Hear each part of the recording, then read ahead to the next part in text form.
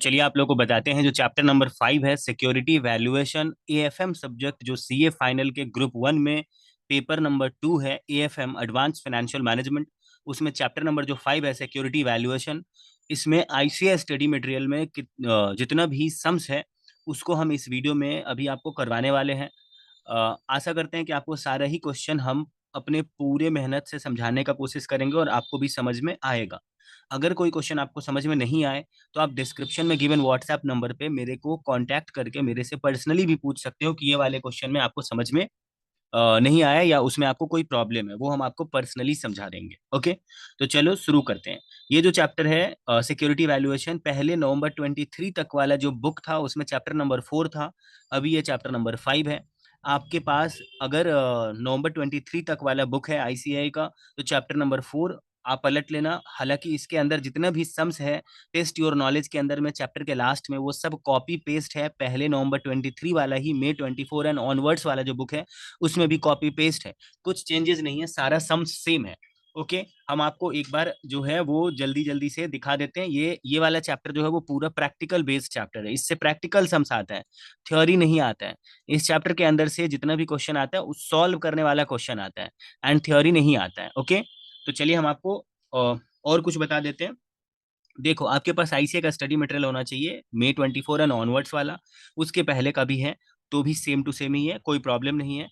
And उसके बाद मुझे आपको ये बताना है कि आप इस वीडियो में बताए हुए सभी क्वेश्चन को एक बार अच्छे से पहले सुनना समझना, उसके बाद आप थोड़ा रिटन प्रैक्टिस कर लेना। अगर कोई क्वेश्चन नहीं समझ में आए तो वीडियो को थोड़ा सा बैक कर लेना और उसी चीज को फिर से सुनना, आपको सब समझ में आ जाएगा। ओके, फिर भी नहीं समझ में आए तो आप मेरे से कांटेक्ट करके भी पूछ सकते हो। हम लोग रिमेनिंग जो चैप्टर्स हैं, चैप्टर जो एएफएम का रिमेनिंग चैप्टर है, जो इसके अलावा चैप्टर है, उस सभी का भी पार्ट बाय पार्ट, मतलब उस सभी का भी धीरे धीरे करके सभी चैप्टर का सम्स करवाते हुए यूट्यूब पे अपलोड कर देंगे। आप क्या करना कि जिस चैप्टर का भी आपको चाहिए आप यूट्यूब से जा करके देख सकते हो, सभी वीडियो फ्री में रहेगा, मतलब एफआर का भी और एएफएम का भी। ये एक बात था। उसके बाद हम आपको बताएं कि हम लोग सीए फाइनल, इंटरमीडिएट और फाउंडेशन सभी का इंपॉर्टेंट क्वेश्चन भी प्रोवाइड करते हैं, जो पूरा एग्जाम ओरिएंटेड रहता है और 60% मैचिंग का गारंटी रहता है। आप अगर खुद या आपके जान पहचान में कोई भी इंटरेस्टेड हो तो आप उनको रेफर कर सकते हो एंड उसका आप पूरा लाभ उठा सकते हो। ओके, जिसमें कुछ सब्जेक्ट यूट्यूब पे फ्री में डाला हुआ है, बाकी सब्जेक्ट चार्जेबल है। आपको यहाँ पे स्क्रीन पे दिख रहा होगा practical question test your knowledge में, जो पेज नंबर 32 में है। इसमें जितना सम्स है ना, टोटल 31 सम्स है, वो 31 का 31 सम्स अभी हम आपको करवाएंगे। एंड एंड हम आपको ये बता दें कि आपके एग्जाम में जो क्वेश्चन आएगा वो मैक्सिमम क्वेश्चन इसी के ऊपर बेस्ड करके आएगा, यानी जो 31 क्वेश्चन है उसी के ऊपर बेस्ड करके आएगा। अगर इस चैप्टर से सीए इंस्टीट्यूट को क्वेश्चन इस 31 क्वेश्चन के बाहर कहीं से पूछता है तो इस चैप्टर के अंदर गिवन जो एक्सप्लेनेशन है फॉर्मूला बेस्ड, जिसके ऊपर टेस्ट योर नॉलेज में सम्स नहीं है मगर चैप्टर के अंदर में एक्सप्लेनेशन दिया हुआ है, उसके ऊपर बेस्ड करके कभी कभी सी इंस्टीट्यूट न्यू क्वेश्चन बना करके पूछ देता है, जिस तरह का क्वेश्चन टेस्ट योर नॉलेज में दिया हुआ नहीं है मगर इंस्टीट्यूट नया फ्रेम करता है, मगर उसके बारे में फॉर्मूला का एक्सप्लेनेशन इस चैप्टर के अंदर में है। अभी हम आपको ये बता देते हैं कि जो नवंबर 23 तक वाला जो बुक था उसमें जो है ना वो यहाँ तक ही आपका कॉपी पेस्ट था, उसमें यहीं तक था, मतलब पेज नंबर 28 में आओगे और 28 नंबर पेज में यहीं तक, इसके ऊपर ही नवंबर 23 तक वाले बुक में सेम टू सेम था। अब इसके नीचे जो ये वाला टॉपिक है ये न्यू ऐड हुआ है, थ्योरी टॉपिक है, एग्जाम में थ्योरी आता नहीं है। एंड जो नेक्स्ट पेज आप जाओगे यहाँ पर आपको दिख रहा है ये वाला भी न्यू टॉपिक ऐड हुआ है 5.29 पेज में। ओके, जबकि थ्योरी आता नहीं है, जस्ट मेरा एक फॉर्मेलिटी है कि कुछ न्यू है तो वो आपको बता दें, और ये भी न्यू ऐड हुआ है, बस इतना ही थ्योरी न्यू ऐड हुआ। थ्योरी एग्जाम में आता नहीं है। ओके, चलिए अब हम आपको बताना शुरू करते हैं हर एक क्वेश्चन को, जो आपको अच्छे से समझना है और उसके बाद आपको जो है उसका रिटन प्रैक्टिस कर लेना है। ओके, चलिए question number 1, practical question, page number 32 यानी 5.3। तो चलो आपको बताते हैं जो पहला नंबर क्वेश्चन है। इसमें कह रहा है कि a company has a book value per share of ₹137.80, its return on equity is 15%, it follow a policy of retaining 60% of its earning, and if the opportunity cost of capital is 18%, compute the price of the share today using both dividend growth model and Walter's model. ये formula आप CA intermediate में already पढ़ चुके हो, dividend decision बोल करके एक chapter financial management में था उसमें। ठीक है, तो हम पहले आपको ये बता दें कि यहाँ पर आपको दे के रखा है बुक वैल्यू पर शेयर, यहाँ पर आपको आर दे करके रखा है, यानी रिटर्न ऑन ऑन इक्विटी दे के रखा है, आर दे करके रखा है। यहाँ पर आपको रिटेन्ड रिटेन्ड जो है ना, मतलब आप रिटेन कितना कर लेते हो, रिटेन्ड अर्निंग का परसेंटेज दिया हुआ है। आप जितना अर्न करते हो उसमें आप कितना रिटेन कर लेते हो, 60% आप रिटेन कर लेते हो, तो 40% आप डिविडेंड दे देते होगे। यानी आप जितना कमाते हो उसका वो 100% है, अगर उसका 60% आप रिटेन कर लेते हो तो आप 40% डिविडेंड दे देते होगे। ओके। फिर उसके बाद केई जो है ना, कॉस्ट ऑफ कैपिटल यानी कॉस्ट ऑफ इक्विटी, यहाँ पर कॉस्ट ऑफ इक्विटी यानी कॉस्ट ऑफ कैपिटल 18% दिया हुआ, केई 18% दिया हुआ है। आपको बोल रहा है मेरे को तुम प्राइस ऑफ द शेयर बताओ। यहाँ पर जो दिया है ना, सबसे पहले ये प्राइस नहीं, ये उसका बुक वैल्यू है। आपको बोल रहा है प्राइस ऑफ द शेयर बताओ डिविडेंड ग्रोथ मॉडल यूज के और वॉल्टर्स मॉडल यूज करके। एक बार हम आपको आईसीएस स्टडी मटेरियल से समझाते हैं, फिर हम आपको सीए इंटरमीडिएट के तरीका से भी समझा देंगे एक बार। ओके। देखो, सबसे पहले आप बोलोगे कि भैया मेरे को ये जानना है, अगर आपको क्वेश्चन में बोल रहा है, आपको वो क्वेश्चन में बोल रहा है कि मेरे को मार्केट प्राइस बताओ डिविडेंड ग्रोथ मॉडल यूज करके। तो डिविडेंड ग्रोथ मॉडल का फॉर्मूला होता है कि डिविडेंड ऊपर में रहेगा, मार्केट प्राइस नीचे रहेगा, और ग्रोथ बोल रहा है ना तो ग्रोथ अलग से प्लस हो जाएगा। ठीक है, उसी को बोलते हैं, इसको बोलते हैं इक्वल टू के आ जाता है, यानी dividend by market price plus G equal to K आ जाता है। तो इसमें मार्केट प्राइस मिसिंग है, बाकी सब कुछ दिया हुआ, के भी दिया हुआ है, डिविडेंड अभी आप निकाल लोगे, एंड आपको ग्रोथ भी अभी आप निकाल लोगे। तो चलो हम आपको सबसे पहले दिखाते हैं कि कैसे आप डिविडेंड निकालोगे। सबसे पहले आप बोलोगे कि भैया जो मेरा बुक वैल्यू है वो 137.8 है, जो बुक वैल्यू है वो 137.8 है, और जो रिटर्न है वो 15% है, आर 15% है। यानी बुक वैल्यू का 15% ही तो हम लोग अर्न करते होंगे, कमाते होंगे, यानी हम लोग 20.67 कमाते होंगे। अब इसमें डिविडेंड कितना दे देते हैं, डिविडेंड 40% दे देते हैं, क्योंकि रिटेन अर्निंग 60% क्वेश्चन में दिया हुआ है। तो अगर डिविडेंड 40% दे देते हैं तो इस 20.67 जो अभी ईपीएस आया है, अर्निंग पर शेयर, उसी का 40% ये लोग यहाँ पर कर दिया है, और वो 8.27 है। 40% को ही 0.40 बोलते हैं, तो वो यहाँ पर 8.27 आपका डिविडेंड आप कितना दे दिए वो आ गया। ग्रोथ निकालने का फॉर्मूला होता है बी इंटू आर। बी का मतलब होता है रिटेन्ड अर्निंग, यानी आप कितना परसेंट रिटेन कर लेते हो, और आर का मतलब होता है रिटर्न ऑन इक्विटी। तो यहाँ पर आर क्वेश्चन में 15% दिया था, और रिटेन अर्निंग 60% दिया था, 60% को 0.6 बोल दोगे, तो ऐसे करके आपका ग्रोथ आ गया 9%, यानी 0.09। अब सीए इंटरमीडिएट में आप क्या करते थे, आप लिखते थे के इक्वल टू डिविडेंड यानी कॉस्ट ऑफ इक्विटी या cost of capital equal to dividend by market price plus G. उसी फॉर्मूला को टेढ़ा मेढ़ा करोगे और मार्केट प्राइस को लेफ्ट साइड लेकर के जाओगे, तो dividend by K minus G formula बन जाएगा। तो यहाँ पर डिविडेंड भी आपको पता है भाइयों एवं बहनों, आपको के भी पता है, जी भी पता है। इसको सॉल्व करके आपका प्राइस निकल जाएगा, वो यही पूछ रहा था आपसे। और जब आप वॉल्टर के हिसाब से आप सम्स को करोगे, वॉल्टर मॉडल के हिसाब से आप सम्स को करोगे, तो वॉल्टर मॉडल में आप ये सीखे थे कि प्राइस इक्वल टू होता है, आप ये सीखे थे वॉल्टर मॉडल में, प्राइस इक्वल टू, यहाँ पर ये लोग एक्सप्लेन भी किया है कि वीसी को ये लोग प्राइस बोल रहे हैं। प्राइस इक्वल टू आप सीखे थे कि डिविडेंड प्लस, ऊपर में होता था जो आपका ये है, मतलब आर डिवाइड बाई के ही होता था। सीए इंटरमीडिएट में आप सुनते होंगे, आर यहाँ पर होता था, यानी रिटर्न ऑन इक्विटी, और नीचे जो आर सी लिखा हुआ ये के ई है, और इंटू ई माइनस डी यानी earning per share minus dividend per share. यही फॉर्मूला होता था, डिवाइडेड बाई के ई होता था फॉर्मूला, आपको याद आ रहा होगा सी इंटरमीडिएट का formula, dividend plus R, dividend plus E minus D into R divide by K E और होल डिवाइड बाई के, ये फॉर्मूला होता था। तो आर को मतलब रिटर्न ऑन इक्विटी बोलते हैं, और के ई को कॉस्ट ऑफ कैपिटल बोलते हैं। आपके क्वेश्चन में आपको डिविडेंड भी पता था, 8.27 आप अभी निकाले थे, आपको आपके क्वेश्चन में ये पता था। यहाँ पर देखो आपको डिविडेंड, यहाँ पर देखो आपको 8.27 आपने कैसे निकाला, ये हम आपको यहाँ पर निकाल के दिखाते हैं। यहाँ पर देखो आपने टोटल अर्निंग का 40% निकाला था, ये आपका था डिविडेंड। तो आप बोलोगे कि भैया देखो, जो तुम्हारा डिविडेंड है यहाँ पर, डिविडेंड आर डिवाइडेड बाई के और होल डिवाइड बाई के है, और यहाँ पर अर्निंग पर शेयर में आपने डिविडेंड माइनस किया, सबको पुट कर दोगे आपका मार्केट प्राइस आ जाएगा। ये बहुत ही सिंपल सा क्वेश्चन है। और इसको अगर सी इंस्टीट्यूट पूछेगा तो May 24 एंड ऑनवर्ड्स वाले किसी भी एग्जाम में वो जो है ना एज अ एमसीक्यू पूछेगा। चलो अब हम आपको क्वेश्चन नंबर 2 बताते हैं। तो चलिए आपको बताते हैं जो क्वेश्चन नंबर 2 है। क्वेश्चन नंबर 2 में बोल रहा है कि ABC limited shares are currently selling at ₹13 पर शेयर। एबीसी लिमिटेड के शेयर का मार्केट में अभी जो दाम है वो ₹13 पर शेयर है। There are 10 lakh shares outstanding. इन लोगों के पास 10 लाख शेयर है जिसको ये लोग मार्केट में इशू कर सकते हैं। ओके, मार्केट में इशू कर सकते हैं। The firm is planning to raise 20 lakhs to finance a new project. Company के पास 10 लाख शेयर है जिसको वो मार्केट में इशू कर सकता है, और कंपनी के पास टोटल 20 लाख रुपए का जरूरत भी है। तो कंपनी को इस 10 लाख शेयर से ही 20 लाख रुपया वसूलना है। इस 10 लाख मतलब ऐसे समझो कि ये जो 10 लाख शेयर है ना, वो कंपनी ने ऑलरेडी मार्केट में इशू कर रखा है। ये 10 लाख शेयर जो है वो कंपनी ने मतलब मार्केट में ऑलरेडी इशू कर रखा है, और अभी कंपनी को 20 लाख रुपए का और जरूरत है। ओके, तो कंपनी ये 10 लाख शेयर होल्डर को ही ऐसा क्या करे कि वो लोग 20 लाख रुपया दे दे। तो कंपनी ने ये प्लान किया कि उन लोगों को राइट शेयर कंपनी देगा।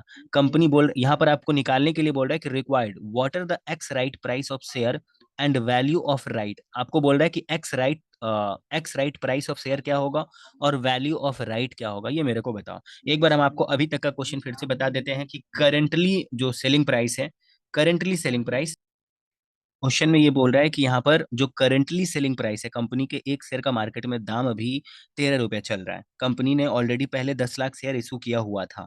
अभी कंपनी को 20 लाख रुपए का और जरूरत है, तो कंपनी वो उस पैसे को कहाँ से लेगा, मतलब लेगी, तो कंपनी राइट शेयर दे रही है सामने वाले को। तो आपको बोल रहे हैं required what are the ex right price of share and value of right. क्या होगा ex right price per share और वैल्यू ऑफ राइट क्या होगा जब firm offer one right share for every 2 shares held. Company मतलब 10 lakh share already market में issue कर चुका है, तो जिनके पास 2 शेयर है अगर बदले में उनको एक राइट शेयर दें तो क्या होगा, ठीक है, तो क्या होगा। तो देखो आप अपने दिमाग में ये रखना कि कंपनी को 20 लाख रुपया कैसे भी करके वसूलना है। तो टोटल 10 लाख शेयर अगर मार्केट में ऑलरेडी है और हर 2 शेयर के लिए ये लोग एक राइट शेयर देगा, तो 10 लाख इंटू 1/2 यानी 10 लाख को 2 से डिवाइड कर दो और मल्टीप्लाई एक शेयर से कर दो, यानी टोटल 5 लाख शेयर ये लोग राइट शेयर का देगा। अब इस 5 लाख शेयर से ही कंपनी को 20 लाख रुपया वसूलना है, क्योंकि कंपनी को 20 लाख रुपए का जरूरत है। तो कंपनी हर शेयर पर कितना रुपया लेगा राइट शेयर पे कि उसका 20 लाख का रिक्वायरमेंट फुलफिल हो जाएगा। तो वो हर शेयर पे 4 रुपया करके लेगा, और ऐसा वो 5 लाख शेयर पर लेगा तो उसके पास 20 लाख रुपया आ जाएगा। अब आपको एक्स राइट प्राइस निकालना है। एक्स राइट प्राइस निकालने मतलब निकालने का फॉर्मूला होता है कि जो कंपनी के पास ऑलरेडी पहले आउटस्टैंडिंग शेयर था उसका करंट मार्केट प्राइस के हिसाब से वैल्यू निकालो। यानी 10 लाख पहले से शेयर था और करंट मार्केट प्राइस 13 है, तो 10 लाख इंटू 13 हो गया 1 करोड़ 30 लैक्स। एंड जो अभी वो राइट शेयर इशू कर रहा है 5 लाख शेयर इंटू 4 रुपए करके वो 20 लाख आया। तो टोटल नंबर ऑफ शेयर कितना हो गया नीचे में, पहले से 10 लाख था और अभी 5 लाख शेयर इशू कर रहा है, तो 15 लाख शेयर आ गया। यानी एक्स राइट प्राइस 10 रुपया है, जबकि कंपनी जो है वो 4 रुपया पर ही राइट शेयर को बेच रही है। तो यहाँ पर कंपनी वैल्यू ऑफ राइट यानी सामने वाले को फायदा जो दे रही है वो 6 रुपए का दे रही है। और ये 6 रुपया 2 शेयर पर मिल रहा है, क्योंकि हर 2 शेयर पर एक एक राइट शेयर मिल रहा है। तो अगर ये 6 रुपया किसी आदमी के पास 2 शेयर है तो उसको 6 रुपए का बेनिफिट होगा, यानी पर शेयर पर उसको 3 रुपए का बेनिफिट होगा। यही आपको यहाँ पर निकाल के दिखाना था। और जो रोमन नंबर 2 है उसमें ये कह रहा है रोमन नंबर 2 में कि क्या होगा जब company one right share issue करेगा फॉर एवरी 4 शेयर के लिए। तो सोल्यूशन सेम हो जाएगा। आपको करना है कि 10 lakh total number of share है उसको 4 से डिवाइड करना है और 1 से मल्टीप्लाई करना है, तो 2.5 लाख नंबर ऑफ शेयर आ जाएगा। तो 2.5 लाख शेयर से ही कंपनी को 20 लाख रुपया वसूलना है। तो 20 लाख डिवाइड बाई 2.5 लाख आप करोगे तो आएगा 8 रुपीज करके, उसको पर शेयर का लेना पड़ेगा। और ऐसा वो 2,50,000 शेयर पर लेगा तब जाकर के उसको 20 लाख रुपीज मिल जाएगा। अब एक्स राइट निकालने का वही फॉर्मूला है कि 10 लाख जो पहले से शेयर है उसको करंट मार्केट प्राइस से मल्टीप्लाई करो, एंड जो अभी 2,50,000 शेयर वो राइट शेयर का दे रहा है इंटू हर शेयर पर वो 8 रुपया ले रहा है वो कर दो, and divide by total number of share कर दो। 10 लाख पहले से शेयर था और अभी 2,50,000 शेयर दे रहा है, तो इससे डिवाइड करके एक्स राइट प्राइस जो है आपका 12 रुपीज आ गया। अब आप क्या करना कि इस दोनों का जो डिफरेंस है यही वैल्यू ऑफ राइट है, और ये 2 शेयर पर है, इसीलिए सॉरी ये 2 शेयर पर नहीं, ये 4 शेयर पर है, क्योंकि हर 4 शेयर पे एक राइट शेयर मिल रहा है इस रोमन 2 नंबर ऑप्शन वाले क्वेश्चन में। तो इसको 4 से डिवाइड करो तो पता चलेगा एक शेयर पर 1 रुपए का ही फायदा है। अब जो है ना तीसरा नंबर ये बोल रहा था कि तीसरा नंबर क्वेश्चन में मतलब रोमन 3 नंबर ये कह रहा था कि how does the share holder wealth holding 100 shares changes from Roman 1 to Roman 2। How does right issue increases share holders wealth. बोल रहा है कि अगर किसी के पास 100 शेयर है तो उसका जो वेल्थ है वो क्या रोमन 1 से रोमन 2 पे जाने पे चेंज हो जाएगा, कितना से बढ़ेगा कितना से घटेगा वो बताओ। तो सबसे पहले आप सॉल्यूशन में आ जाओ। आप ये बोलो कि भाई साहब मान लो कि आपके पास 100 शेयर था, तो वो 1/2 यानी उसका हाफ आपको और मिलेगा रोमन 1 नंबर ऑप्शन के हिसाब से, यानी 50 शेयर और मिलेगा, तो टोटल आपके पास 150 शेयर हो जाएगा। और कंपनी एक्स राइट प्राइस के हिसाब से अगर वैल्यू करें तो आपको 1500 रुपीज का आपका टोटल शेयर का वैल्यू हो जाएगा। जबकि कंपनी उसमें से 200 रुपया तो आपसे ले ही लेगा, क्योंकि हर शेयर का जो राइट राइट शेयर का प्राइस जो आया था वो 4 रुपया करके आया था, जितना कंपनी ले रहा था सभी से। तो 50 शेयर जो आप राइट शेयर वाला लिए, 100 शेयर पे 50 आपको राइट शेयर मिला, 4 रुपया करके तो कंपनी ही ले लिया। तो आपके पास कितने का बचा? वो 1300 का आपके पास बचा। और जब आप रोमन 2 नंबर करोगे, 4 शेयर करके आपको जो आपके पास 4 शेयर के बदले एक राइट शेयर मिला और आपके पास 100 शेयर पहले से था, तो 100 × 1/4 करोगे तो 25 शेयर आपको एक्स्ट्रा मिला, यानी टोटल 125 शेयर। और एक्स राइट प्राइस के हिसाब से मल्टीप्लाई करोगे तो 1500 आपको मिल रहा था। लेकिन कंपनी को आपको कितना देना पड़ गया? 25 × 8 आपको देना पड़ गया। 25 जो राइट शेयर है, और राइट शेयर का एक राइट शेयर का 8 रुपया करके कंपनी ले रही थी, तो 200 रुपया आपको देना ही पड़ गया। आपके पास बचा 1300 रुपया। तो आप बोलोगे कि जब हम रोमन 1 में थे तब भी मेरा 1300 का ही इनकम था, और रोमन 2 में थे तभी मेरा 1300 का ही इनकम था, यानी कोई चेंजेस नहीं है। No change in the wealth of share holder from Roman 1 to Roman 2। यही उनका कहना था और कुछ नहीं है। ओके, मेरे ख्याल से आप समझ रहे होगे। चलो, अब जो क्वेश्चन नंबर 3 है उसमें ये कह रहा है कि एमएनपी लिमिटेड जो है has declared and paid annual dividend of ₹4 पर शेयर। एमएनपी लिमिटेड जो है वो डिक्लेयर भी किया और पे भी किया 4 रुपया करके पर शेयर का डिविडेंड। ओके, आगे बोल रहा है कि it is expected to grow at the rate of 20% for next 2 year. आने वाले 2 साल तक ग्रोथ जो है वो 20% दिया हुआ है, एंड उसके बाद 10% का है, thereafter 10%। The required rate of return of equity investor is 15%। आप ध्यान देना, इन्वेस्टर जितना चाहता है, इन्वेस्टर जितना रिटर्न चाहता है, या शेयर होल्डर जितना रिटर्न चाहता है, उसको के ई बोला जाता है, कॉस्ट ऑफ कैपिटल के ई बोला जाता है। और जितना कंपनी देना चाहती है रिटर्न, उसको आर बोला जाता है, रिटर्न ऑन इक्विटी। ओके, तो यहाँ पर जो है ना, इन्वेस्टर वो डिमांड कर रहा है, यानी ये के ई 15% दिया हुआ है। Compute the current price at which equity share should sell. देखो, बोल रहा है कि करंट का मेरे को वो प्राइस बताओ जिस पर इक्विटी शेयर को सेल किया जाना चाहिए। हम आपको एक चीज बताते हैं, आप हमेशा ये याद रखना कि जब कुछ 2-3 साल तक होने वाला रहता है, यानी इस पर डिविडेंड तो 2-3 साल का कैलकुलेट होगा, क्योंकि 2-3 साल का यहाँ पर इंफॉर्मेशन दिया हुआ है। तो और उसका जो प्राइस है वो आज के डेट में निकालने के लिए बोले, वो यहाँ पे बोल रहा है कि करंट प्राइस बताओ। तो आपको पीवी फैक्टर अप्लाई करके हर साल का फिगर ले लेना है, और थर्ड ईयर डिविडेंड के साथ साथ अगर कुछ प्रिंसिपल, यानी जो इशू प्राइस वाला उसका जो फेस वैल्यू होगा वो भी मिलने वाला होगा, उसको भी ले लेना है। मतलब सबसे लास्ट वाले ईयर में आपको वो भी ले लेना है, और पीवी फैक्टर से मल्टीप्लाई करके टोटल कर देना। आप बोलोगे वही होगा इसका आंसर। तो अभी हम इसका आंसर आपको दिखाते हैं, आपको पूरा समझ में आ जाएगा। आप बोलोगे कि अगर आप मेरे को करंट प्राइस निकालने के लिए बोल रहे हो, तो सबसे पहले डिविडेंड जो आज के डेट में है वो 1 साल बाद 20% से बढ़ करके 4.80 हो जाएगा। क्योंकि यहाँ पर आप नीचे में लेफ्ट साइड में सब जगह 444 ही ले रहे हो, तो जो जो फर्स्ट ईयर में बढ़ करके 4.80 हो गया, तो या तो आप यहाँ पर 4.80 का को मल्टीप्लाई करो 1.20 से, और या नहीं तो अगर आप 4.80 नहीं लिख रहे हो, सिर्फ 4 लिख रहे हो, तो फिर आप ग्रोथ का स्क्वायर कर दो, यानी ग्रोथ 2 बार लग जाएगा। ओके, मेरे ख्याल से आप समझ रहे होगे। या तो यहाँ पर आप 4.80 को, यानी D2 के निकालने के टाइम में आप 4.80 इंटू 1.2 करो, यानी ग्रोथ इनडायरेक्टली 2 बार आ गया, क्योंकि वो D1 में एक बार आ चुका है। और या नहीं तो अगर आप 4 ही ले रहे हो, तो आप ग्रोथ यानी 1.20 ग्रोथ लगाने के बाद उसका स्क्वायर कर दो, तो ये D2 आ जाएगा। और D3 क्या हो जाएगा कि 2 बार 20% का ग्रोथ लगा, और ईयर 3 एंड ऑनवर्ड से 10% लगने वाला था, तो 10% को 1.10 से आप मल्टीप्लाई करोगे 4 को, तो D3 यानी डिविडेंड 3 इतना आ गया। अब देखो, मेरा बात सुनो, जो प्राइस निकालने का फॉर्मूला होता है ना, वो मैंने आपको बोला ना कि आप सभी साल, यानी पहला साल जो डिविडेंड का आपका अमाउंट रहेगा वो है 4.80, तो यहाँ पर 4.80 लिख दो, यहाँ पर 5.76 लिख दो, एंड थर्ड ईयर आपको 6.336 मिलने वाला है, ये लिख दो। अब क्या होता है ना कि इस साल वाले को आप फर्स्ट ईयर का जो पीवी फैक्टर है, यानी 15% जो आपका केई का रेट दिया हुआ है, आप उससे पीवी फैक्टर निकाल के मल्टीप्लाई कर सकते हो। तो आप या तो 15% का फर्स्ट ईयर वाले फिगर से मल्टीप्लाई करोगे पीवी फैक्टर से, तो भी आपका आंसर यही आएगा जो इन लोगों का यहाँ पर आया है मल्टीप्लाई करके। और नहीं तो अगर आप वो नहीं करना चाहते हो, तो आप 1 + के से डिवाइड कर दो, और जो D2 है उसमें 1 + के का स्क्वायर से डिवाइड कर दो। एंड मतलब ईयर 3 के लिए मेरा थोड़ा सा बात सुन लो आप। ईयर 3 में क्या होगा कि जब 2 ही साल का कंफर्म बताया हुआ और तीसरे साल से 10% देयर आफ्टर बोल दिया है, तो ईयर 3 में 2-3 चीज आएगा। सबसे पहला, अगर कोई प्रिंसिपल वैल्यू या इशू प्राइस रहता, फेस वैल्यू रहता, तो वो भी आता है। इस क्वेश्चन में वो नहीं दिया हुआ है, तो डिविडेंड ही आएगा, मगर यहाँ पर फॉर्मूला चेंज हो जाता है। यहाँ पर फॉर्मूला होता है कि जो थर्ड ईयर का डिविडेंड है वो तो आएगा ही आएगा, ठीक है, divided by K E minus जी, ये होगा फॉर्मूला के ई माइनस जी। तो जो जी है वो तो 15% दिया ही हुआ है क्वेश्चन में, एंड जी सॉरी जो के ई है वो तो 15% क्वेश्चन में दिया ही हुआ है, और ग्रोथ रेट थर्ड ईयर से 10% लगेगा, ऐसा क्वेश्चन में बोला था। तो इसको करके आप टीवी निकाल लिए, टीवी का मतलब होता है टर्मिनल वैल्यू, यानी सबसे लास्ट वाला वैल्यू 126.72 आ गया। अब इसको यहाँ पर आप पुट कर दो और डिवाइड बाय 1 + के का स्क्वायर ही करो। अब मेरा बात सुनो, या तो देखो अभी जो इसके बाद का सम्स आप करने वाले हो उसमें ऐसे नहीं होगा, उसमें क्या होगा ना कि इस दोनों को एक साथ दिखा दिया है, इस दोनों को, यानी यहाँ पर दिखाएगा कि भाई D3 डिवाइड बाय 1 + के का स्क्वायर, और अलग से इंटू कर देगा 1 डिवाइड बाय के माइनस जी से, यानी ये जो है ना इसका डिनोमिनेटर, इसको यहाँ पर रख करके ऊपर में 1 दे देगा, और ये जो डिनोमिनेटर के माइनस जी है वो यहाँ लिख देगा, और बीच में इंटू का साइन दे देगा, और ये जो D3 है ना उसको टीवी के जगह पे लिख देगा, यानी एक साथ मल्टीप्लाई करके आगे दिखाएगा।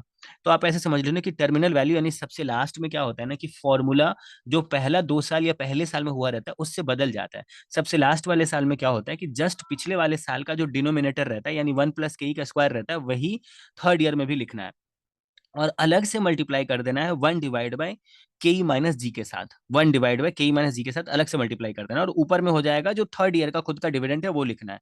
ऊपर में सेकंड ईयर का डिविडेंड नहीं लिखना है, ऊपर में थर्ड ईयर का जो डिविडेंड है वही लिखना है, बट नीचे में जो है ना 1 + के का स्क्वायर ही करना है, क्योंकि आप अलग से मल्टीप्लाई तो कर ही रहे हो इंटू 1 डिवाइड बाय के माइनस जी के साथ, इसीलिए। ओके, तो अब जब आप इसको सॉल्व करोगे, टीवी निकाल लेने के बाद आप टीवी उसमें पुट कर दोगे, और फिर सॉल्व करके आप ये निकालोगे, सॉल्व करके निकालोगे तो ये आपका आंसर आ जाएगा, जो प्राइस वो पूछ रहे थे, करंट प्राइस जो वो आपसे पूछ रहे थे, that is your answer. Okay, अब नेक्स्ट क्वेश्चन में चल। अब जो यहाँ पर नेक्स्ट क्वेश्चन नंबर 4 है उसमें बोल रहा है कि on the basis of the following information, आपको दे के रखा है करंट डिविडेंड दे के रखा है 2.50, डिस्काउंट रेट 10.5% दिया हुआ है। डिस्काउंट रेट बोले या कॉस्ट ऑफ कैपिटल बोले या इन्वेस्टर एक्सपेक्ट कर रहा है इतना, कुछ भी बोले आप इसको के ई समझ लेना, के ई समझना। उसके बाद दिया हुआ ग्रोथ रेट 2% दिया हुआ, के ई इसलिए समझना है कॉस्ट ऑफ इक्विटी क्योंकि यहाँ डिविडेंड दिया हुआ, डिविडेंड इक्विटी पर ही होता है। ओके, तो यहाँ पर आपको समझना है कि ये के ई दिया हुआ और ये जी दिया हुआ, ग्रोथ रेट दिया हुआ, और यहाँ पर ये D0 डिविडेंड बिगनिंग का दिया हुआ है। आपको बोल रहा है कि calculate the present value of stock of ABC limited.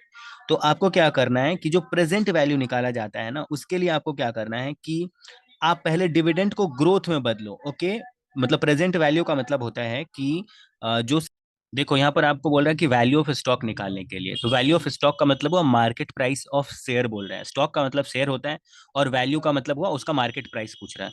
तो आप सीए इंटरमीडिएट में फॉर्मूला पढ़े होंगे, के इक्वल टू डिविडेंड, और डिविडेंड में ग्रोथ अप्लाई करोगे, डिविडेंड को 1 + जी से मल्टीप्लाई करोगे, और डिवाइडेड बाई मार्केट प्राइस करोगे, और आप प्लस जी करोगे, उसी फॉर्मूला को जब ठीक ठाक करोगे, लेफ्ट राइट करोगे, तो ये जो आपको दिख रहा है ये मार्केट प्राइस है। यहाँ पर डिविडेंड इंटू 1 + जी यानी ग्रोथ के साथ मल्टीप्लाई होकर के है, और यहाँ पर वो के ई माइनस जी होकर के फॉर्मूला आ गया, मतलब आंसर आ गया 30।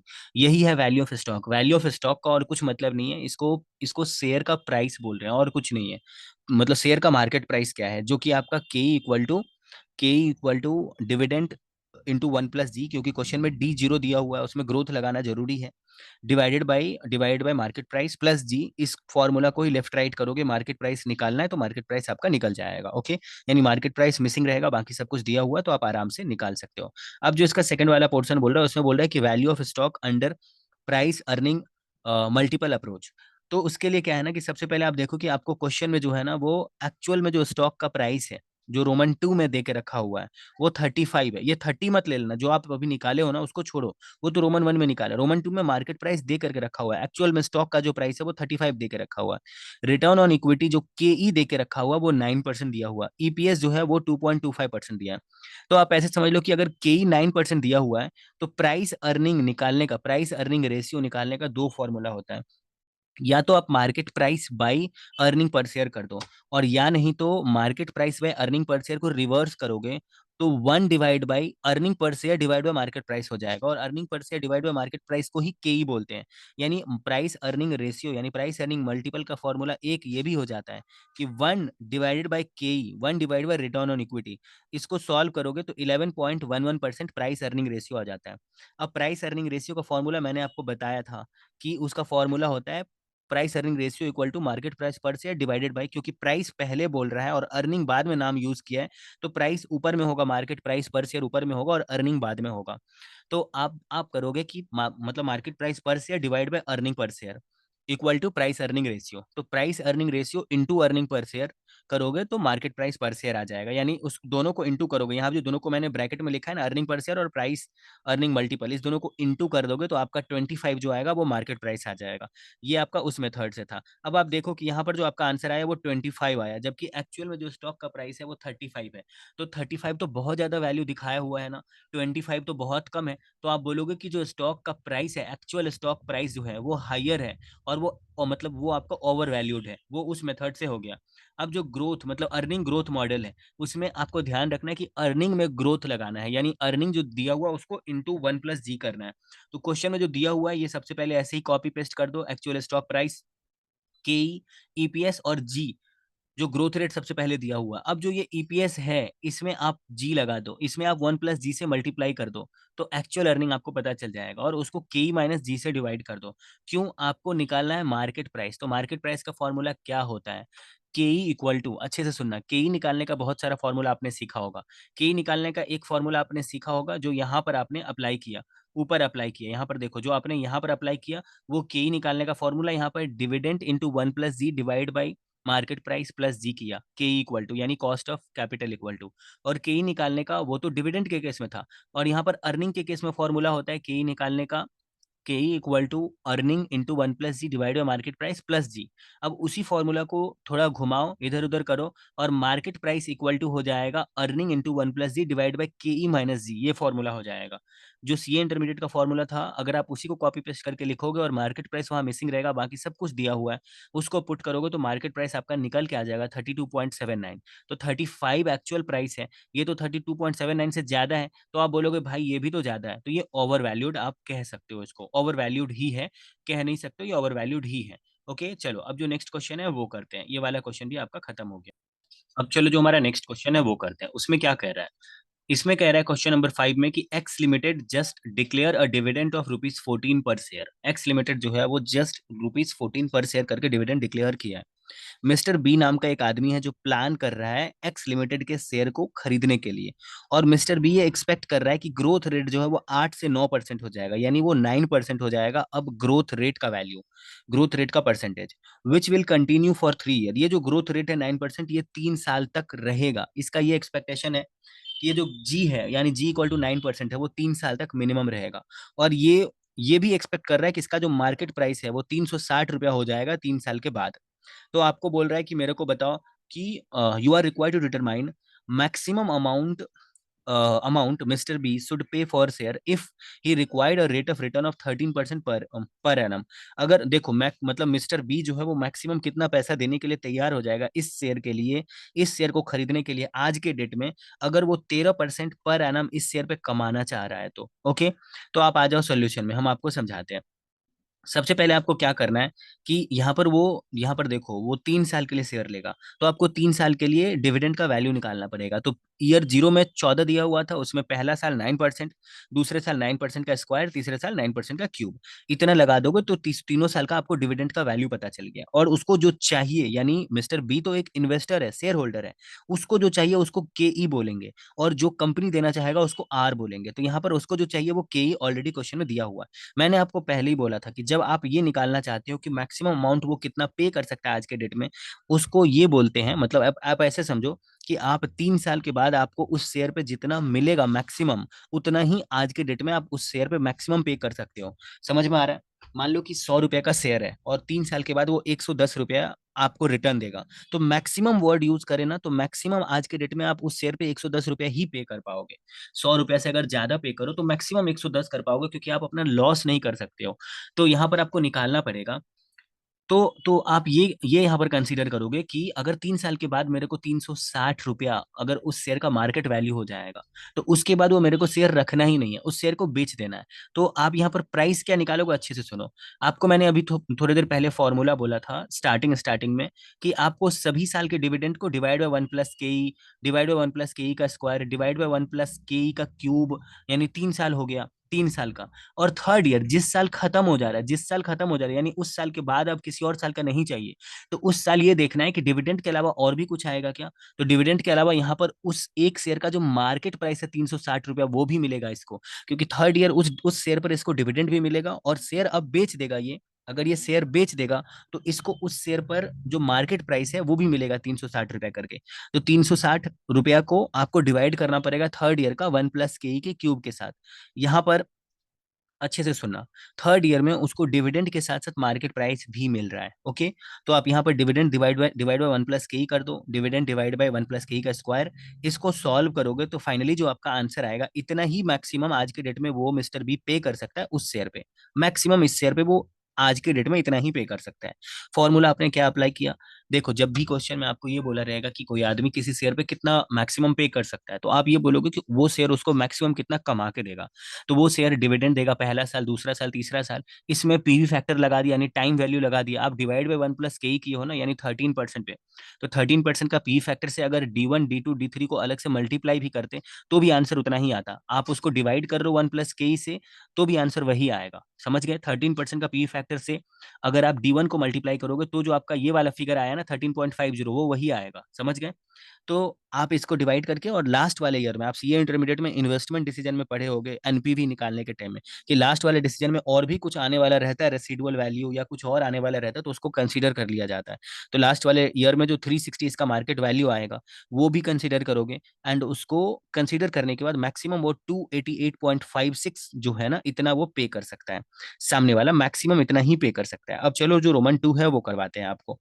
तो रोमन 2 में क्या कह रहा है, रोमन टू में कह रहा है कि इफ ग्रोथ रेट, देखो क्वेश्चन में रोमन टू में क्या कह रहा है, क्वेश्चन के रोमन टू में क्या कह रहा है कि the maximum price mister B will be willing to pay for shares, maximum price mister B कितना पे कर सकता है उस शेयर के लिए, if he is of the opinion that 9% growth rate can be maintained indefinitely and required 13% rate of return. अब मेरा बात सुनो, बोला है कि मिस्टर बी मैक्सिमम प्राइस कितना पे कर सकता है अगर वो जितना चाह रहा है, 9%, 9% इनडेफिनिट पीरियड के लिए हो जाए। मेरे बात को सुनना अच्छे से और उसको गौर करना और उसको लिख लेना कहीं पे।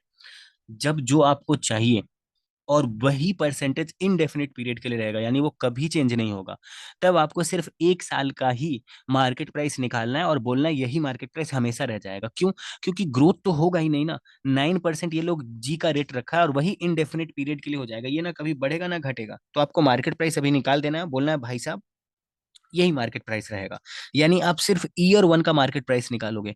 ईयर 1 का मार्केट प्राइस निकालने के लिए आप क्या करोगे, मैंने आपको आप सीए इंटरमीडिएट में क्या पढ़े होगे, K equal to dividend by market price plus G, उसी फॉर्मूला को ठीक करोगे तो market price equal to D1/KE - G होगा। D1 का मतलब हुआ ईयर 1 का डिविडेंड लोगे, और के और जी क्वेश्चन में दिया हुआ 13% और 9%, इसी को लेकर के सम्स को सॉल्व कर लोगे। 9% जो यहाँ पर ग्रोथ रेट दिया हुआ कि अचीव हो गया, ये वही परसेंटेज है, आप उसी को लेकर के सॉल्व कर दोगे। जो आपका आंसर आएगा इतना ही मैक्सिमम आप पे कर सकते हो अगर 9% जो ये है ग्रोथ रेट है, वो इनडेफिनिट पीरियड, ये वर्ड यूज करेगा, वो ये वर्ड यूज करेगा क्वेश्चन में कि इनडेफिनिट पीरियड के लिए हो जाएगा। अगर इनडेफिनिट पीरियड के लिए कोई ग्रोथ रेट हो जाएगा, तब आप बोलोगे जो ईयर 1 में आपका मार्केट प्राइस है वही हमेशा रहेगा, आप वो निकाल करके छोड़ दोगे और कुछ नहीं करना। उसके बाद आपको बोल रहा है कि प्राइस ऑफ द शेयर कितना होगा at the end of 3 year, यानी 3 साल के एंड में प्राइस ऑफ शेयर कितना होगा अगर 9% ग्रोथ रेट अब अचीव हो चुका है, यानी जो 9% ग्रोथ रेट चाहिए था वो अब अचीव हो चुका है, और assuming other conditions remaining same as in Roman 2 above. Roman 2 में जो अदर कंडीशन दिया हुआ वो सब सब सेम है, ठीक है। तो आप मुझे बताओ कि तब मतलब प्राइस ऑफ शेयर कितना होगा। देखो आपको जितना परसेंटेज चाहिए ग्रोथ का, अगर वो अचीव हो गया है, तो अब आपको उसके बाद वाले साल का सोचना पड़ेगा, क्योंकि देखो यहाँ पर ये क्वेश्चन का ही लाइन लिखा और अगले पेज में जाओ जहां पर हम आपको सोल्यूशन दिखाते हैं। आपको कितने साल का चाहिए था, आपको 3 साल का चाहिए था, अब वो अचीव हो चुका है, तो फोर्थ ईयर का डिविडेंड कितना होगा वो मुझे बताओ, क्योंकि फोर्थ ईयर का मार्केट प्राइस आपको निकालना पड़ेगा। फोर्थ ईयर का डिविडेंड के लिए आप जो डिविडेंड थर्ड ईयर में था उसमें 9% का ग्रोथ लगाओगे। ओके, ग्रोथ लगाओगे और फोर्थ ईयर का जो डिविडेंड आएगा वो थर्ड ईयर के डिविडेंड के साथ 9% का ग्रोथ लगाने के बाद वो 19.76 हो जाएगा, और नीचे वाला के ई - जी सेम ही रहेगा। अच्छे से सुनना, जब वो आपको बोलेगा कि तुम्हारा अचीव हो गया है तुम्हारा ग्रोथ रेट, तो आप ये मान लेना कि जितने साल के लिए मैंने सोचा था, यानी क्वेश्चन के स्टार्टिंग में ही मेंशन किया था कि वो 3 ईयर के लिए था, तो यानी 3 साल पूरा हो चुका है। अब फोर्थ ईयर का करना है, इसलिए न्यूमरेटर में फोर्थ ईयर का डिविडेंड रखोगे, फोर्थ ईयर का डिविडेंड रखोगे, एंड और डिनोमिनेटर में के ई माइनस जी सेम रहेगा। तो ऐसे ही करके जो आपका क्वेश्चन है ये वाला, ये जो फोर्थ ईयर का प्राइस है वो निकल जाएगा 494 रुपीज। मेरे ख्याल से आप समझ रहे होंगे। अब हम आपको जो अगला क्वेश्चन है, क्वेश्चन नंबर 6, वो बताते हैं। चलो क्वेश्चन नंबर 6 आपको बताते हैं। तो चलिए आपको बताते हैं, जो क्वेश्चन नंबर 6 है उसमें बोल रहा है कि पीयूष लॉन्कर एंड एसोसिएट्स है प्रेजेंटली पे अ डिविडेंड ऑफ रुपीज 1 पर शेयर। पीयूष जो है वो अभी 1 शेयर पे डिविडेंड जो है ना वो 1 रुपया दे रहा है, और उसके 1 शेयर का जो प्राइस है वो रुपीज 20 है पर शेयर। तो रोमन वन में आपको बोल रहा है कि if dividend were expected to grow, यानी अगर आपको ग्रोथ का रेट 20% दे के रखा है, तो आप ये बताओ कि what is the required return on equity. बोल रहे हैं what is the firm's expected और required return on equity using the dividend discount model. Dividend discount model का मतलब होता है कि डिविडेंड ऊपर में रखो, डिविडेंड ऊपर में रखो, एंड डिविडेंड यहाँ पर दिया हुआ है। बोल रहा है कि presently page a dividend of rupees 1, यानी इसमें ग्रोथ लगा दो 20, मतलब 12% का, 12% का ग्रोथ लगाने के बाद मार्केट प्राइस नीचे रखो और इंटू 100 कर दो। आपका जो रोमन वन नंबर 6 का वन जो बोल रहा है कि रिक्वायर्ड रिटर्न ऑन इक्विटी, वो आ जाएगा। फॉर्मूला आप सी इंटरमीडिएट में ऑलरेडी पढ़ चुके हो, K equal to dividend by market price plus G. और जो वो डिविडेंड रखोगे ऊपर में, उसमें ग्रोथ अप्लाई कर दिए रहना। देखो डिविडेंड जो है ना यहाँ पर 1 + जी के साथ मल्टीप्लाई करके जो आएगा वो लिखना है 1.12, and market market price 20 and growth 12। Growth आपका 12% दिया हुआ, उसी से जो के ई आएगा यही आपको निकालने के लिए बोल रहा था। इसके बाद जो उसका रोमन 2 है वो एक बार हम आपको समझाते हैं। इस रोमन 2 में आपको आईआरआर यूज करना पड़ेगा, बिकॉज वो बोल रहा है कि instead of this situation in part 1, यानी पार्ट 1 को छोड़ो, साइड करो। Suppose that the dividend were expected to grow at a rate of 20%। अगर डिविडेंड जो ग्रोथ रेट है वो 20% होता, 12% नहीं होता, ग्रोथ रेट अगर 20% होता पर एनम पे, पर एनम पे, और ऐसा 5 साल तक वो ग्रो करता 20-20% करके डिविडेंड, एंड उसके बाद वो 10% ग्रो करता। अगर आपको ऐसे बोल देगा कि डिविडेंड में ग्रोथ जो है वो 5 साल तक ऐसे होगा, और उसके बाद जो है ना वो कोई और मतलब परसेंटेज होगा, 10% होगा। तो बोल रहा हूँ now what is the firm's expected या रिक्वायर्ड रिटर्न ऑन इक्विटी। तो यहाँ पर जो आपको निकालने के लिए बोल रहा है वो आपको बोल रहा है कि तुम मेरे को एक्सपेक्टेड या रिक्वायर्ड रिटर्न ऑन इक्विटी बोलो जब ग्रोथ 20% 5 साल तक होगा और उसके बाद 10% होगा। तो यहाँ पर वो आईआरआर मेथड आपको यूज करना पड़ेगा भाइयों एवं बहनों। अभी जब हम आपको सोल्यूशन दिखाएंगे तो आपको आईआरआर मेथड यूज करना पड़ेगा, जो आप सीए इंटरमीडिएट में ऑलरेडी पढ़ चुके हो। चलो हम आपको आईआरआर मेथड दिखाते हैं। सबसे पहले जो आपके स्क्रीन पर ये दिख रहा है ये किसी काम का नहीं है, इसको काट दो। अब आप आगे बढ़ो, आपको कितना काटना है वो देखो। ये देखो, ये जो आपके स्क्रीन पे दिख रहा है ये किसी काम का नहीं है। अब आप यहाँ पे आ जाओ, यहाँ से आपका सोल्यूशन स्टार्ट हो रहा है। आपको एग्जाम में भी यहीं से करना है, आपको पूरा मार्क्स मिलेगा। आपको बोलना है कि भाई तेरे को जानना है, सबसे पहले आपको निकालना है प्राइस। ओके, सबसे पहले जब आप प्राइस निकालोगे कि आज से 5 साल के बाद, ठीक है, आज से 5 साल के बाद वाले पीवी फैक्टर को कंसीडर करके, डिस्काउंट को कंसीडर करके क्या प्राइस होने वाला है, तो उसके लिए आपको करना है कि 1 साल के बाद डिस्काउंट कितना हो जाएगा, आप मेरे को बताओ। 1 साल के बाद जो 1 साल के बाद जो डिविडेंड है, अभी 1 रुपया है पर शेयर पे डिविडेंड। तो 1 साल के बाद कितना हो जाएगा, क्योंकि क्वेश्चन में आपको बोला हुआ है कि 20% का डिस्काउंट रेट है। तो 1 साल के बाद 1 रुपया का 20% बढ़ के 1.20 हो जाएगा। 2 साल के बाद 20% फिर से बढ़ जाएगा, यानी 1.20 का 120% कर दोगे, समझ में आ रहा है, तो आपका डिविडेंड हो जाएगा 1.44। तीसरे साल में जो पहले साल डिविडेंड था 1.20, सेकेंड ईयर में उसमें मतलब उसका 20% फिर से बढ़ गया। थर्ड ईयर में जो सेकेंड ईयर में 1.40 है उसमें 20% फिर से बढ़ा दो, यानी उसका 120% कर दो। 1.44 का 120% करोगे तो 1.73 आ जाएगा। फिर फोर्थ ईयर में, थर्ड ईयर में जो था उसका 120% कर दो, एंड फिफ्थ ईयर में जो फोर्थ ईयर में था उसका 120% कर दो। इतना तो आपके पास आ गया, यानी 5 साल तक दिया हुआ था कि 20% से बढ़ेगा। लेकिन सिक्स ईयर में जैसे ही जाओगे तो फिफ्थ ईयर का डिविडेंड में 10% से बढ़ेगा, यानी 1 + जी करने लगोगे तो जी की जगह 10% लेना। क्योंकि अब सिक्स ईयर में ये बोल रहा है कि देयर आफ्टर वर्ड यूज किया है, यानी सिक्स ईयर को आपको ऐसे दिखाना पड़ेगा, दोनों को मल्टीप्लाई करके, कि 5वें साल का डिविडेंड इंटू 1 + जी जो सिक्स ईयर में है वो लेना है, और डिवाइडेड बाई आपको के ई माइनस जी करना पड़ेगा। जी के जगह आपको सिक्स ईयर का जो डिविडेंड रेट है वो लेना पड़ेगा, ठीक है। उसके बाद आप इंटू 1/के ई, 1/के ई करोगे, क्योंकि आपके पास सर्टेन जो आपको पता है वो फिफ्थ ईयर, मतलब आपको मैंने बताया कि आपको सिक्स ईयर में 1 + के ई के पावर में 5 से ही डिवाइड करना है। 6 से डिवाइड नहीं करना है, यानी 5 साल तक कंफर्म है, उसके बाद 10% होगा। तो आप 1 + k⁻5 से ही डिवाइड करना यहाँ पर, ये दोनों को एक साथ दिखाना।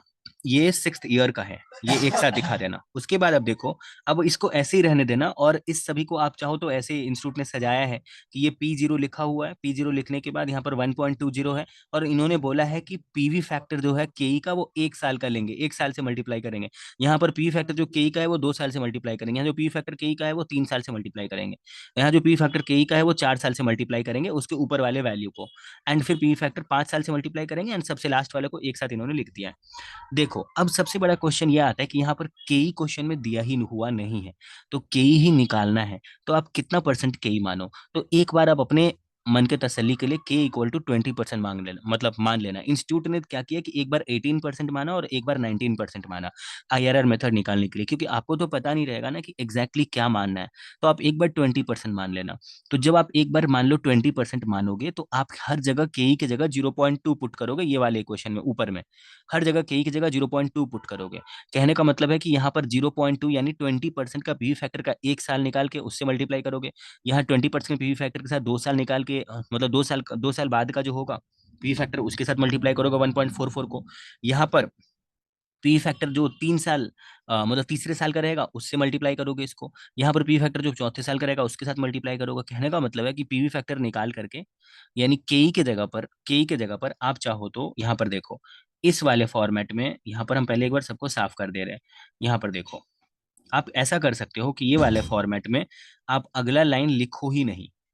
यहाँ पर देखो मैं आपको बताता हूँ, आप ये जो लिखे हो ना, सिर्फ इसी में के ई के जगह पर एक बार आप 20% पुट कर देना, यानी 0.2 पुट कर देना, और तब जो आपका आंसर आएगा, आपके दिमाग में ये चलना चाहिए कि मार्केट प्राइस 20 दिया हुआ है, तो जो मार्केट प्राइस 20 दिया हुआ है उससे एक बार आंसर ज्यादा आना चाहिए और एक बार कम आना चाहिए, तभी आप उसके बीच में IRR निकाल पाओगे। तो जब आप 20% पुट करोगे, इंस्टीट्यूट ने 18% पुट किया है, तो इंस्टीट्यूट के 18% पुट करने के बाद, यानी 18% का पी फैक्टर पुट करने के बाद आंसर आया है 20.23, यानी ये 20 से ज्यादा है। तो जैसे ही आंसर 20 से ज्यादा आएगा तो आपको परसेंटेज को और बढ़ा देना है, तब आंसर आपका 20 से कम आ जाएगा। तो ये परसेंटेज को उन्होंने बढ़ा दिया, बढ़ाने से क्या हुआ कि आंसर 20 से कम आ गया, तो इसी के बीच में 20 आएगा। अब इसके बीच में 20 कैसे आएगा, तो यहाँ पर आपको लिखना है कि लोअर वाला जो रेट है, यानी 18 और 19% में, मतलब जो आप अपने मन से रेट लिए रहोगे, एक बार 20% ले लेना, एक बार 15% ले लेना, आंसर हमेशा सेम ही आएगा, आंसर चेंज नहीं होगा। तो यहाँ पे लोअर वाला परसेंटेज रखा जाता है, और यहाँ पर लोअर वाले परसेंटेज का एनपीवी रखा जाता है, यानी वो 20 से कितना ज्यादा है वो रखा जाता है। यहाँ पर 20 से वो कितना ज्यादा है, कहने का मतलब है कि जो मार्केट प्राइस 20 है उससे वो कितना ज्यादा है, और यहाँ पर लोअर वाले जो रेट है उसका एनपीवी, यानी वो 20 से कितना ज्यादा है, और यहाँ पर जो हायर वाला रेट है उसका एनपीवी, यानी वो 20 से कितना कम है। तो ये माइनस में होता है, और जो ये एनपीवी लिखते हो हायर वाले रेट का, वो तो खुद नेगेटिव होगा क्योंकि वो 20 से कम है। तो आप माइनस जब करोगे तो आप जैसे देखो यहाँ पर 17.89 है, 17.89 में से 20 माइनस करोगे तो ये माइनस में आ जाएगा, और ऑलरेडी यहाँ पर माइनस पहले से है, तो माइनस माइनस प्लस हो जाएगा।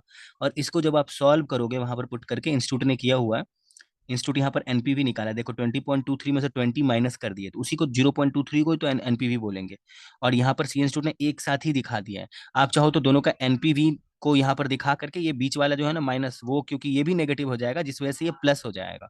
प्लस होने के बाद आप सीए इंटरमीडिएट के जैसे सॉल्व कर सकते हो, आपका आंसर 18.10 आएगा जब आंसर 20 ही आएगा। तो कहने का मतलब है कि यहाँ पर आप ये बोल सकते हो कि भैया आपका जो रिक्वायर्ड रेट ऑफ रिटर्न है वो 18.10% है, यही फाइनल आंसर है। ओके, आप समझ रहे होंगे मेरे ख्याल से। चलिए आपको नेक्स्ट क्वेश्चन जो 7 नंबर क्वेश्चन है वो बताते हैं जल्दी से। 7 नंबर क्वेश्चन के लिए आपको अगले पेज में जाना है।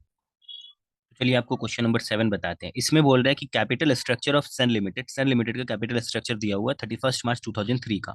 इक्विटी शेयर कैपिटल दिया हुआ 8% प्रेफरेंस शेयर कैपिटल दिया हुआ, 12% डिवेंचर दिया हुआ, और रिजर्व दिया हुआ 32 लाख का, रुपीज इन लैक्स है। ओके, उसके बाद यहाँ पर बोल रहा है कि सन लिमिटेड जो प्रॉफिट अर्न कर रहा है 32 लैक्स एनुअली अर्न कर रहा है on an average before reduction of income tax, जो इनकम टैक्स 35% है, एंड इंटरेस्ट ऑन डिवेंचर, यानी इंटरेस्ट ऑन डिवेंचर को भी माइनस करने से पहले और टैक्स के भी पहले, यानी ये वाला जो प्रॉफिट है वो बिफोर टैक्स बिफोर इंटरेस्ट है 32 लाख। आपको बोल रहा है कि normal return on equity share of the company similarly placed as 9.6%, यानी नॉर्मल रिटर्न जो इस कंपनी का है वो 9.6% है। आगे बोल रहा है कि प्रॉफिट आफ्टर टैक्स जो है ना वो कवर कर रहा है fix interest and fix dividend को एटलीस्ट 3 टाइम्स, यानी प्रॉफिट आफ्टर टैक्स जो fix interest and fix dividend को कवर करे वो 3 टाइम्स होना चाहिए कम से कम। कैपिटल गियरिंग रेशियो 0.75 होना चाहिए normally. And yield on share is calculated at 50%, यानी आप शेयर पर कितना कमाए वो निकालने के लिए 50% जो प्रॉफिट आपने डिस्ट्रीब्यूट कर दिया और 5% जो प्रॉफिट डिस्ट्रीब्यूट नहीं हुआ, इस दोनों का जो टोटल करोगे वह उसी को बोलेंगे यील्ड ऑन शेयर्स। उसके बाद बोल रहा है कि जो सन लिमिटेड है वो has been regularly paying equity dividend of 8%, यानी ये इक्विटी शेयर पे डिविडेंड 8% दे रहा है ये लोग। ओके। आगे बोल रहा है compute the value per equity share of the company assuming that, ये लोग बोल रहा है कि आपको पर इक्विटी शेयर का वैल्यू बताइए। अज्यूम करिए कि अगर time difference of time difference for interest and fix dividend coverage हो, यानी अभी आप निकालोगे interest and fix dividend coverage वो 3 टाइम्स होना चाहिए। अगर वो उससे कम होगा तो 1% for every 1 time of difference for interest and fix dividend coverage, यानी हर एक टाइम मतलब हर एक टाइम्स कम होने पर 1% जो है ना वो आपको कंसीडर करना पड़ेगा उसका। एंड जो है ना 2% कंसीडर करना पड़ेगा आपको कैपिटल गियरिंग के हर एक टाइम्स के डिफरेंस होने पर। अभी हम आपको सोल्यूशन के साथ अच्छे से बता पाएंगे। सबसे पहले आपको क्वेश्चन में आना है जिसमें आपको ये निकालना है कि कितना मैंने प्रॉफिट डिस्ट्रीब्यूट किया और कितना नहीं डिस्ट्रीब्यूट किया। तो पैट लिखो, profit after sorry profit before interest and tax लिखो, उसमें इंटरेस्ट माइनस करो, गवर्नमेंट का टैक्स माइनस करो, जो बचेगा उसमें से प्रेफरेंस शेयर होल्डर का डिविडेंड माइनस करो, क्वेश्चन में प्रेफरेंस शेयर कैपिटल दिया हुआ है एंड इक्विटी शेयर होल्डर का भी डिविडेंड का 8% दिया हुआ है, तो उनको 8% दे दो। जो बच जाएगा ये रिटेन अर्निंग है, इसी को बोलते हैं अनडिस्ट्रीब्यूटेड प्रॉफिट। और जो डिस्ट्रीब्यूट हो गया वो 6,40,000 है। आप ना इसमें प्रेफरेंस शेयर होल्डर का डिस्ट्रीब्यूट में काउंट मत करना, डिस्ट्रीब्यूट का मतलब होता है जो इक्विटी शेयर होल्डर को दिए। अब आप आ जाओ, जब आप ये निकालोगे कि interest and fix dividend coverage जो है वो 3 टाइम्स है या उससे कम है या उससे ज्यादा है, तो आपको ऊपर में वो रखना पड़ेगा जिससे इंटरेस्ट एंड फिक्स डिविडेंड को पे करते हो। तो ऊपर में आपको रखना पड़ेगा प्रॉफिट आफ्टर टैक्स में इंटरेस्ट को जोड़ करके, यानी profit after tax before interest ही वो अमाउंट है जिसमें से इंटरेस्ट भी पे होता है और जिसमें से डिविडेंड भी पे होता है। Profit after tax before interest वो अमाउंट है जिसमें से इंटरेस्ट भी पे होगा, जिसमें से डिविडेंड भी पे होगा, क्योंकि गवर्नमेंट को टैक्स दे दिए हैं। अब जो भी है वो इंटरेस्ट और डिविडेंड पे करने के लिए है, समझ गए। तो आपको ऊपर में वो रखना पड़ेगा। आपके पास क्वेश्चन में प्रॉफिट आफ्टर टैक्स है, इसीलिए आप उसमें जो डिवेंचर इंटरेस्ट है वो ऐड कर दीजिए। आप यहाँ पर प्रॉफिट बिफोर टैक्स नहीं ले सकते, फिर गवर्नमेंट का टैक्स देना बाकी रह जाएगा। तो आपको PAT, PAT, profit after tax and debenture interest रखना है, और नीचे में आपको इंटरेस्ट एंड प्रेफरेंस डिविडेंड रखना है जो आपको देना ही पड़ेगा। इसका जो आंसर आएगा सॉल्व करके वो 2.16 आएगा। ये हाफ पोर्शन जो है ना इसको इग्नोर करना, क्योंकि सीए इंस्टीट्यूट जो है ना ये अलग से एक हाफ पोर्शन में एक बार फिर से सॉल्व किया हुआ है उसको, तो आप इसको अलग रखना, ठीक है। आपको 2.16% जो है ना इसका आंसर आया हुआ है जो यहाँ पर है। ओके, आपको ये समझ करके रखना है। तो ये 2.16% 3 से कम है, यानी 1% वो जितना डिफरेंस है ना उस पर आपको कंसीडर करना पड़ेगा। 1% में परसेंट हटा के सोचना, 1 से मल्टीप्लाई होगा, अभी हम आपको थोड़ी देर में बताएंगे। उसके बाद कैपिटल गियरिंग रेशियो का मतलब होता है, जैसे देखो कैपिटल गियरिंग रेशियो का फॉर्मूला आप सीए इंटर में रेशियो एनालिसिस में पढ़े होंगे। इसका फॉर्मूला होता है जिसमें ज्यादा रिस्क है वो ऊपर रखो और जिसमें कम रिस्क है वो नीचे रखो। तो जिसमें ज्यादा रिस्क होता है ना, जिसमें आपको इंटरेस्ट या डिविडेंड देना ही पड़ेगा, वो डिवेंचर होता है और प्रेफरेंस शेयर कैपिटल होता है, क्योंकि डिवेंचर होल्डर को इंटरेस्ट देना ही पड़ेगा और प्रेफरेंस शेयर होल्डर को भी प्रेफरेंस देना ही पड़ेगा, मतलब प्रेफरेंस डिविडेंड देना ही पड़ेगा। तो आपको ऊपर में प्रेफरेंस शेयर कैपिटल या डिवेंचर रखना है। देखो ये ऊपर में हम वही रखे हैं, और नीचे में आपको रखना पड़ेगा जिसमें रिस्क नहीं है, वो है equity share capital and reserve. आप खुद ही समझो, जब आप बाइक चलाते हो तो जब आप समझ लो कि जब आप मतलब बाइक में क्या होता है कि गियर चेंज करने का सिस्टम होता है।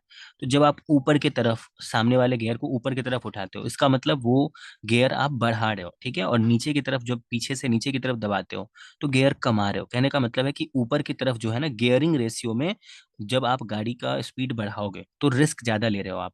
कहने का मतलब है कि गियरिंग रेशियो में ऊपर में अगर आप करोगे तो रिस्क ले रहे हो, और नीचे में कर रहे हो, नीचे में कुछ रख रहे हो तो वो विदाउट रिस्क वाला है। ओके, यानी ऊपर में प्रेफरेंस शेयर कैपिटल होगा, नीचे में और ऊपर में डिवेंचर भी होगा, और नीचे में आपको equity share capital and reserve and surplus रखना है।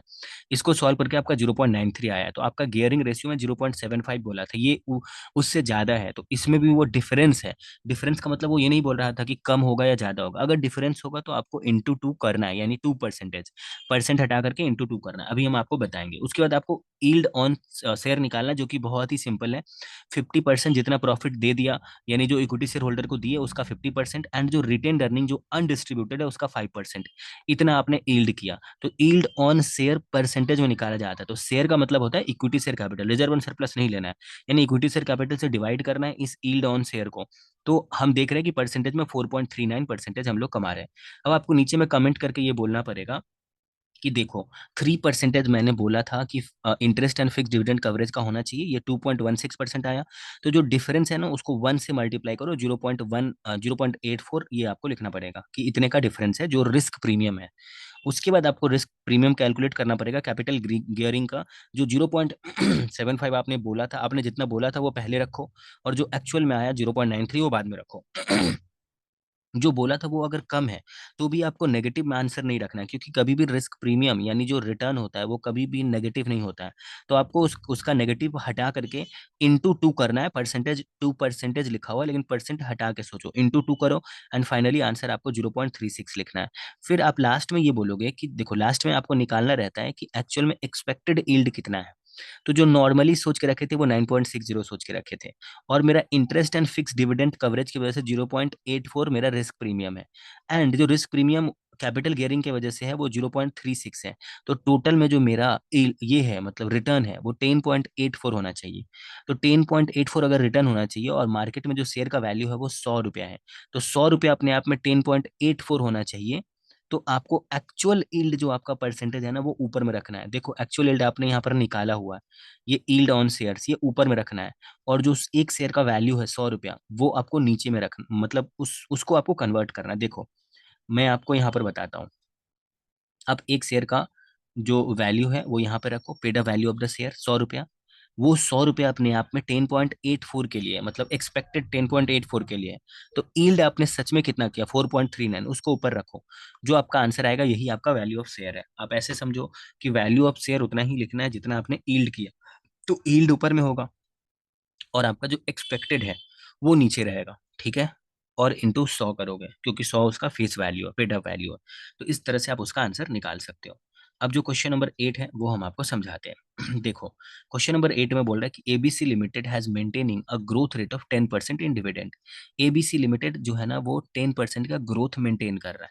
कंपनी हैज पेड ₹3 पर शेयर, कंपनी डिविडेंड पे 3 रुपया पर शेयर पे कर रहा है। जो इनका मार्केट पोर्टफोलियो है, मार्केट मतलब रिटर्न फ्रॉम मार्केट है, वो 12% है, यानी RM रिटर्न फ्रॉम मार्केट 12% है। और जो उनका risk free rate of return है वो 8% है, यानी RF जो है वो 8% है। बीटा जो है वो 1.5% है। आपको बोल रहा है you are required to calculate the expected return rate of return of the company using capital assets pricing method CAPM and equilibrium pricing per share by dividend growth model. अभी हम आपको सोल्यूशन से बता देंगे, ये बहुत ही सिंपल है, आप सी इंटरमीडिएट में पढ़ चुके होंगे। RF plus RM minus RF into beta, ये होता है फॉर्मूला पहला वाला एक्सपेक्टेड रिटर्न का। यानी के ई इक्वल टू ये फॉर्मूला होता है। इसको सॉल्व करके आपका 14% आंसर आ जाएगा। और जब डिविडेंड ग्रोथ मॉडल बोलेगा तो डिविडेंड के साथ ग्रोथ लगाना है, यानी डिविडेंड में 1+G कर देना है, और डिवाइड बाय मार्केट प्राइस होगा, और प्लस जी अलग से होगा। और यहाँ पर देखो आपको क्या करना है, आपको क्या करना है यहाँ पर कि आपको यहाँ पर आपको क्वेश्चन में मार्केट प्राइस नहीं दिया हुआ, मार्केट प्राइस आपको पता नहीं है, तो मार्केट प्राइस ही आपको निकालना है। मार्केट प्राइस देखो, इस केस में आपको क्या करना है कि आपको पर देखो बोल रहा है आपको कि पर शेयर इक्विलिब्रियम प्राइस निकालो। यहाँ पर आपको क्या बोल रहा है, यहाँ पर आपको बोल रहा है इक्विलिब्रियम प्राइस निकालो। प्राइस का मतलब वो आपको मार्केट प्राइस निकालने के लिए बोल रहा है। तो मार्केट प्राइस मिसिंग है। तो अगर एक ही फॉर्मूला में यहाँ पर देखो, ये जो फॉर्मूला है ना, अगर एक ही फॉर्मूला में दो चीज मिसिंग हो, मार्केट प्राइस भी मिसिंग हो और जो ये एक्सपेक्टेड रिटर्न है वो भी मिसिंग हो, तब आप कैसे निकाल पाओगे। तब यहाँ पर आपको ये अज्यूम करना पड़ेगा कि जो एक्सपेक्टेड रिटर्न अभी 14% निकाले हैं ना वो यहाँ पर कांस्टेंट है। तो इस 14% को यहाँ पर पुट करोगे, एंड मार्केट प्राइस मिसिंग रहने दोगे, वो फाइनली लास्ट में 82.50 आपका निकल के आ जाएगा। मेरे ख्याल से आप समझ रहे होगे। अब जो क्वेश्चन नंबर 9 है वो हम आपको बताते हैं। क्वेश्चन नंबर 9 में बोल रहा है कि a company page a dividend of 2 per share with a growth rate of 7%। Company 2 रुपया पर शेयर पर डिविडेंड दे रही है और जो ग्रोथ रेट है इनका 7% है। Risk free rate of return 9% है और रिस्क जो मार्केट में है वो 13% है। कंपनी का जो बीटा है वो 1.50 है। However due to decision of the finance manager beta is likely to increase to 1.75, यानी बीटा 1.50 से 1.75 पे जाने वाला है। Find out the present as well as likely value of share after decision, यानी जो वो डिसीजन ले रहा है ये लोग कि बीटा को चेंज करेगा, क्या बोलते हैं 1.50 से लेकर 1.75 करेगा, इससे क्या इम्पैक्ट पड़ेगा ये आपको निकालना है। तो सबसे पहले आप बोलोगे कि भैया हम सबसे पहले तुमको तो बीटा अगर चेंज नहीं होगा तो क्या के ई होगा वो निकाल के बताते हैं। तो आप सबसे पहले सिंपल तरीका से के ई निकाल के बता देना 15% होगा। अब जब आप 15% निकाल के बता दोगे तो उसके बाद आपको ये बोलना है कि the value per share as per the constant growth growth model, आपको वैल्यू पर शेयर निकाल के दिखाना है जिसमें D1 divide by K E minus जी करोगे। D1 divide by K E minus जी, और क्वेश्चन में आपको डिविडेंड दिया हुआ है 2 रुपया पर शेयर, 2 रुपया पर शेयर। तो D1 divide by K E minus जी करोगे तो आप 2 रुपया divide by K E minus जी, इसको सॉल्व करके आप प्राइस भी निकाल लिए। अब जो इनका ऑल्टरनेटिव तरीका है प्राइस निकालने का वो छोड़ दो, ठीक है, यहाँ पर जो है ना इसको साइड कर दो। अब आगे आपको बताते हैं।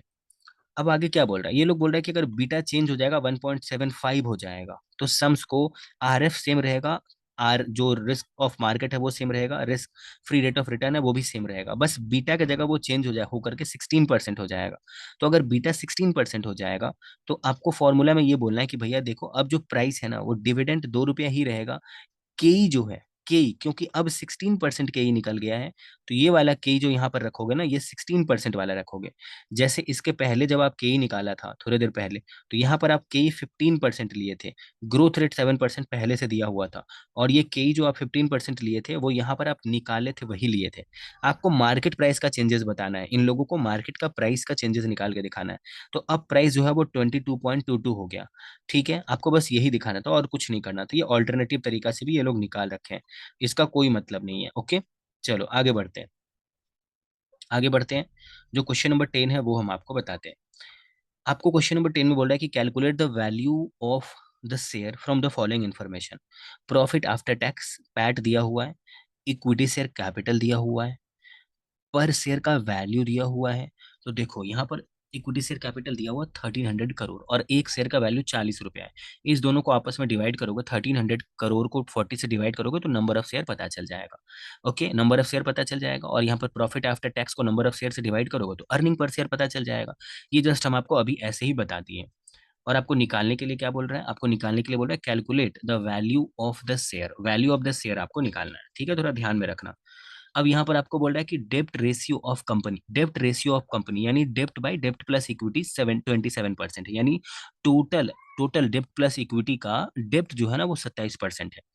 लॉन्ग रन ग्रोथ रेट यानी जी जो है ना ग्रोथ रेट आपको तो 8% देकर रखा है।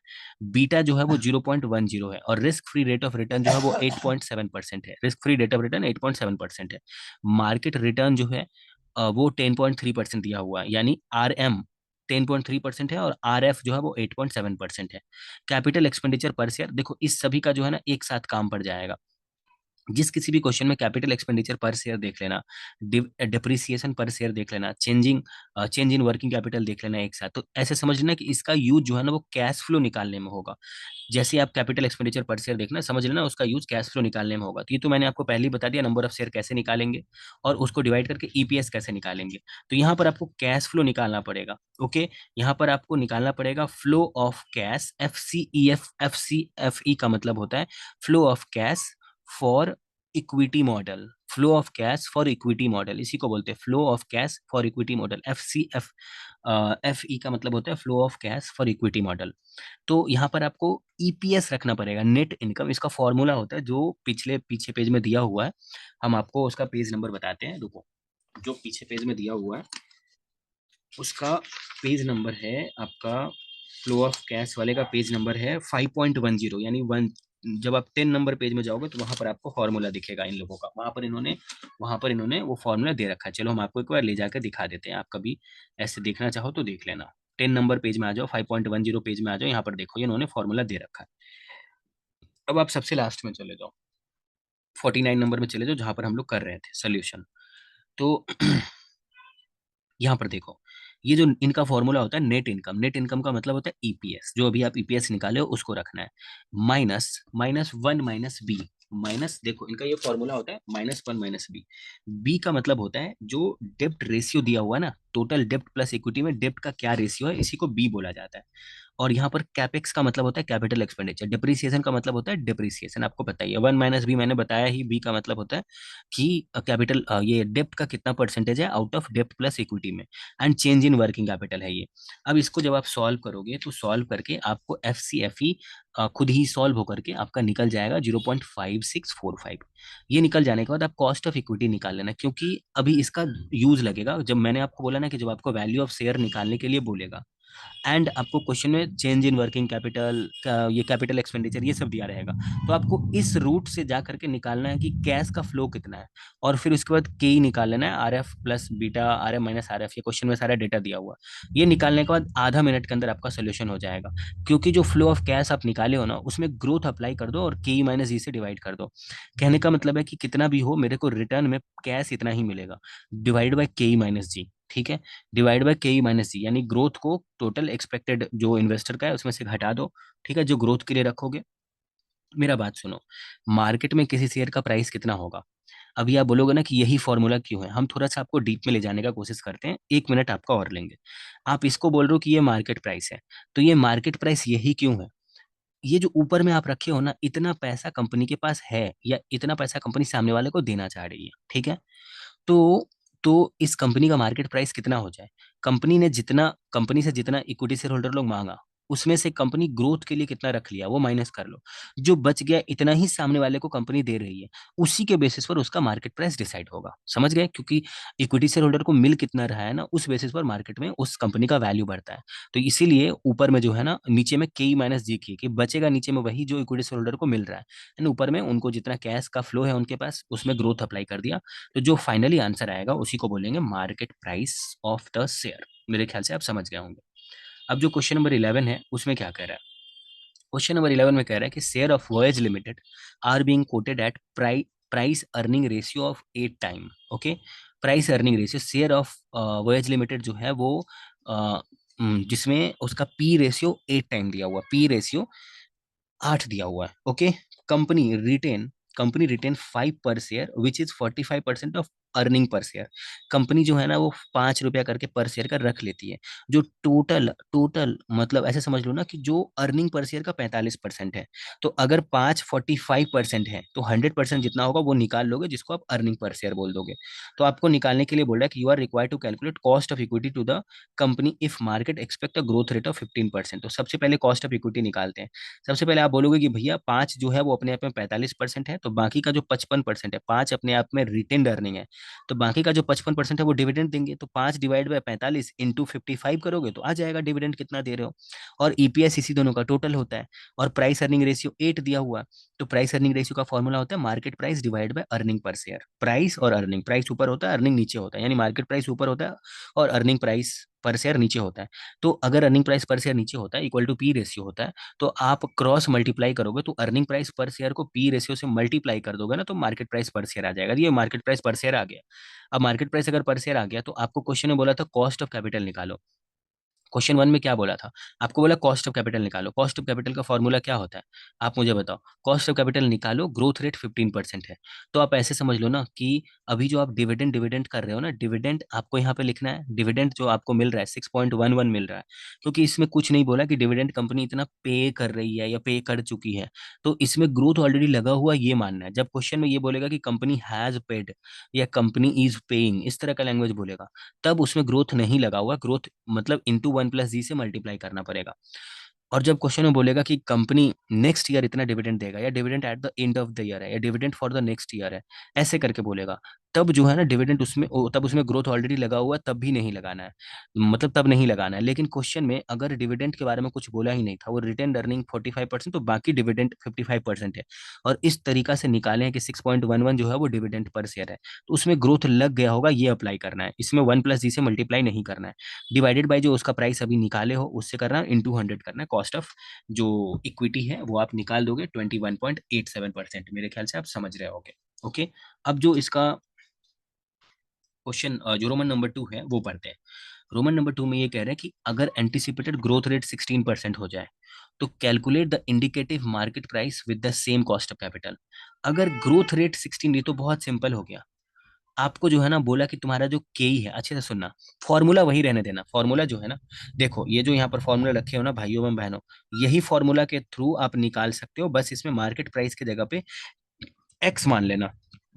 बाकी सब तो आपको पता ही है। कॉस्ट ऑफ इक्विटी आपको बोला 21.87 ही रखो। डिविडेंड आपको पता ही है 6.11 होगा। ग्रोथ आपको पता ही है कि ग्रोथ इन्होंने क्या बोला, कि ग्रोथ इन्होंने बोला कि 16% हो जाएगा, तो ग्रोथ की जगह 16% डाल दोगे। अगर इसी फॉर्मूला को देखो, मैं आपको थोड़ा सा इसको साफ सुथरा करके बताता हूँ। अगर अगर आप इसी फॉर्मूला को थोड़ा सा टेढ़ा मेढ़ा करके, इसी फॉर्मूला को अगर थोड़ा लेफ्ट राइट करके आप लिखोगे तो ये फॉर्मूला बन जाएगा। समझ गए? क्योंकि आप चाहो तो इसी फॉर्मूला से काम चला सकते हो।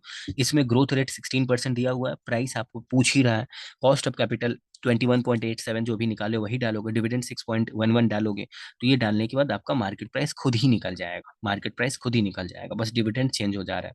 और उसके बाद बोल रहा है कि if the companies cost of capital is 20%, अगर कॉस्ट ऑफ कैपिटल 20% हो जाएगा और ग्रोथ 19% हो जाएगा तो मुझे बताओ मार्केट प्राइस। तो आपको कॉस्ट ऑफ कैपिटल के जगह पर जो यहाँ पर आप लिख रहे हो कि भाई यहाँ पर हम ग्रोथ जो है 16% माइनस कर रहे थे, अभी 19% माइनस करेंगे। और कॉस्ट ऑफ कैपिटल की जगह पे जहाँ 21.87 ले रहे थे, अभी यहाँ पर लेंगे 20, क्योंकि दोनों दिया हुआ डिफ नीचे में डिनोमिनेटर चेंज हो जाएगा। बस ऐसे सॉल्व करके मार्केट प्राइस फिर से आ जाएगा। तो आप समझ रहे होगे। क्वेश्चन नंबर जो 12 है वो करते हैं। फॉलोइंग फाइनेंशियल डेटा रुको, following financial data are available for PQR limited for the year 2008। Okay, 2008 के लिए कुछ आपको फाइनेंशियल डेटा दिया हुआ, जिसमें बोल रहा है कि 8% डिवेंचर जो है आपके पास 125 लाख का है। 10% बॉन्ड जो है वो 2007 से है, वो 2007 मतलब 2007 वाला है, और 50 लाख का है। Equity share capital 10 rupees per का है, मतलब हर एक का दाम जो है वो 10 रुपीज है शेयर्स का, और वो 100 लाख का है, मतलब 100 लैक्स का है। रिजर्व एंड सरप्लस 300 लैक्स का है। टोटल एसेट्स आपका 600 हो गया लैक्स में। एसेट्स टर्नओवर जो है वो 1.1 है। तो इसी से आपका निकल जाएगा। देखो एसेट्स टर्नओवर का फॉर्मूला होता है टोटल, मतलब टर्नओवर बाय टोटल एसेट्स, और टोटल एसेट्स वहां पर दिया हुआ है, तो इससे टर्नओवर निकल जाएगा। और आपको यहाँ पर बोल रहा है इफेक्टिव इंटरेस्ट रेट 8% है। इफेक्टिव इंटरेस्ट रेट का मतलब होता है कि इंटरेस्ट रेट उस पर अप्लाई हो रहा है जो, जिस पर इंटरेस्ट, मतलब देखो ये रेट उस पे चार्ज होकर निकला है जिस पे इंटरेस्ट चार्ज होता है। तो यहाँ पर देखो, डिवेंचर पर इंटरेस्ट चार्ज होता है और बॉन्ड पे इंटरेस्ट चार्ज होता है, यानी डिवेंचर का इंटरेस्ट और बॉन्ड के इंटरेस्ट को ही यूज करके ये 8% बना है। अब कैसे बना है अभी हम आपको जस्ट बताएंगे थोड़ी देर में। उसके बाद इफेक्टिव टैक्स रेट दिया हुआ 40%। ऑपरेटिंग जो मार्जिनल दिया हुआ है, रुको मैं बताता हूँ। यहाँ पर देखो, यहाँ पर क्या लिखा हुआ, ऑपरेटिंग मार्जिन 40%। तो अगर मार्जिन ऑपरेटिंग मार्जिन 10% है, अगर मार्जिन 10% है, तो जो ऑपरेटिंग मार्जिन अगर 10% है तो ऑपरेटिंग एक्सपेंस 90% होगा। आपको बोल रहा है डिविडेंड पे आउट 16.67 है, तो अगर डिविडेंड पे आउट 16.67 है तो आप ऐसे ही लिख के रखो, क्योंकि रिटेन अर्निंग का यहाँ पे जरूरत नहीं है। फिर आप मार्केट प्राइस पर शेयर लिख दिया हुआ है, and required rate of return for of investor, investor यानी ये के ही दिया हुआ 15%। आपको निकालने के लिए क्या बोला वो देखो। आपको बोल रहा है सबसे पहले तुम इनकम स्टेटमेंट कैलकुलेट करो, उसके बाद तुम सस्टेनेबल ग्रोथ रेट निकाल लो, उसके बाद तुम fair price of company's share निकालो using dividend growth model, and तुम्हारा ओपिनियन क्या हो जाएगा on investment in company's share at current price. Company के कंपनी में जो है ना, कंपनी का जो करंट प्राइस है, अगर उस प्राइस पर तुम कंपनी में पैसा इन्वेस्ट करोगे तो तुम्हारा क्या ओपिनियन है, तुम्हारा क्या कहना है। ये जो मार्केट प्राइस दिया हुआ है ना, करंट मार्केट प्राइस, अगर 14 रुपया पर शेयर पे आपको इन्वेस्ट करने के लिए बोला जाए तो आपका क्या ओपिनियन है। चलो हम सोल्यूशन से आपको समझाते हैं। सबसे पहले आपको मैंने बोला था ना कि जिसका क्लू दिया रहेगा, कौन सा ऐसा रेशियो है जिसमें जो है वो रेशियो भी दिया हुआ है और उसके अंदर में यूज होने वाले आइटम का वैल्यू भी दिया हुआ है, तो वो एसेट्स टर्नओवर रेशियो था जिसमें टोटल एसेट्स भी दिया हुआ। तो इसके थ्रू आप निकाल लोगे टर्नओवर। टर्नओवर निकालने के बाद मैंने आपको बोला ना, इफेक्टिव इंटरेस्ट रेट का मतलब होता है वो सब लायबिलिटी। यहाँ पर लायबिलिटी में इन्होंने लिया है बॉन्ड और डिवेंचर, क्योंकि बॉन्ड और डिवेंचर पर ही इंटरेस्ट चार्ज होता है। तो टोटल लायबिलिटी इतना है, और इंटरेस्ट इस पर कितना चार्ज हो पाएगा वो मुझे बताओ। टोटल अगर 175 है और इसका इफेक्टिव इंटरेस्ट रेट अगर इसका 8% निकाल लेंगे तो 14 लाख आ जाएगा इनका इंटरेस्ट। 14 लाख आ जाएगा इनका इंटरेस्ट। आप इस पर अलग अलग इंटरेस्ट मत निकालना, आप एक साथ ही इंटरेस्ट निकाल देना 8%, क्योंकि इफेक्टिव इंटरेस्ट रेट अप्लाई होगा। तो मेरे ख्याल से आप समझ रहे होगे। क्योंकि यहाँ पर देखो, अगर आप लायबिलिटी में, मेरा बात सुनो, यहाँ पर आप फॉर्मूला क्या लिखे हो, यहाँ पर इफेक्टिव इंटरेस्ट रेट का फॉर्मूला क्या होता है, interest by liability. Interest by liability equal to 8% दिया हुआ है, और लायबिलिटी का मतलब होता है हर वो लायबिलिटी जिस पर इंटरेस्ट चार्ज होता है। तो यहाँ पर डिवेंचर और बॉन्ड जोड़ करके 175 लाख आपने ले लिया है, तो 175 लाख अगर यहाँ लिख दोगे और ये क्रॉस मल्टीप्लाई करोगे तो इंटरेस्ट इक्वल टू 175 लाख का 8% हो जाएगा, यानी 14 लाख हो जाएगा। ऑपरेटिंग मार्जिन 10% है, तो जो ऑपरेटिंग कॉस्ट है वो 90% हो जाएगा। और 90% किसका, ऑपरेटिंग मार्जिन अगर परसेंटेज में दिया हो या ऑपरेटिंग कॉस्ट परसेंटेज में दिया हो, ये परसेंटेज सेल पर अप्लाई होता है, यानी जो टर्न ओवर निकाले हो ना 660, उसका 90% जो है वो ऑपरेटिंग कॉस्ट है। डिविडेंड पे आउट दिया ही हुआ, टैक्स रेट दिया ही हुआ। इनकम स्टेटमेंट 2 मिनट में बन जाएगा। इनकम स्टेटमेंट का मतलब होता है जो सेल से स्टार्ट होता है और प्रॉफिट पे या रिटेन अर्निंग पे खत्म होता है। तो सेल में से ऑपरेटिंग कॉस्ट माइनस कर दोगे तो जो बचेगा वो ईबीआईटी बचेगा, उसमें से इंटरेस्ट को माइनस कर दोगे, जो बचेगा उसमें से टैक्स माइनस कर दोगे, जो बचेगा उसमें से डिविडेंड माइनस कर दोगे। डिविडेंड आपके क्वेश्चन में दिया हुआ था कि पर शेयर पे कितना डिविडेंड दे रहे हैं। देखो डिविडेंड यहाँ पर क्या बोल रहा था, डिविडेंड बोल रहा था 16.67 दे रहे हैं। डिविडेंड यहाँ पर बोल रहा है कि 16.67 दे रहे हैं। तो आप सबसे पहले चले जाओ कि जो यहाँ पर डिविडेंड है वो कैसे कैलकुलेट किया, वो हम आपको बताते हैं। आप सबसे पहले चले जाओ, मेरे को बताओ कि क्वेश्चन में जो ये है क्या बोलते हैं, क्वेश्चन में आपका ये कितना दिया हुआ है। डिविडेंड जो है 16.67% है। तो 16.67% 5.21 को आप डिवाइड करो। रुको एक सेकेंड, 5.21 को डिवाइड करो, 5.2 को डिवाइड करो आप 16.67% से, तो आ रहा है आपका क्वेश्चन में दिया हुआ था इसका वैल्यू 30। रुको मैं बताता हूँ आपको, एक सेकंड रुको। क्वेश्चन में आपका जो दिया हुआ है यहाँ पर, क्वेश्चन में जो इसका दिया हुआ है वैल्यू वो कितना है वो मुझे बताओ। यहाँ पर इसका वैल्यू दिया हुआ है 100, 100 दिया हुआ है इक्विटी शेयर का। तो 100 दिया हुआ इक्विटी शेयर का, डिविडेंड पे आउट रेशियो 16.67 है। तो 16.67 अगर आप निकालोगे तो आपका कितना हो जाएगा, डिविडेंड का अमाउंट, डिविडेंड का अमाउंट आपका हो जाएगा 16.67, जिसमें आपका 5 पॉइंट समथिंग, रुको मैं बताता हूँ। देखो हम आपको यहाँ पर एक चीज बताएंगे कि जब भी आपके क्वेश्चन में डिविडेंड का सीधा परसेंटेज दिया रहेगा तब आप उसको फेस वैल्यू पे अप्लाई करना। लेकिन यहाँ पर क्वेश्चन में बोला हुआ था कि डिविडेंड का जो पे आउट है, पे आउट रेशियो है, वो 16.67% है। तो पे आउट का मतलब होता है डिविडेंड इन्होंने 16.67 दिया है, तो डिविडेंड जब पे आउट वर्ड यूज कर ले तब ये मानना कि जो अर्निंग आफ्टर टैक्स है ना उसी का 16.67% इन्होंने डिविडेंड दे दिया। तो वो 5.2 आप माइनस कर दो, जो बच जाएगा वो रिटेन अर्निंग है, यानी इतना कंपनी के पास डिविडेंड देने के बाद भी बच गया। इसी को निकालना था, इसी को बोलते हैं इनकम स्टेटमेंट। अब देखो यहाँ पर जो आपको बोल रहा है ना, जो रोमन टू आपको बोल रहा है ये लोग निकालने के लिए ग्रोथ रेट के बारे में, sustainable growth rate. Sustainable growth rate कैसे निकालते हैं, सस्टेनेबल ग्रोथ रेट का फॉर्मूला होता है, आप ऐसे समझो, यहाँ पर R O into one minus B. R O into one minus B का मतलब होता है, बी का मतलब होता है कि जो जो आपने डिविडेंड दे दिया उसको इन्होंने यहाँ पर बी माना है, ठीक है, जो आपने डिविडेंड दे दिया उसको इन्होंने बी माना है। आप ऐसे समझो कि आपने जितना कमाया, ठीक है, आपका कंपनी जितना रिटर्न कमाया उसमें से जितना डिविडेंड दे दिया उसको आप वन में से माइनस कर दो। वन का मतलब होता है 100%। तो जितना डिविडेंड दे दिया उस रिटर्न में से, मतलब जितना कमाया वो ये रिटर्न है, जितना कमाया वो ये रिटर्न है, और उसमें से वन माइनस बी, बी का मतलब होता है डिविडेंड कितना दे दिया। तो जितना डिविडेंड दे दिया वो माइनस कर दिया अगर वन में से, तो जो बच गया उतना रिटेन कर लिया। तो रिटेन्ड अर्निंग का आरओई के परसेंटेज के साथ मल्टीप्लाई करना, यानी जो आरओई है वो परसेंटेज में होता है रिटर्न ऑन इक्विटी। तो जितना बच जाएगा उसी को बोल, जो उसके बाद जो आंसर आएगा उसी को बोलते हैं कि हमने ग्रोथ के लिए उतना पैसा रख लिया। यानी जितना हम, देखो यहाँ पर वन माइनस बी का मतलब होता है कि डिविडेंड देने के बाद जो बच गया अपने कंपनी के लिए, ठीक है, डिविडेंड देने के बाद मतलब डिविडेंड देने के बाद जो बच गया अपने कंपनी के लिए, अब जो बच गया उस पर अगर रिटर्न ऑन इक्विटी अप्लाई कर दोगे, यानी उसका उतना परसेंट निकाल लोगे, तो जो आंसर आएगा उसी को बोलते हैं कि वो हमने अपने ग्रोथ के लिए रख लिया।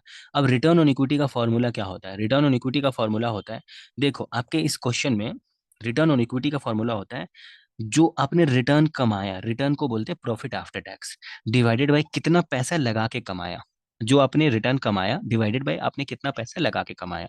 यहाँ पर आपको इक्विटी एंड रिजर्व रखना है। देखो 100 एंड 300 जो है वो आपका क्या है, 100 एंड 300, 100 एंड 300 आपका इक्विटी एंड रिजर्व है, ये आपने पैसा लगाया अपने कंपनी में एज अ ऑनर। आपको नेट वर्थ जब आप सोचोगे ना, तो आप इक्विटी एंड रिजर्व लोगे। नेट वर्थ का मतलब होता है शेयर होल्डर फंड।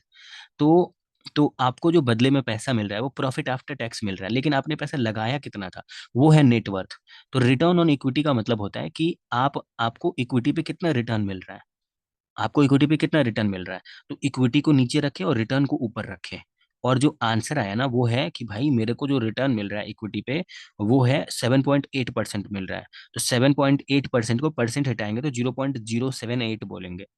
एंड यहाँ पर 1 - बी, बी का मतलब डिविडेंड का जो रेट है वो माइनस करके फाइनली जो आपका आंसर आएगा वो है 6.5%। 6.5% आपका आंसर हो गया। मेरे ख्याल से आप समझ रहे होगे। उसके बाद आपको बोल रहा है कि calculation of fair value of share using dividend discount model. ये डिविडेंड डिस्काउंट मॉडल वाला बहुत ही ईजी है। Okay, fair value of share निकालना है डिविडेंड डिस्काउंट मॉडल वाला। तो आपको बोल रहा है fair price of the share निकालना है। तो fair price of the share के लिए सबसे पहले आप ये निकालो कि भाई जो मेरा डिविडेंड का अमाउंट होगा वो कितना होगा। तो मैंने आपको बताया कि अभी आप जस्ट थोड़ी देर पहले डिविडेंड पे आउट का अमाउंट 5.2 निकाले हुए हो। अभी जस्ट यहाँ पर देखो, ये आप 5.2 निकाले हुए हो। तो जो ये 5.2 है, ये तो रुपीज इन लैक्स में है, ये रुपीज इन लैक्स में, यानी आप टोटल 5,20,000 रुपया आप डिविडेंड दिए हो। और total number of equity share कितना है, तो total number of equity share यहाँ पर 100 लैक्स है और हर शेयर का दाम 10 है। तो 100 डिवाइड बाय 10 करोगे तो 10 लैक्स जो है वो total number of equity share है। तो टोटल अमाउंट ऑफ डिविडेंड को अगर 10 lakh number of equity share से डिवाइड करोगे तो पता चल जाएगा डिविडेंड पर शेयर है 0.52। वही यहाँ पर आपको रखना है, डिविडेंड पर शेयर 0.52। और ग्रोथ रेट अभी जस्ट आपने सस्टेनेबल ग्रोथ रेट जो निकाला ना, वही यहाँ पर आपको रखना है। वो ग्रोथ रेट यहाँ पे लगा देना है KE - G। देखो अब जो है ना क्वेश्चन में आपके 15% केई दिया हुआ है ऑलरेडी सबसे लास्ट में। ये केई वहां पर 15% लगा देना। एंड जी अभी सस्टेनेबल ग्रोथ रेट जो आपने निकाला वो लगा देना। उसको पुट करने के बाद आपका जो फाइनल आंसर आएगा उसी को बोलते हैं मार्केट प्राइस। जो आपका 6.51 आंसर आएगा यही है मार्केट प्राइस, यही आपको निकालना था। उसके बाद बोल रहा है नीचे लास्ट में बोल रहा है कि सिंस करंट, देखो मेरा बात सुनो, आपको लास्ट में बोल रहा है कि तुम इस कंपनी में पैसा लगाओगे कि नहीं लगाओगे। तो आप बोलोगे क्वेश्चन में करंट मार्केट प्राइस जो है वो 14 रुपया दिया हुआ है, शेयर इज ओवर वैल्यूड। तो शेयर यहाँ पर ओवर वैल्यूड है। वो कैसे है, देखो मैं आपको बताता हूँ। आपका जो करंट मार्केट प्राइस है वो है 14 रुपया। आप अगर इस कंपनी का कोई भी शेयर खरीदोगे तो आपको 14 रुपया पे करना पड़ जाएगा। लेकिन अभी आप रोमन 3 में क्या निकाले हो, सोल्यूशन के रोमन 3 में, कि जो प्राइस ऑफ शेयर है वो 6.91 ही है। तो अगर मार्केट में वो 6.91 में ही बिकना चाहिए तो 14 रुपया में कंपनी क्यों बेच रहा है। अगर कंपनी 14 रुपया में बेच रहा है तो कोई भी इन्वेस्टर नहीं खरीदेगा, इन्वेस्टर उसमें पैसा नहीं लगाएगा। इसके आंसर में क्या बोला हुआ कि इन्वेस्टर इसमें पैसा नहीं लगाएगा, क्योंकि ये बहुत ओवर प्राइस्ड है। क्वेश्चन में दे के रखा है 14 रुपीज करके पर शेयर, जबकि आंसर आया 6.91 ही पर शेयर का मार्केट प्राइस। तो ये बहुत ज्यादा ओवर प्राइस है, कोई भी इसमें पैसा नहीं लगाएगा। मेरे ख्याल से आप समझ रहे होगे। चलो अब आगे बढ़ते हैं जो हमारा नेक्स्ट क्वेश्चन है उसको करते हैं। इसमें बोल रहा है कि मिस्टर एक्स जो है वो has paid a dividend of 22.5 पर share on a face value of rupees 10 on it's financial year ending 31 March 2009। Okay, mister x जो है वो डिविडेंड 2 रुपया पर शेयर पे कर रहे हैं और उस शेयर का फेस वैल्यू 10 रुपया है। और 31 मार्च 2009 अभी ईयर चल रहा है। करंट मार्केट प्राइस उस शेयर का 60 है। Growth rate of earning and dividend जो है वो 10% है। ग्रोथ जो है वो डिविडेंड और अर्निंग दोनों पर 10% है। बीटा वो 0.75% है। मार्केट में यानी RM जो है वो 15% है और risk free rate of return 9% है। आपको intrinsic value of the share निकालना है। Intrinsic value of the share का मतलब होता है मार्केट वैल्यू ऑफ शेयर। तो सबसे पहले आप के निकाल लो और उसको पुट कर दो। के निकालने के लिए आप यही फॉर्मूला यूज करोगे, RF + RM - RF × बीटा। और वो निकल जाने के बाद जब आपका के निकल जाएगा तो मार्केट प्राइस निकालने के लिए जो डिविडेंड है उसमें ग्रोथ अप्लाई करना, नीचे में के - G कर देना। यार एक ही तो फॉर्मूला है, सीए इंटरमीडिएट में सीखे हैं। K dividend by market price plus G, और डिविडेंड में 1 + G से मल्टीप्लाई करना रहता है। अब उसी फॉर्मूला को टेढ़ा मेढ़ा कर दोगे, मार्केट प्राइस को इधर कर दोगे तो वो हो जाएगा dividend into 1 + G divide by के - G। यही फॉर्मूला से ये लोग मार्केट प्राइस यहाँ पे निकाल दिया है। तो क्वेश्चन नंबर 13 भी समझ में आ गया। इसी को बोलते हैं इंट्रिंसिक वैल्यू। इंट्रिंसिक वैल्यू का मतलब होता है मार्केट प्राइस उसका क्या है वो बताओ। अब जो 14 नंबर क्वेश्चन है वो हम आपको बताते हैं। बोल रहा है कि मिस्टर ए जो है वो ये थिंक कर रहा है, मिस्टर ए ये सोच रहा है कि वो 500, मतलब mister A is thinking of buying shares at 500 rupees.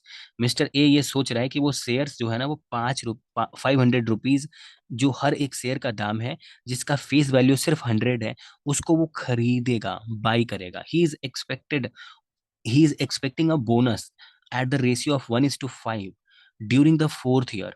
वो इसलिए लालच में आकर खरीदना चाह रहा है क्योंकि कंपनी 3 साल के बाद चौथे साल में हर 5 शेयर पे एक शेयर फ्री में देने वाला है। आगे बोल रहा है कि डिविडेंड जो है ये कंपनी वो 20% देगा, and same rate is to be expected to maintain on expanded capital base, मतलब इसको वो मेंटेन करके रखेगा और ये लोग 20% देगा dividend. He intends to sell the shares at the end of seventh year at an expected price of ₹900 each. और ये सोच के रखा है कि नाइन्थ ईयर जब आएगा ना, मतलब सेवेंथ ईयर जब आएगा ना, तब हम इसको ₹900 पे बेच देंगे।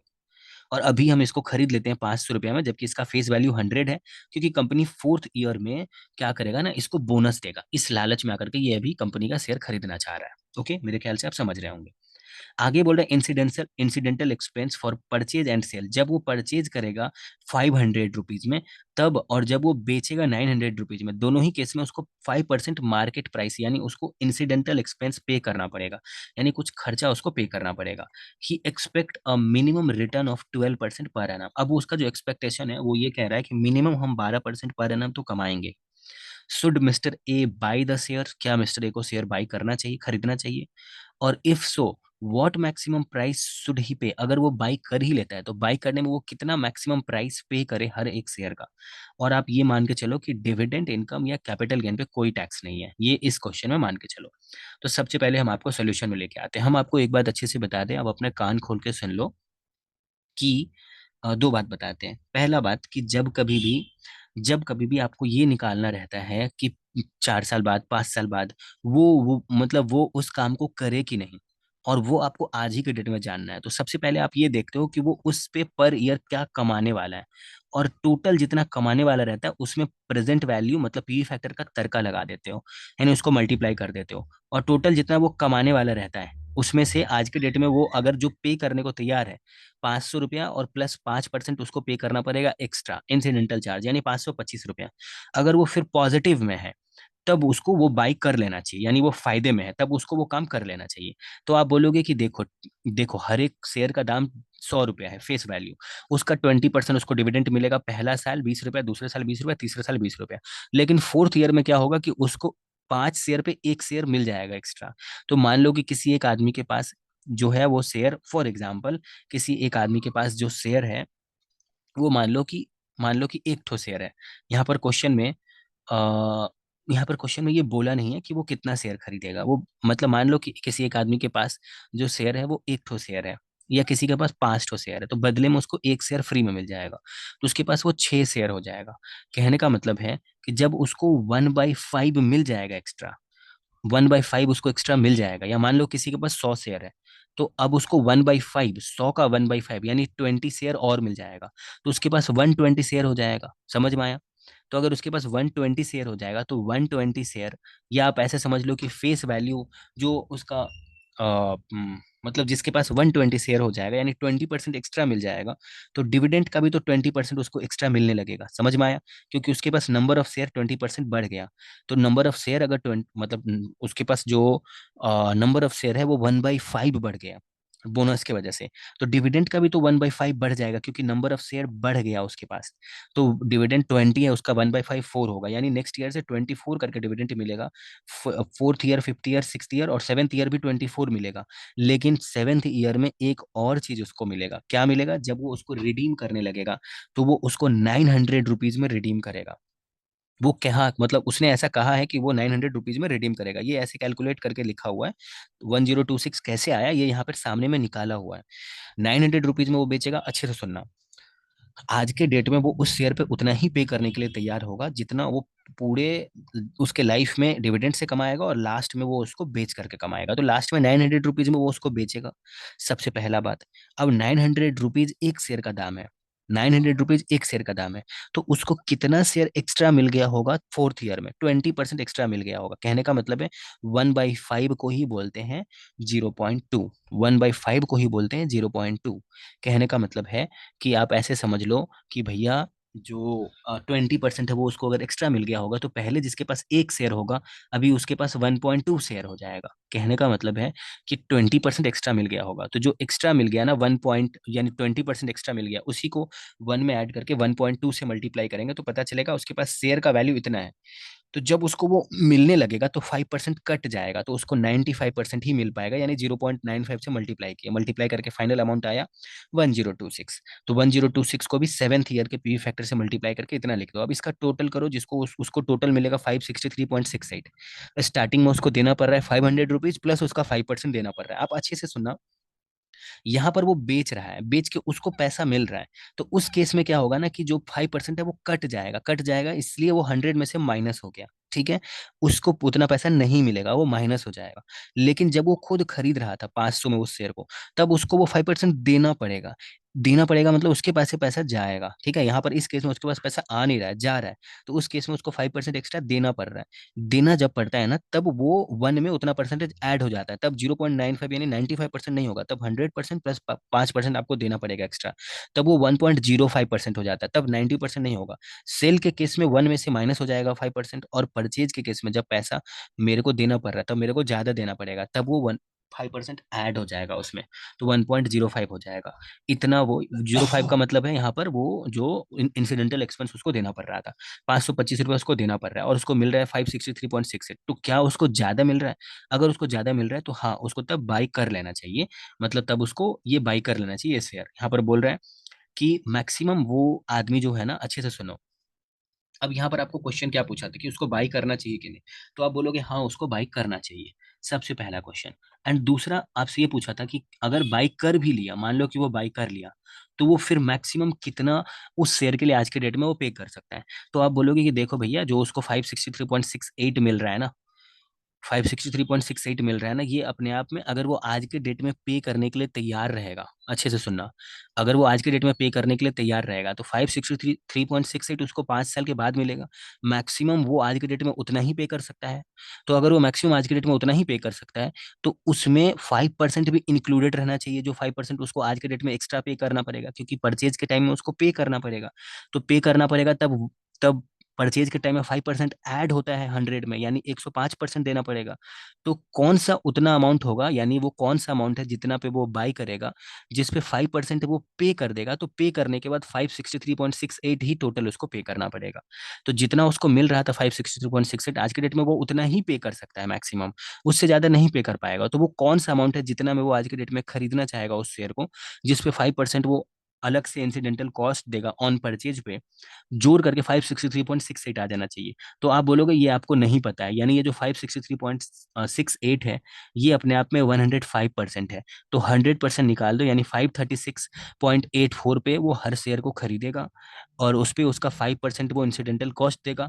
दोनों को जोड़ोगे तो 563.68 ही हो जाएगा। मेरे ख्याल से आप समझ गए होगे, इतने भी बच्चे नहीं हो आप, मेरे ख्याल से आप समझ गए होगे।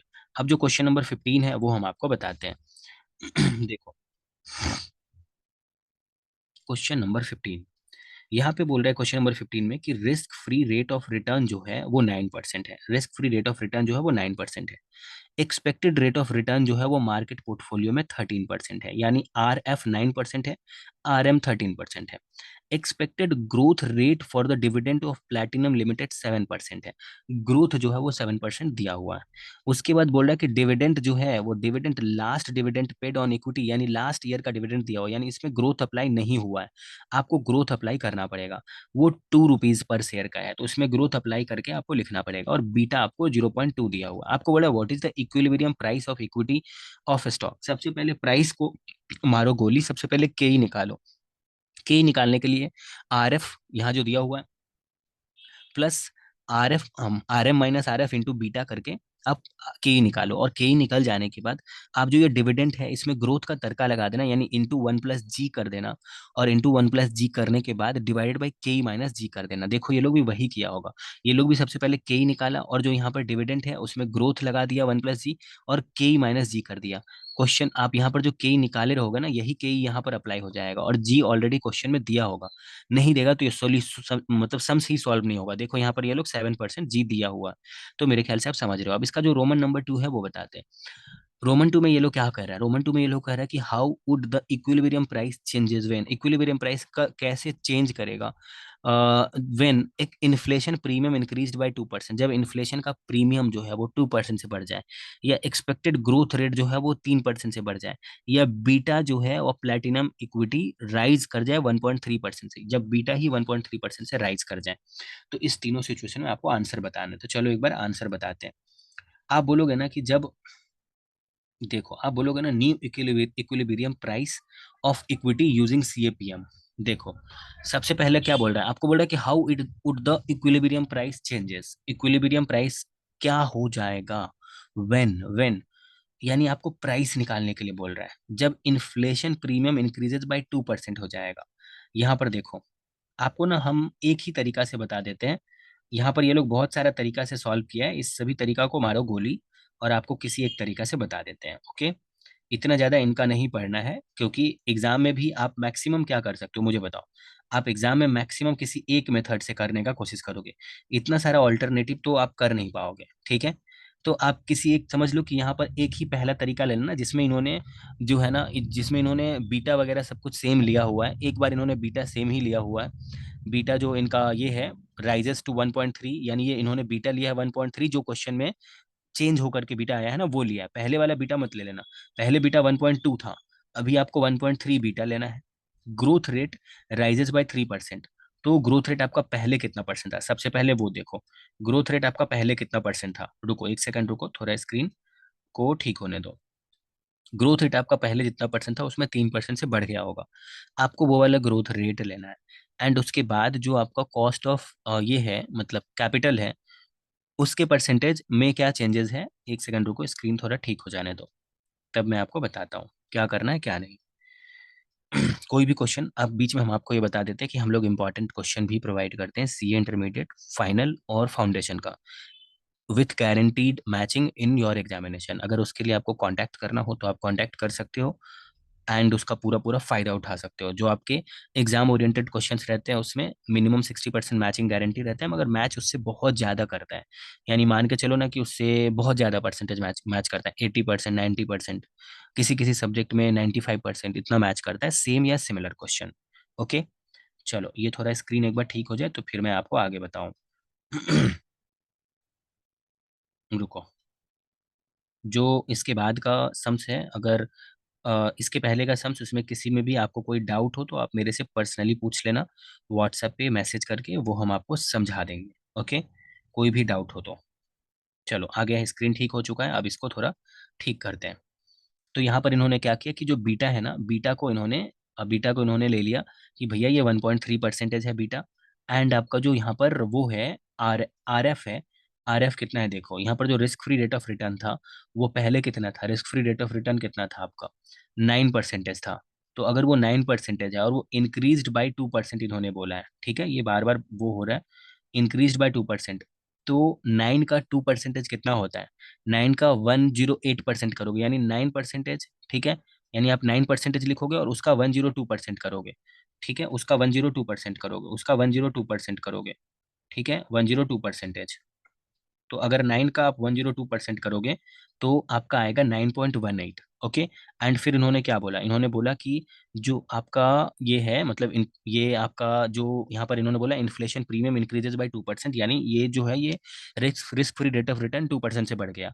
एंड जो ग्रोथ है वो 3% से बढ़ गया, ग्रोथ जो है ना इंक्रीजेस बाय 3% है। तो ग्रोथ पहले कितना परसेंट था वो मेरे को बताओ। ग्रोथ आपका 7% दिया हुआ है, तो अगर ग्रोथ आपका 7% दिया हुआ और वो 3% से बढ़ गया, तो यहाँ पर ग्रोथ का जरूरत है, वो 7 + 3 10% हो गया। ओके, और के जब आप इस मेथड से निकालिए तो के आप यहाँ पे पुट कर दीजिए।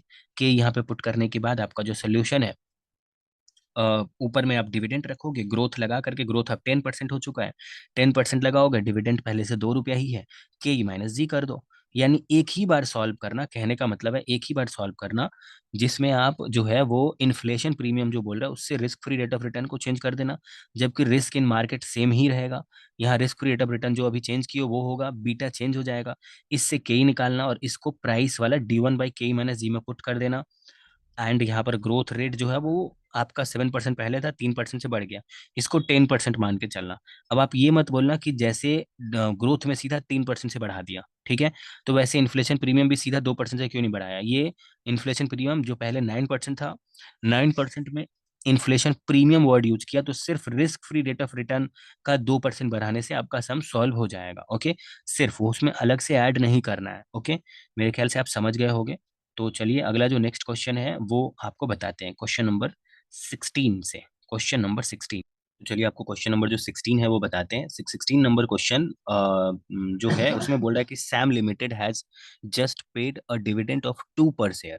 सैम लिमिटेड जो है वो जस्ट पे किया है डिविडेंड 2 पर शेयर पर, and it is expected to growth 6% per annum. तो जस्ट पेड बोला, यानी इसमें जो है ना वो डिविड इसमें ग्रोथ अप्लाई नहीं हुआ है, ग्रोथ अप्लाई करना है। ओके, जब dividend at the end of the year बोलता है या नेक्स्ट ईयर का बोलता है, तब हम लोग ये मानते हैं कि ग्रोथ उसमें जो है अप्लाई हो चुका है, लेकिन यहाँ पर अप्लाई नहीं हुआ है। ओके, या जब आपको रिटेंशन रेशियो का परसेंटेज दिया रहता है और डिविडेंड का परसेंटेज आपको 100 में से माइनस करके निकालना रहता है कि डिविडेंड पे आउट का परसेंटेज निकाल लेते हैं, तो उस केस में क्या होता है कि आप जो है वो ग्रोथ अलग से अप्लाई नहीं करते, मगर यहाँ पर जस्ट पेड बोल रहा है, जस्ट पेड अ डिविडेंड बोल रहा है, इसका मतलब इसमें ग्रोथ अप्लाई करोगे। आपको बोला कि आफ्टर पेइंग अ डिविडेंड, जैसे ही इन्होंने कंपनी ने डिविडेंड दिया, बोर्ड ऑफ डायरेक्टर ये डिसीजन लिया कि आने वाले 3 साल तक ये लोग कोई भी डिविडेंड नहीं देगा, क्योंकि कंपनी के डेवलपमेंट के लिए, कंपनी के प्रोजेक्ट के डेवलपमेंट के लिए यही जरूरी है। आगे बोला it is expected that his project is of same risk as existing project, the result of the project will start from will start coming from 4th year onwards from now. बोल रहा है कि जब 3 साल तक कोई भी डिविडेंड नहीं देंगे तो उसका जो रिजल्ट है उस प्रोजेक्ट का, वो अपने को 4th ईयर से आना शुरू होगा, और 4th ईयर में जो डिविडेंड है वो 2.50 देना शुरू कर देंगे, यानी 2 से 2.50 हो जाएंगे, और जो ग्रोथ है वो भी 7% हो जाएगा, जो कि ग्रोथ पहले जो है वो 6% था, अभी 6% से 7% हो जाएगा। ओके, बोल रहा है कि एक आदमी है जिसके पास 1,000 शेयर है, एक इन्वेस्टर है जिसके पास 1,000 शेयर है सैम लिमिटेड में, और वो हर साल 2,000 रुपया रिसिप्ट कमाना चाह रहा है, रिसीव करना चाह रहा है सैम लिमिटेड से। मतलब 2,000 रुपीज उसको हर साल सैम लिमिटेड से रिसीव करना है फ्रॉम हिज इन्वेस्टमेंट, अपने उस इन्वेस्टमेंट से उसको। आपको बोल रहा है so the market value of shares is affected by the decision of board. यहाँ पर बोर्ड का क्या डिसीजन है, बोर्ड ने ये बोल रहा है कि भाई हम 3 साल तक अब कोई भी डिविडेंड नहीं देंगे। तो आप ये देखो कि जब ये लोग डिविडेंड दे रहा था तब क्या मार्केट वैल्यू था। आपको क्या बोल रहा है, मार्केट वैल्यू उससे क्या मतलब अफेक्टेड होगा, बोर्ड के डिसीजन से। तो जब बोर्ड कुछ नहीं बोला था, यानी जब वो डिविडेंड दे रहा था, तभी फॉर्मूला डिविडेंड/K-G होता है। तो डिविडेंड में ग्रोथ लगा दोगे 6% का, के क्वेश्चन में सबसे लास्ट में दिया हुआ 8%, सबसे लास्ट में 8% दिया हुआ, और जी आपको क्वेश्चन में 6% दिया ही हुआ था। मतलब वो अप्लाई करके आप 106% देख, मतलब 106 रुपीज देख रहे हो, 106 रुपया मार्केट प्राइस है उसका। लेकिन जब उन्होंने डिसीजन ले लिया तब जो डिविडेंड है वो 2.50 हो गया। ठीक है, देखो अब जब एक बार वो डिसीजन ले लिए और वो 3 साल तक नहीं देंगे, तब ये फॉर्मूला हो जाएगा मार्केट प्राइस निकालने का।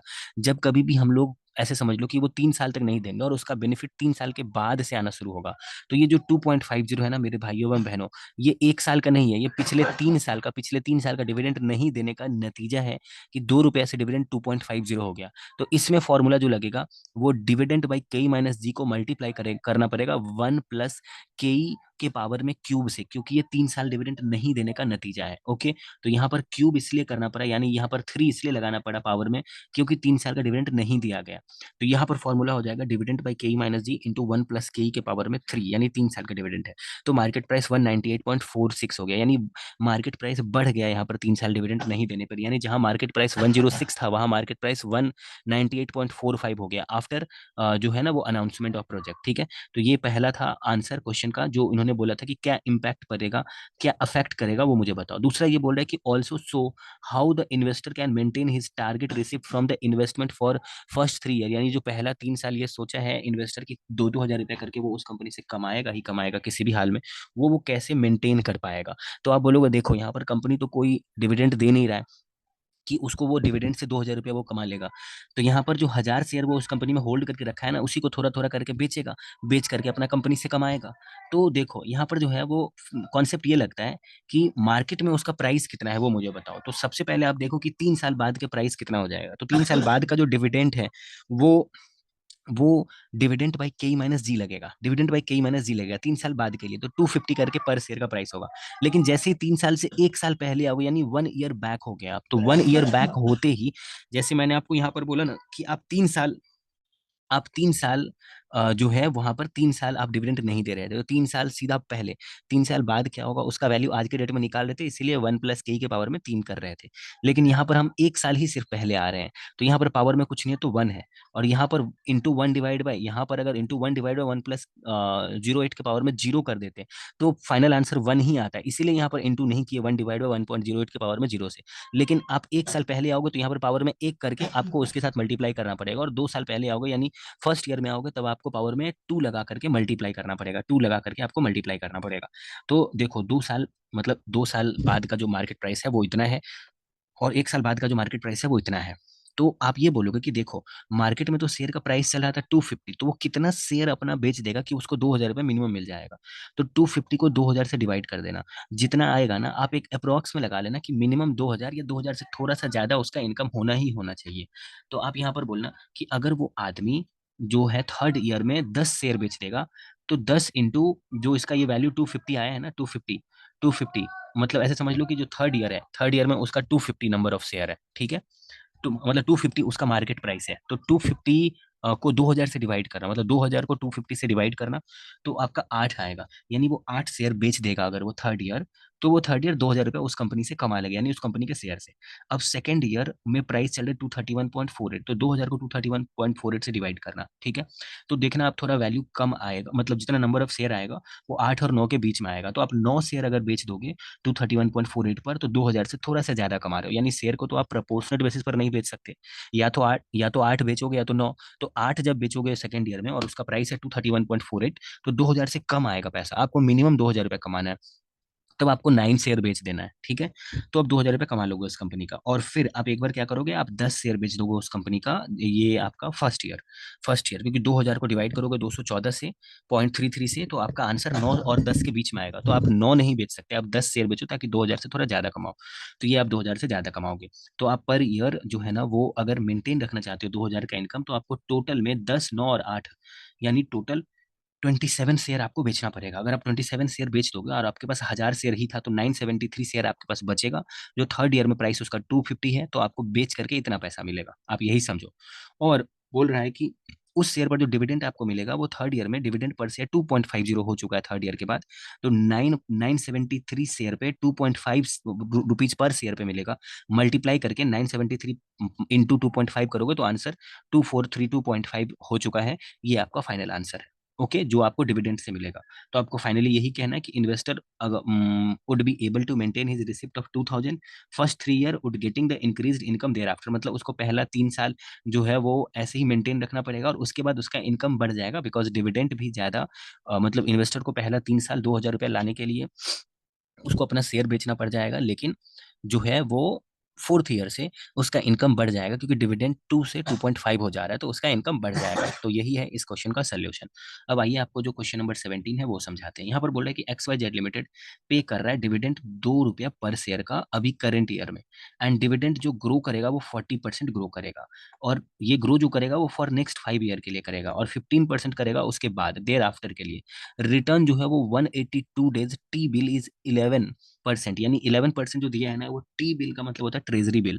Treasury bill reserve bank of India से होते हुए जो है ना सेल होता है। तो रिजर्व बैंक ऑफ इंडिया यानी गवर्नमेंट इसमें इन्वॉल्व है, तो ये risk free rate of return है। जबकि मार्केट में जो जो रिटर्न मिलता है वो 18% मिलता है, यानी RF जो है वो 18% है। को वेरियंस जो है वो 24%, मतलब जो वेरियंस है वो 24% है, और को वेरियंस जो है वो रिटर्न का 30% है। तो आप बीटा निकालना चाहोगे ना, तो को वेरियंस डिवाइड बाय वेरियंस होता है बीटा का फॉर्मूला, यानी 30/24 करना पड़ेगा आपको। बोला you are required to calculate the return, rate of return का मतलब के ही निकालना, यानी RF plus RM minus RF into beta. अब बीटा 30/24 हो जाएगा।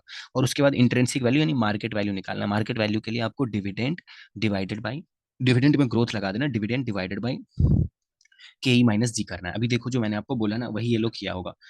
यहाँ पर ये लोग बीटा बीटा निकाला है, कोवेरियंस बाय वेरियंस करके निकाला है, और पहले एक्सपेक्टेड रिटर्न का मतलब होता है के ई, वही formula R F plus beta into R M minus R F करके निकाल लिया है। और फिर ये लोग निकाला है क्या, इंट्रिंसिक वैल्यू। इंट्रिंसिक वैल्यू का मतलब होता है कि टोटल जो है ये लोग का मार्केट वैल्यू कितना है। देखो इंट्रिंसिक वैल्यू निकालने का फॉर्मूला यहाँ पर हम आपको ये बताते हैं। इंट्रिंसिक वैल्यू का मतलब होता है मार्केट वैल्यू। मार्केट वैल्यू का मतलब यहाँ पर क्वेश्चन में क्या बोला, यहाँ पर क्वेश्चन में आज के डेट में मार्केट वैल्यू नहीं बोला, ठीक है। तो आप ये देखो कि पूरे जितने साल इसका लाइफ है, जितने साल इसका लाइफ है, उतने साल टोटल डिविडेंड से कितना कमाएगा, मतलब टोटल ये लोग क्या बोलते हैं, इंटरेस्ट से कितना कमाएगा या डिविडेंड से कितना कमाएगा, एंड सबसे लास्ट ईयर मतलब उसको बेच के कितना कमाएगा। तो यहाँ पर देखो कि 2.8 करके दिया हुआ है। देखो मैं आपको बताता हूँ। सबसे पहले आप लिखोगे कि भैया तुम 2 रुपीज करके डिविडेंड हो पर ईयर, 2 रुपीज करके डिविडेंड ये है पर ईयर, और ये 5 ईयर तक जाएगा। तो फर्स्ट ईयर क्या होगा, 40% से बढ़ जाएगा। तो 2 का 40% अगर बढ़ाओगे तो आपका 2.8 हो जाएगा। फिर 2.8 में 40% बढ़ा दोगे तो 3.98 हो, 3.92 हो जाएगा। फिर इसका 40% बढ़ाओगे तो 5.49 हो जाएगा। फिर 5.49 का 40% बढ़ाओगे तो 7.68 हो जाएगा। और 7.68 का 40% बढ़ाओगे तो 10.76 हो जाएगा। उसको जो है वो ये वाले पी फैक्टर से मल्टीप्लाई कर दो। अब ये वाला पी फैक्टर आया कहाँ से, जो अभी आप के ही निकाले हो ना, उसी उसी को पी फैक्टर में अप्लाई कर देना। देखो इस क्वेश्चन में आपके पास आपको जो मैंने बोला ना, डिविडेंड में ग्रोथ अप्लाई करके डिवाइडेड बाय के ई माइनस जी कर दो, ठीक है। जो मैंने आपको बोला ना के ई माइनस जी कर दो, अभी आप के ई निकाले हो वैसे आप निकाल सकते थे, ठीक है। लेकिन आपको क्या करना है, जब आपको क्वेश्चन में ऐसे दिया रहे कि 5 साल और देर आफ्टर दिया रहे, तो आपको ऐसे निकालना पड़ेगा कि हर साल हम ये कमा रहे हैं अलग अलग डिविडेंड का अमाउंट। देयर आफ्टर का मतलब उसके बाद डिविडेंड, उसके बाद जो है ना वो ग्रोथ का रेट चेंज हो जाएगा। उससे इम्पैक्ट पड़ेगा आपके आपके के की कैलकुलेशन पर। तो आपको सबसे पहले देखना है कि जो फिफ्थ ईयर है उसमें भी जब इसको बढ़ा देंगे 40% से, तो ये इतना हो जाएगा, यानी टोटल 16.36 जो है आपका प्रेजेंट वैल्यू है। तो टोटल 16.36 जो आपका प्रेजेंट वैल्यू है ये आपने यहाँ पर निकाल लिया। अब देखो मेरा बात सुनो, सबसे लास्ट वाले ईयर में क्या होगा, सबसे लास्ट वाले ईयर में आपको बोल रहा है कि 5 साल तक तुम्हारा बढ़ेगा, तुम्हारा जो है ना 5 साल तक 40% से बढ़ेगा। उसके बाद तुम्हारा 15% एंड देयर आफ्टर बोल दिया। तो आपको क्या करना है कि जो 5वें साल का इसका डिविडेंड का वैल्यू था यहाँ पर 10.76 जो इसका डिविडेंड का वैल्यू था, यही अब उसके बाद हमेशा के लिए मिलेगा, क्योंकि वो देयर आफ्टर बोल दिया। तो वो सिर्फ अब एक ही बार लेना है, वो जो 5वें साल का डिविडेंड है वो 6th ईयर में एक ही बार लेना है। और 6th ईयर का जो आपका डिविडेंड दिया हुआ है 15% वो लेना है। यानी 5th ईयर का डिविडेंड का अमाउंट 10.76 और 6th ईयर का उसमें ग्रोथ लगा देना है, और डिवाइडेड बाई के जो हम लोग निकाले थे पहले, सबसे पहले जो हम लोग के निकाले थे देखो 19.75 जो निकाले थे, क्योंकि 19.75 पर ही अभी हम लोग डिविडेंड को मल्टीप्लाई करके वो निकाले।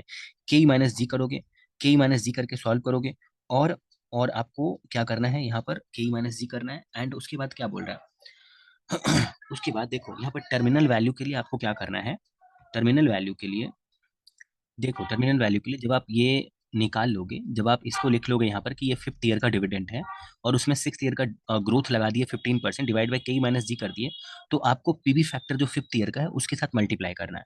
फाइनली जो इसका टर्मिनल वैल्यू आएगा, इस टर्मिनल वैल्यू को जोड़ दो जो ऊपर का आंसर आया, क्योंकि ये आंसर तो डिविडेंड की वजह से आया। तो 6th ईयर मतलब 5th ईयर के बाद 6th ईयर से हमेशा के लिए 10.76 ही मिलेगा डिविडेंड।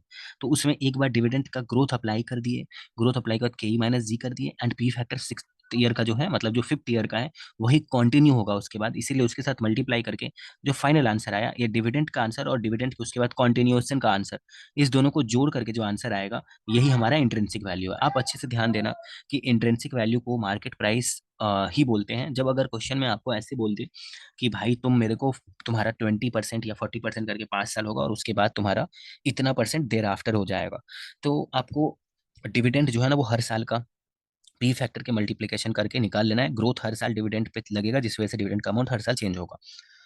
एंड सबसे लास्ट वाले ईयर में आपको देखना है कि अगर देयर आफ्टर बोल दिया तो एक बार सबसे लास्ट वाले ईयर पे डिविडेंड पे जो है ना न्यू ग्रोथ रेट लगा के डिवाइड बाय के माइनस जी कर देना है। और जो 5th ईयर रहेगा या सबसे लास्ट वाला ईयर रहेगा उसका पी फैक्टर से मल्टीप्लाई करके जो अमाउंट आएगा वो डिविडेंड वाले अमाउंट के साथ जोड़ देना है। उतना मैक्सिमम मार्केट वैल्यू है। ओके, मेरे ख्याल से अब आप समझ गए होंगे। चलो जो क्वेश्चन नंबर 8 है ना वो हम आप क्वेश्चन नंबर 18 है ना वो हम आपको समझाते हैं। क्वेश्चन नंबर 18 में क्या कह रहा है, बोल रहा है कि Rahul limited has surplus cash of 100 lakhs and wanted to distribute 27% of it to the share holder. Rahul के पास सरप्लस कैश है 100 लाख का, और वो अपने शेयर होल्डर के बीच 27% बांटना चाह रहा है। Company decided two by back share, company चाह रहा है कि शेयर को बाई बैक कर ले। The finance manager of the company estimate that its share price after repurchase is likely to be 10% above buyback price if buyback route is taken। अगर ये company buyback कर देती है तो इनका जो शेयर प्राइस है वो 10% से बढ़ जाएगा, ऐसा फाइनेंस मैनेजर का कहना है। ओके, ऐसा रियल में बाद में होगा, मगर अभी फिलहाल फाइनेंस मैनेजर का ऐसा कहना है। उसके बाद बोला कि जो number of shares outstanding at present is 10 lakh. अभी इस कंपनी के पास जो मार्केट में शेयर इनका घूम रहा है वो 10 लाख शेयर घूम रहा है, और करंट में इनका जो अर्निंग पर शेयर है वो 3 रुपया पर शेयर है। You are required to determine, आपको बोल रहा है, एक बार क्वेश्चन हम आपको फिर से बता देते हैं। 100 लाख इनके पास पैसा है जिसका 27% ये लोग बांटना चाह रहे हैं। बांटने में क्या है कि ये लोग अपना ही शेयर को बाईबैक करने का सोचा, जिस बाईबैक की वजह से 10% से इनका जो शेयर प्राइस है वो बढ़ गया। ठीक है, उसके बाद बता रहा है कि 100 लाख का इनका जो है वो 100 लाख का टोटल इनका शेयर मार्केट में घूम रहा है। 100 lakh share, sorry 10 lakh share इनका मार्केट में घूम रहा है, एंड अर्निंग पर शेयर जो है वो 3 रुपया पर शेयर है। उसके बाद बोल रहा है you are required to determine the price at which the share can be repurchase. एक प्राइस बताओ जिस प्राइस पर शेयर को रीपर्चेज किया जा सके, पहला बात। दूसरा बात, if market capitalization of the company should be 210 lakh after buyback. बोल रहा है कि अगर आफ्टर बाईबैक के बाद मार्केट कैपिटलाइजेशन 210 लाख हो जाएगा तो तुम मेरे को बताओ कि कौन से प्राइस पर शेयर को रीपर्चेज किया जाएगा यानी बाईबैक किया जाएगा, सबसे पहले वो बताओ। ओके, तो एक एक करके निकालते हैं और एक एक करके आंसर देखें। तो सबसे पहले आप बोलो, सबसे पहले आप देखो, आप जो है ना किस प्राइस पर बाईबैक होगा उसको आप पी मान लो सबसे पहले। तो मार्केट कैपिटलाइजेशन आफ्टर बाईबैक क्या होगा, देखो बाईबैक जो है वो 10%, बाईबैक होने के बाद प्राइस 10% से बढ़ जाए। तो आप ऐसे देखो, यहाँ पर क्या बोल रहा है कि जो estimate that share price after repurchase 10% बढ़ जाएगा, 10% से इनका शेयर प्राइस बढ़ जाएगा और कंपनी बाईबैक करना चाह रही है। ओके, तो आप देखो कि अगर 10% से इनका प्राइस बढ़ जाएगा तो प्राइस जितना भी रहा होगा, देखो हम लोग यहाँ पर प्राइस मान रहे हैं कि बाईबैक के बाद जो प्राइस हो जाएगा वो पी मान रहे हैं। तो प्राइस जितना भी रहा होगा वो अपने आप में 10% से बढ़ जाएगा, यानी वो बाईबैक के बाद 10% से बढ़ जाएगा। इसलिए 1.1 से मल्टीप्लाई किए, क्योंकि वो 10% से बढ़ रहा है। 10 का मतलब होता है, 10% का मतलब होता है 0.1, तो वो 1 में ऐड किए, इतना परसेंट से बढ़ गया। तो ये तो प्राइस हो गया। अब यहाँ पर नंबर ऑफ शेयर से मल्टीप्लाई कर देंगे तो मार्केट कैपिटलाइजेशन पता चल जाएगा। तो ओरिजिनल शेयर जितना था उसमें जितना शेयर बाईबैक हो गया वो माइनस कर दोगे तो पता चल जाएगा बाईबैक करने के बाद जितना नंबर ऑफ शेयर बचा, और बाईबैक करने के बाद प्राइस बढ़ने के बाद जो प्राइस है उसके साथ मल्टीप्लाई कर दोगे तो जो वैल्यू आएगा उसी को तो मार्केट कैपिटलाइजेशन बोलते हैं। तो मार्केट कैपिटलाइजेशन क्वेश्चन में दिया हुआ है, मार्केट कैपिटलाइजेशन आपके क्वेश्चन में दिया हुआ है, आई थिंक 210 लैक्स, 210 लैक्स दिया हुआ है। ओके, अब देखो, अब आप इसको सॉल्व करोगे ना तो आपको 1.1 पी यानी प्राइस नहीं पता है, ओरिजिनल शेयर 10 लैक्स पता है, और बाईबैक कितना हुआ ये आप बोलोगे ना कि बाईबैक जो है वो कंपनी चाह रही है कि 27%। इधर देखो, company want to distribute 27% of it to the shareholder, यानी ये जो है ना 100 का 27% अपने शेयर होल्डर को बांटना चाह रही है, यानी 100 का 27% के लिए कंपनी बाईबैक करना चाह रही है, क्योंकि कंपनी कंपनी अपना पैसा का जितना इस्तेमाल करना चाह रही है, ठीक है, उतना ही कंपनी बाईबैक कर पाएगी। तो 100 लाख जो इनके पास पैसा है उसका 27% कंपनी बाईबैक करना चाह रहा है, तो 100 का 27 रुपीज हो जाएगा। ठीक है, एंड जो नीचे में पी है अब इक्वल टू 210 लैक्स होगा। अब इसको जब आप सॉल्व करोगे तो सॉल्व करके आपका प्राइस का जो वैल्यू आएगा वो 21.79 आएगा। ये इक्वल टू ये 210 इसलिए मैंने बोला बिकॉज ये market capitalization after buyback equal to ये लिखा। तो मार्केट कैपिटलाइजेशन तो क्वेश्चन में 210 दिया हुआ, उसको सॉल्व करके आपने प्राइस निकाल लिया। मेरे ख्याल से आप समझ रहे होगे ऐसा आपने क्यों किया, कि मार्केट कैपिटलाइजेशन आफ्टर बाईबैक का मतलब होता है कि मार्केट में उसके शेयर का कितना वैल्यू है बाईबैक होने के बाद। तो सबसे पहले प्राइस 10% से बढ़ गया यानी 1.1 इंटू पी हो गया, और ओरिजिनल शेयर जितना था माइनस बाईबैक जितना हो गया, तो ओरिजिनल शेयर 10 लैक्स था और बाईबैक कितना हुआ 100 लैक्स का 27% पैसा यूज हुआ डिवाइडेड बाई पी, यानी कितना प्राइस होगा ये मुझे नहीं पता, प्राइस से डिवाइड कर दोगे तो नंबर ऑफ शेयर आ जाएगा, जितना उस नंबर ऑफ शेयर बाईबैक हो गया। ओके, तो भैया जो पी है ना, पी मतलब यहाँ पर जो है ना बाईबैक प्राइस को हम लोग पी माने हैं, तो बाईबैक जितना प्राइस पे था पी उसमें 10% बढ़ने के बाद हो गया, मतलब बाईबैक के बाद उसमें 10% बढ़ गया। ठीक है, तो यहाँ पर 1.1 पी ले लिए, लेकिन बाईबैक तो हुआ सिर्फ पी वाले प्राइस पे, यानी उसमें 1.1 तो बढ़ा नहीं, वो तो बाईबैक के बाद बढ़ा, तो इसको पी से डिवाइड करोगे तो नंबर ऑफ इक्विटी शेयर आ जाएगा। तो नंबर ऑफ इक्विटी शेयर यहाँ पर पी ही मिसिंग है, इक्वल टू 210 है, उसको सॉल्व करके पी 21.79 आ गया। अब जो इसका रोमन रोमन टू बोल रहा है, वो बोल रहा है कि the number of shares that can be repurchased, कितने नंबर ऑफ शेयर जो है वो रिपर्चेज हो सकते हैं। तो आप सबसे पहले देखो कि आपका जो ये है क्या बोलते हैं, 21.79 आपका आंसर है। तो 21.79 आपका पर शेयर का वैल्यू है बाई बैक प्राइस। बाईबैक आप 21.79 पे कर रहे हैं, क्योंकि आपने पी माना है बाईबैक प्राइस को 21.79 को।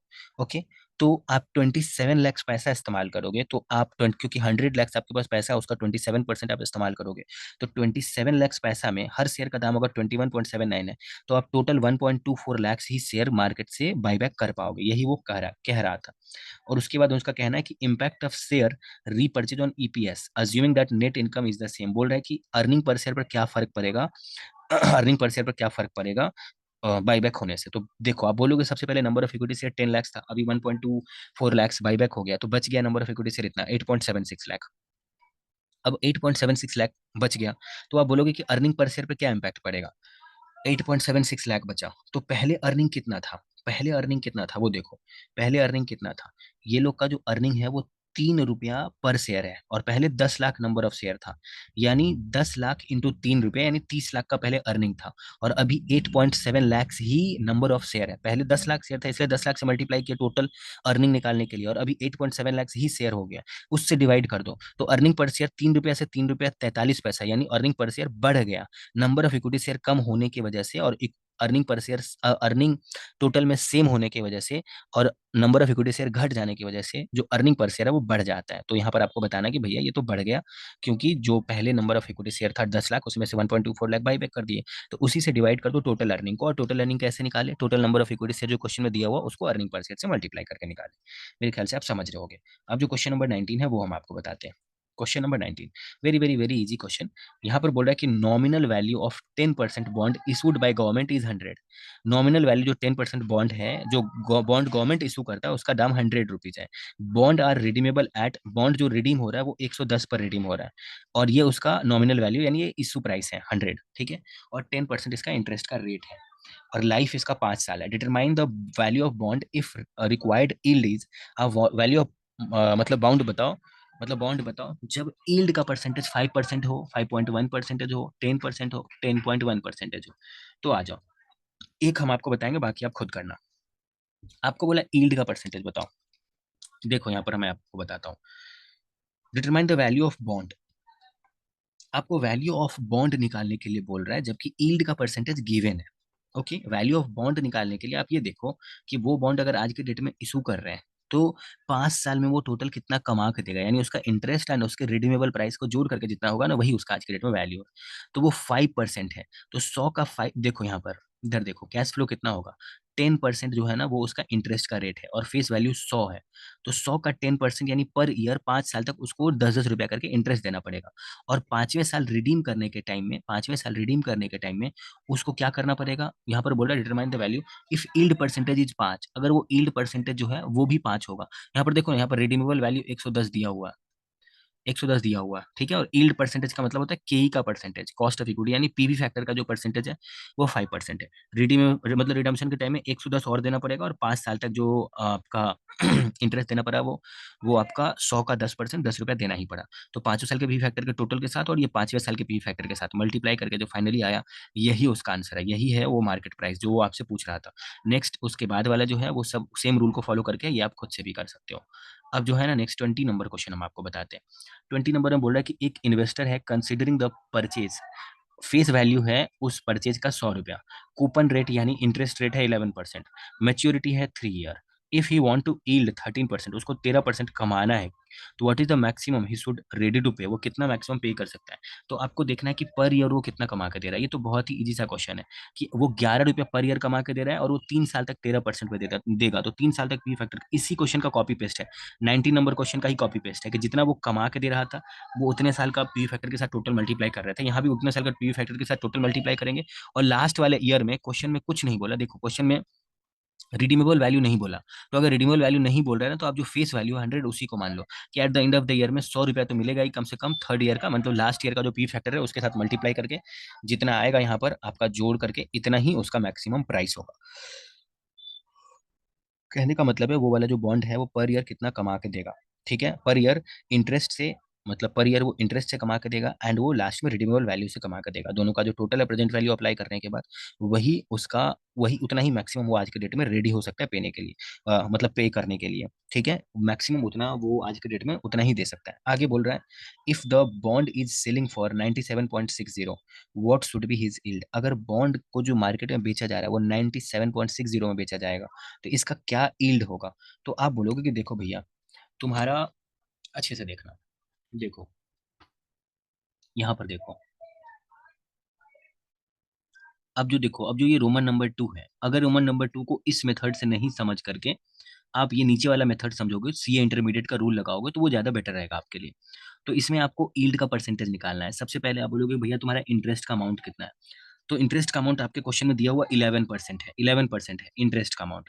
रिडीमेबल वैल्यू कुछ नहीं बोला, तो फेस वैल्यू जो 100 है वही मान लेना। सेलिंग प्राइस यानी जो नेट प्रोसीड्स है वो क्वेश्चन में दिया हुआ है रोमन नंबर 2 में कि 97.60 है। यहाँ पर डिवाइडेड बाई 3 होता है, डिवाइडेड बाई 3। ओके, एंड मतलब क्योंकि यहाँ पर नंबर ऑफ ईयर 3 साल है इसीलिए डिवाइड बाई 3 किए, और नीचे में उसी का एवरेज लेते हैं। इसको सॉल्व करके 12% आ रहा है, और 12% ही उसका रोमन 2 का आंसर है। मेरे ख्याल से आप समझ गए होंगे आपको क्या करना था। सबसे पहले आपको सिंपल तरीका से कितना वो पे करेगा, तो वो सबसे पहले आपने 11 रुपया करके वो 3 साल पे करेगा, और थर्ड ईयर वो उसको 100 रुपया फिर से मिलेगा, मतलब 100, थर्ड ईयर उसको 110 रुपया फिर से मिलेगा, वो जोड़ करके जो उसका ये है। 1 मिनट रुको, थर्ड ईयर उसको कितना मिलेगा, और थर्ड ईयर उसको 100 रुपया फिर से मिलेगा।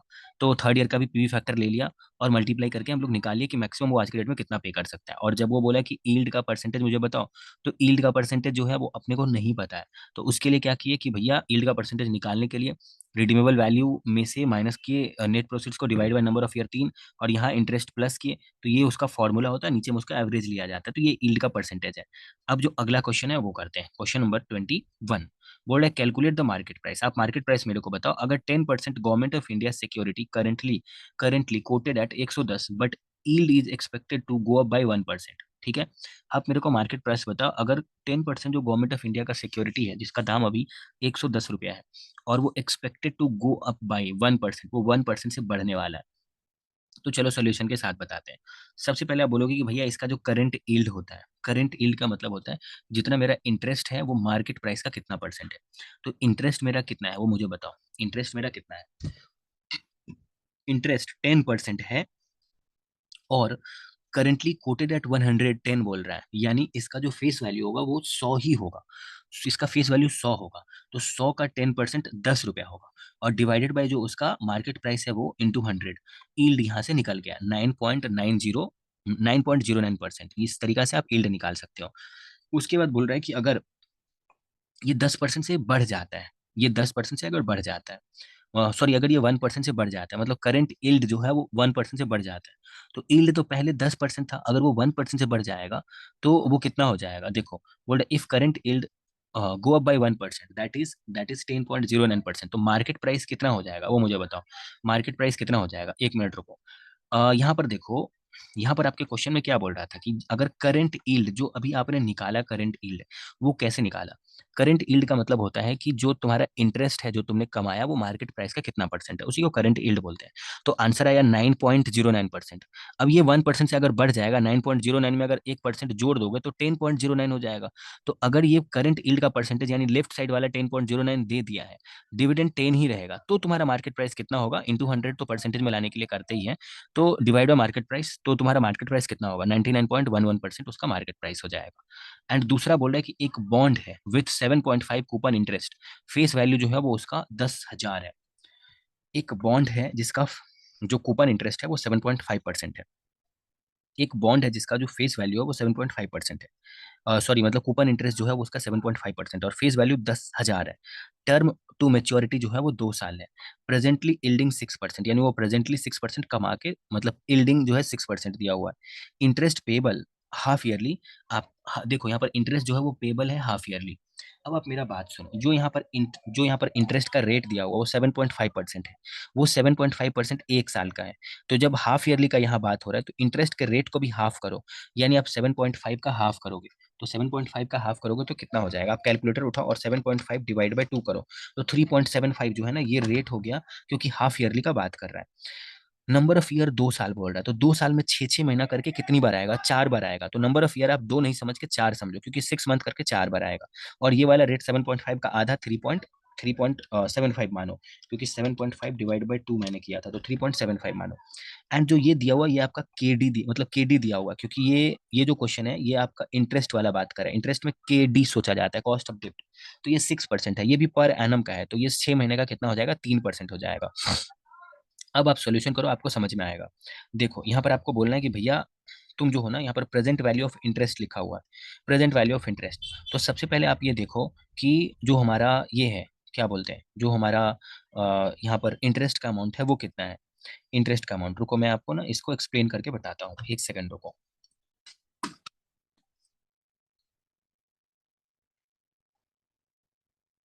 अब आप क्या करना है, एक बार कैलकुलेटर उठाना। मैंने आपको बोला था कि इंटरेस्ट का परसेंटेज 7.5 नहीं होकर के 3.75 होगा। तो 3.75 अगर परसेंटेज लगाओगे इंटरेस्ट का, और फेस वैल्यू जो है वो आपको 100 मान करके चलना है, तो 100 का 3.75% अगर आप करोगे, तो एक मिनट रुको, आपका फेस वैल्यू 100 नहीं, आपका फेस वैल्यू 10,000 दिया हुआ है, तो 10,000 का अगर 3.75% करोगे तो 375 आएगा। 375 जो है ये उसका इंटरेस्ट का वैल्यू है। तो इंटरेस्ट आपका जो है ना वो आ गया 375। इंटरेस्ट आपका 375 आ गया। अब इंटरेस्ट जब 375 आ गया, तो यही जो है ना वो 2 साल को आपको 4 साल समझना है, क्योंकि 2 ईयर में जो है ना वो 4 बार 6 6 6 मंथ करके आता है। तो आप 375 को 4 बार लिख लो। एंड पीवी फैक्टर जो है वो 3% पर लेना है, यानी 6% का आधा। तो जो पी फैक्टर है वो 3% पर चारों साल का लिख के रख दो, सामने लिख लो। एंड 375 को सभी पीवी फैक्टर से मल्टीप्लाई करके उसका टोटल कर लेना। 375 को सभी पीवी फैक्टर जो 3% पे निकाले रहोगे उसके साथ मल्टीप्लाई करके उसका टोटल कर देना। जो टोटल करके आंसर आएगा वही होगा 1394। 1394 जो आपका आंसर आएगा वो टोटल करके आंसर आएगा। एंड ये present value of in principle है। प्रिंसिपल है अमाउंट 10,000। 10,000 प्रिंसिपल अमाउंट है, और ये फोर्थ ईयर में मिलेगा। तो फोर्थ ईयर का जो पीवी फैक्टर होगा 3% इंटरेस्ट रेट पर, 3% के डी पर, वो फोर्थ ईयर वाला जो रेट होगा उसको 10,000 से मल्टीप्लाई करना है। 10,000 से मल्टीप्लाई करने के बाद जो 8885 आएगा, टोटल करोगे तो यही market price of the bond है। Market price of the bond कितना हो सकता है? इंटरेस्ट का प्रेजेंट वैल्यू जो अभी तक हम लोग कर रहे थे, एंड जो सबसे लास्ट ईयर में और क्या मिलेगा उसको भी कंसीडर करेंगे मार्केट प्राइस में। सबसे लास्ट ईयर में मार्क ईयर में जो उसका फेस वैल्यू है वो भी मिलेगा 1,000 रुपीज। तो 1,000 को भी हम लोग कन्वर्ट कर लिए प्रेजेंट वैल्यू में, यानी फोर्थ ईयर का। यहाँ पर फोर्थ ईयर समझो, ये नहीं कि 2 ईयर, फोर्थ ईयर, क्योंकि रेट भी आधा ले रहे हैं ना, इसलिए 6 का रेट 2 ले रहे हैं। तो फोर्थ ईयर का जो पी फैक्टर का वैल्यू रहेगा उससे 10,000 को मल्टीप्लाई करोगे, प्रिंसिपल हो जाएगा। दोनों का जो टोटल होगा यही उसका मार्केट प्राइस होगा। अब जो हमारा क्वेश्चन नंबर 22 है वो हम आपको बताते हैं।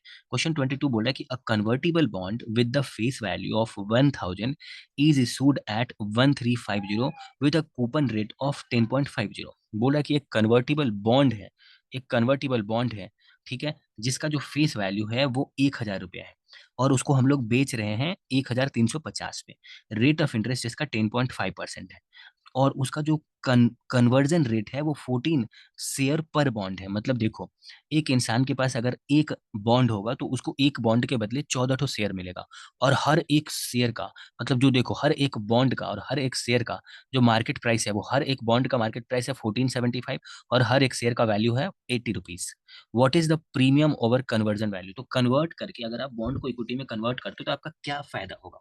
एक बार क्वेश्चन समझो। 1,000 का शेयर है जिसका जो इशू प्राइस है वो 1350 है, और उस पर जो इक्विटी, उस पर जो इंटरेस्ट का रेट है वो 10.55 है। और उसको अगर बॉन्ड को कन्वर्ट करोगे शेयर में, तो एक बॉन्ड के बदले 14 शेयर मिलेगा।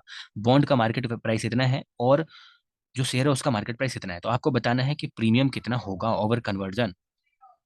तो आप सबसे पहले बोलोगे भैया, मान लेते हैं कि किसी एक के पास एक ही बॉन्ड है, तो एक बॉन्ड के बदले उसको 14 शेयर देना पड़ेगा, और हर शेयर का दाम है 80 रुपया, यानी 14 × 80, 1,120 रुपया उसको टोटल एक बॉन्ड का देना पड़ जाएगा। जबकि एक बॉन्ड का मार्केट वैल्यू 1,475 ही है। तो उसको कितना ज्यादा देना पड़ जाएगा 1,120 के कंपेयर में? उसको 355 रुपया ज्यादा देना पड़ जाएगा, दोनों का डिफरेंस 1,100, जबकि 1,120 ही देना चाहिए। तो वो 31.7% ज्यादा दे रहा है। जितना वो ज्यादा दे रहा है उसी को बोलते हैं कन्वर्जन ओवर, मतलब प्रीमियम ओवर कन्वर्जन वैल्यू। मेरे ख्याल से आप समझ गया होगा। अब जो 23 नंबर है वो आपको बताते हैं। यहाँ पर 23 नंबर में बोल रहा है कि Sarnam limited has issued convertible debenture with coupon rate 12%। Sarnam limited जो है वो डिवेंचर इशू किया, कन्वर्टिबल डिवेंचर इशू किया, 12% उस पर इंटरेस्ट का रेट है।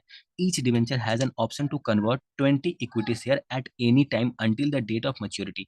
अब हर डिवेंचर पे ये था, मतलब फैसिलिटी था कि उसको शेयर में कन्वर्ट किया जा सकता है, क्या बोलते हैं, until the date of maturity, जब तक उसका मैच्योरिटी डेट आ नहीं जाता तब तक वो उसको शेयर में कन्वर्ट कर सकता था, और एक डिवेंचर के बदले 20 शेयर मिलता। ओके, मेरे ख्याल से आप समझ रहे हो। Debenture will be redeemed eight ₹100 on maturity of 5 years. 5 साल कंप्लीट हो जाने के बाद उसी डिवेंचर को ₹100 पे रिडीम कर लिया जाएगा। ओके, आगे बढ़ते हैं। An investor generally requires rate of return 8% per annum on 5 year security. एक इन्वेस्टर है जिसको कम से कम 5% का रिटर्न चाहिए उस 5 ईयर सिक्योरिटी पे। तो ये के ई, मतलब इसको समझ लो कि ये के डी का परसेंटेज है। An investor when will you as an investor when will you exercise conversion for given market price of the equity. आप अगर एक इन्वेस्टर होते तो उस कंपनी के बॉन्ड को आप या डिवेंचर को आप कब शेयर में कन्वर्ट करा लेते, जबकि उस शेयर का मार्केट प्राइस ₹4 था, ₹5 है और ₹6 है। ओके, तो आप किस सिचुएशन में, कौन से मार्केट प्राइस वाले सिचुएशन में आप कन्वर्ट करा लेते? यहाँ पर 8% का 5 साल का ग्रॉस टोटल दिया हुआ पीवी फैक्टर का, और 5वें साल का पीवी फैक्टर दिया हुआ। तो चलो अब हम आपको सोल्यूशन से समझाते हैं। तो सबसे पहले आप ये देखो कि आपके क्वेश्चन में क्या बोला। हम आपको एक बार फिर से क्वेश्चन रिवाइज कराते हैं।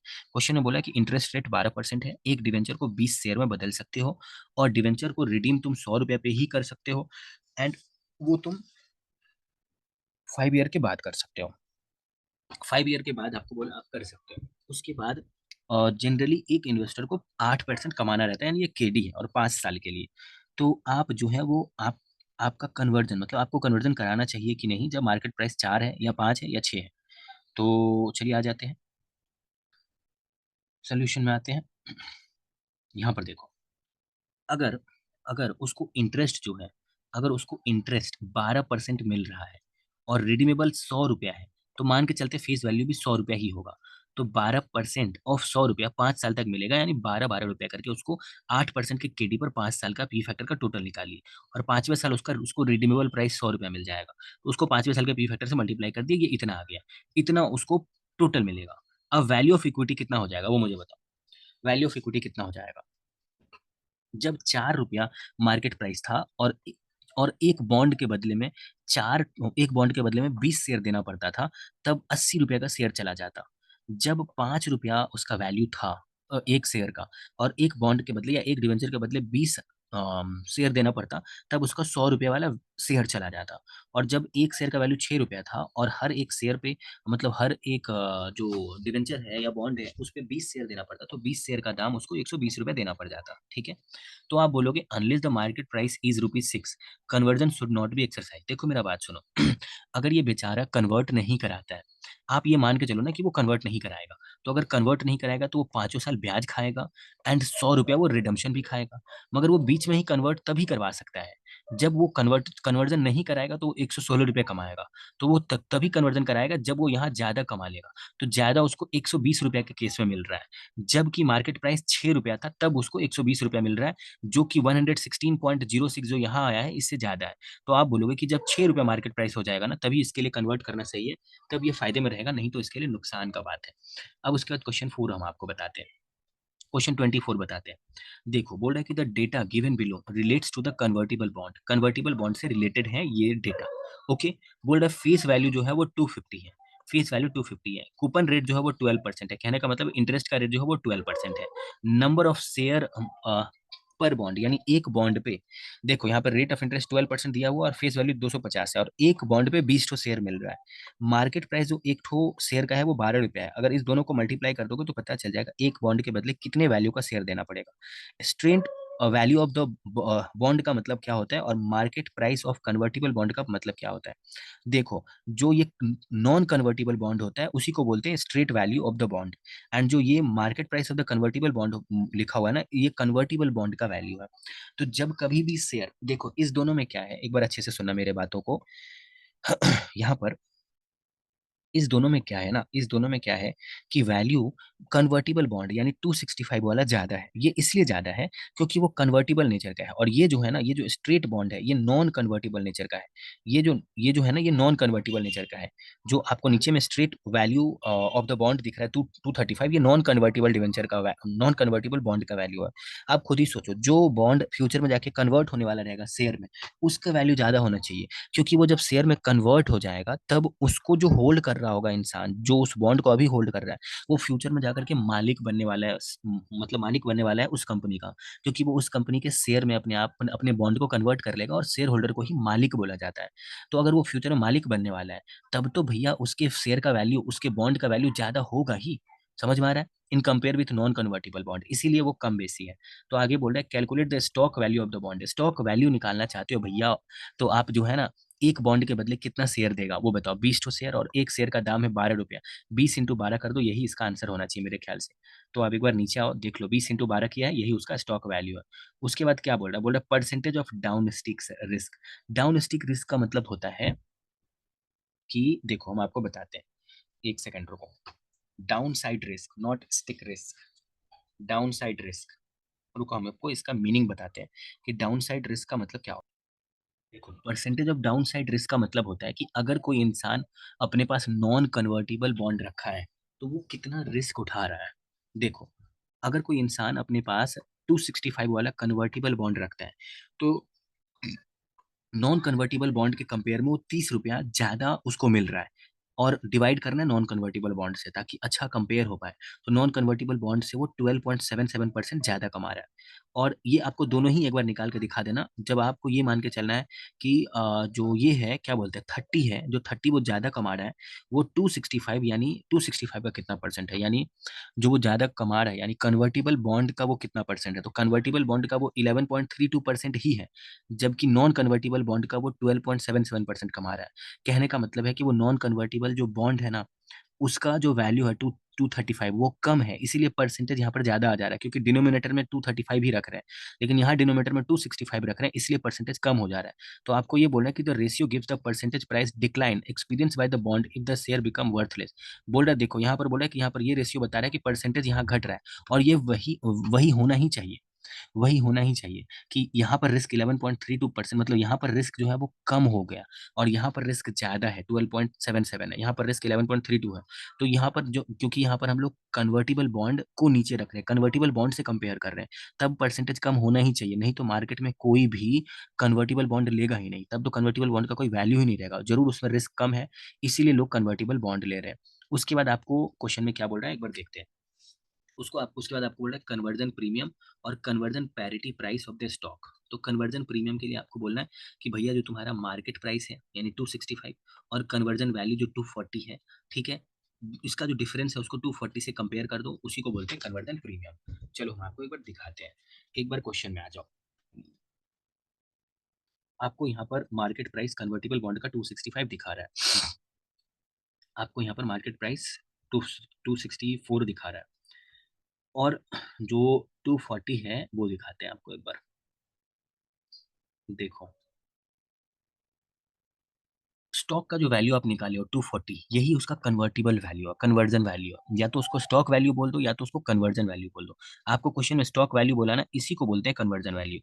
तो कन्वर्जन प्रीमियम का मतलब होता है, कन्वर्जन प्रीमियम का मतलब होता है कि जो कन्वर्जन वैल्यू है, और जो एक्चुअल में कन्वर्टिबल बॉन्ड का मार्केट प्राइस है, वो उससे कितना ज्यादा है, कन्वर्जिबल कन्वर्जन वैल्यू से। तो कन्वर्जन वैल्यू 240 है, तो उससे 25 ज्यादा है कन्वर्टिबल बॉन्ड का वैल्यू। तो कन्वर्टिबल बॉन्ड का वैल्यू 25 ज्यादा है, कन्वर्जन वैल्यू 240 के कंपैरिजन में वो 10.42% है।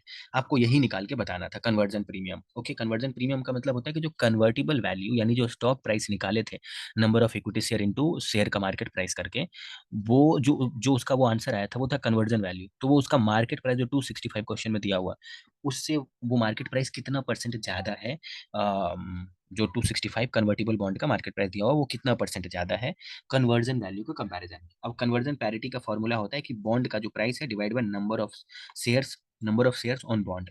तो बॉन्ड का जो प्राइस है कन्वर्टिबल बॉन्ड का 265 है, और एक बॉन्ड में 20 शेयर मिल रहा है, तो इसका जो कन्वर्जन पैरिटी है वो 13.25 है।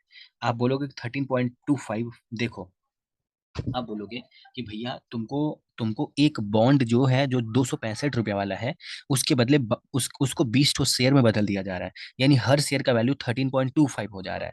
ठीक है, हर शेयर का वैल्यू जो है वो 13.25 हो जा रहा है, जबकि हर शेयर का वैल्यू, देखो यहाँ पर एक बार क्वेश्चन में आओ, क्वेश्चन में हर शेयर का वैल्यू 12 रुपीज दिया हुआ है, 12 रुपीज दिया हुआ है।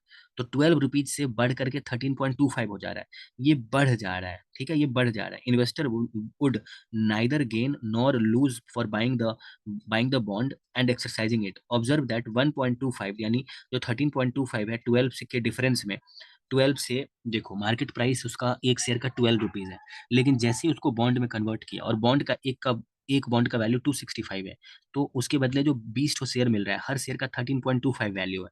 तो इसके बीच का जो डिफरेंस है 13.25 और 12 के बीच का डिफरेंस है, ये एक तरह से आप ये समझ लो कि इन्वेस्टर का फायदा हो गया। तो इन्वेस्टर का ये फायदा कैसे निकालेंगे, हम बोलेंगे भैया जो तुम्हारा यहाँ पर ये निकल रहा था, जो तुम्हारा यहाँ पर ये निकल रहा था 10.42%, वो यहाँ भी वही निकल रहा है, क्योंकि क्योंकि 12 और 13.25, 12 पहले था और भी 13.25 मिल रहा है, तो 1.25 ज्यादा मिल रहा है, तो वो 1.25 12 का भी 10.42% ही है, जो 10.42 यहाँ पर कन्वर्जन प्रीमियम मिल रहा था। आप कन्वर्जन प्रीमियम कैसे निकाले, आपका कहना था कि मार्केट प्राइस जो कन्वर्टेबल बॉन्ड का है उसमें से हम कन्वर्जन वैल्यू को माइनस करेंगे और कन्वर्जन वैल्यू से ही डिवाइड करेंगे, पता चल जाएगा कितना परसेंट है, इंटू 100 करना था क्योंकि परसेंटेज में लाना था। अब उसके बाद कन्वर्जन पैरिटी का मतलब होता है कि सबसे पहले तुम बॉन्ड का, एक बॉन्ड का क्या प्राइस है डिवाइड बाय एक बॉन्ड के बदले कितना शेयर दे रहे हो। अगर वो वैल्यू एक्चुअली में एक शेयर का जो मार्केट प्राइस दिया हुआ उससे ज्यादा है, तो कितना परसेंट ज्यादा है, वो परसेंटेज मैच करना चाहिए कन्वर्जन प्रीमियम वाले परसेंटेज के साथ, तो यहाँ पर मैच कर जा रहा है। तो मेरे ख्याल से आप समझ गए होंगे इस आंसर को भी। अब हम आपको जो 25 नंबर क्वेश्चन है वो कराते हैं। देखो 25 नंबर क्वेश्चन में बोल रहा है कि एबीसी लिमिटेड जो है वो has 300 million 12% bond outstanding with 6 years remaining to maturity. ABC limited है जिसके पास 300 मिलियंस जो है का बॉन्ड है। ओके, 300 मिलियंस का बॉन्ड है। देखिए ये जो क्वेश्चन नंबर 25 है, क्वेश्चन नंबर 25 ये बहुत ही ज्यादा इंपॉर्टेंट क्वेश्चन, बहुत ही ज्यादा इंपॉर्टेंट क्वेश्चन है। मतलब मान के चलो कि यहाँ 25 नंबर से लेकर के इसके बाद के जो कुछ क्वेश्चन है वो बहुत ज्यादा इंपॉर्टेंट है, आपको बहुत अच्छे से उसको समझना है, सुनना है। ओके, तो चलो हम आपको बताते हैं। यहाँ पे बोल रहा है कि एबीसी लिमिटेड जो है उसके पास 300 मिलियन रुपीज का 12% इंटरेस्ट वाला बॉन्ड पहले से इन्होंने मार्केट में इशू कर रखा है। ओके, आउटस्टैंडिंग विद 6 years, यानी वो उन्होंने इशू किया हुआ बॉन्ड को और 6 साल में उस बॉन्ड का पैसा, 6 साल बाद ये लोग उस बॉन्ड को रिडीम कर लेंगे। कहने का मतलब है बॉन्ड का पेपर मंगवा लेंगे और बदले में पैसा रिटर्न कर लेंगे, यानी इसका लाइफ जो है वो 6 साल है। अचानक से जो ये कंपनी है उसको ये फील हुआ, कंपनी को ये लगा कि एबीसी लिमिटेड अपना घाटा करवा रहा है, क्योंकि जो बॉन्ड 300 मिलियन रुपीज का 12% इंटरेस्ट भर रहा है, वही बॉन्ड 300 मिलियन रुपीज का अभी नया में इशू करके 6 साल वाला ही ये लोग 10% ही इंटरेस्ट में काम चला सकते हैं, यानी इनका 2% का इंटरेस्ट का सेविंग हो सकता है। तो इन्होंने बोला कि देखो, लेकिन जो न्यू बॉन्ड इशू करेंगे उसमें हमारा इशू कॉस्ट जो है वो 6 मिलियन रुपीज लगेगा। और और जो हम पुराने बॉन्ड को अब ये कर लेंगे, रिडीम कर लेंगे, यानी अपने बॉन्ड को खरीद लेंगे, बोलेंगे भाई मेरा बॉन्ड मेरे को दे दो। तो उस सिचुएशन में क्या होगा कि देखो, जब उसको बोलेंगे तुम मेरा बॉन्ड दे दो, तो उनको पैसा रिटर्न करना पड़ेगा, जिनको भी इन्होंने पहले बॉन्ड बेचा होगा। तो पैसा रिटर्न करने के टाइम में मतलब जब जब company ABC limited 300 million bond का जो ये है पेपर है वो मार्केट से मंगवाएगा, तो जिससे भी मंगवाएगा, जिसको भी इन्होंने पहले बेच करके पैसा लिया होगा, अभी इनको पैसा रिटर्न करना पड़ेगा। तो रिटर्न करने के टाइम में कॉल प्रीमियम, यानी कॉल करवाने पे, यानी जब जब ये लोग अपना बॉन्ड को कॉल करेंगे, कहने का मतलब है जब अपने बॉन्ड को मंगवाएंगे, अपने बॉन्ड को खुद खरीद लेना चाहेंगे रिटर्न में और बदले में पैसा देना चाहेंगे, खुद खरीदने को बोलते हैं कॉल करना, तो कॉल करने पे इनको 4% एक्स्ट्रा पे करना पड़ेगा, यानी कॉल प्रीमियम 4% भरना पड़ेगा। अब यहाँ पे कह रहा है कि जो इशू कॉस्ट जो अभी न्यू वाला बॉन्ड 300 मिलियन का इशू कर रहे हैं रुपीज वाला, जिसका जो इशू कॉस्ट है मतलब जिसका जो लाइफ है वो 6 year है और इंटरेस्ट 10% है, उसमें इशू कॉस्ट 6 मिलियन लग रहा है। जबकि जो ओल्ड बॉन्ड जो पहले से जो 300 मिलियन 12% वाला इशू किया हुआ था, उसमें इशू कॉस्ट लगा था 9 मिलियन। कहने का मतलब है इसका अनअमोटाइज्ड जो इशू कॉस्ट है वो 9 मिलियन है। ओके, मेरे ख्याल से आप समझ गए होंगे कि जो पुराना वाला बॉन्ड है उसमें इशू कॉस्ट ज्यादा लगता था 9 मिलियन, अभी नया वाला जो बॉन्ड है उसमें इशू कॉस्ट सिर्फ 6 मिलियन ही लगेगा। यहाँ पर क्वेश्चन में बोला हुआ है 6 मिलियन ही लगेगा यहाँ पे। ओके, जबकि पुराने बॉन्ड में ये 9 मिलियन लगता था रुपीज में। अब चलो आगे आपको बताते हैं। आपको बोल रहा है ना कि देखो मार्जिनल टैक्स रेट जो है 30% है, तो आप मेरे को बताओ कि कंपनी को नया वाला बॉन्ड जो है वो इशू करके पुराने वाले बॉन्ड को रिफंड कर देना चाहिए कि नहीं। तो सबसे पहले आप बोलोगे कि भैया पुराने बॉन्ड नए वाले बॉन्ड से कितना पैसा आएगा, पुराने वाले बॉन्ड को कितना पैसा देना पड़ेगा। तो पुराने वाले बॉन्ड 300 मिलियन का था और 4% उसका एक्स्ट्रा देना पड़ेगा, कॉल प्रीमियम यानी कॉल करने का पैसा। तो 300 का 4% 12 मिलियन होता है, 300 इंटू 4%, 12 मिलियन यानी टोटल 312 मिलियन रुपीज पे करना पड़ेगा उस पुराने बॉन्ड को कॉल करने के लिए, यानी पुराने बॉन्ड को रिफंड करने के लिए, रिडीम करने के लिए।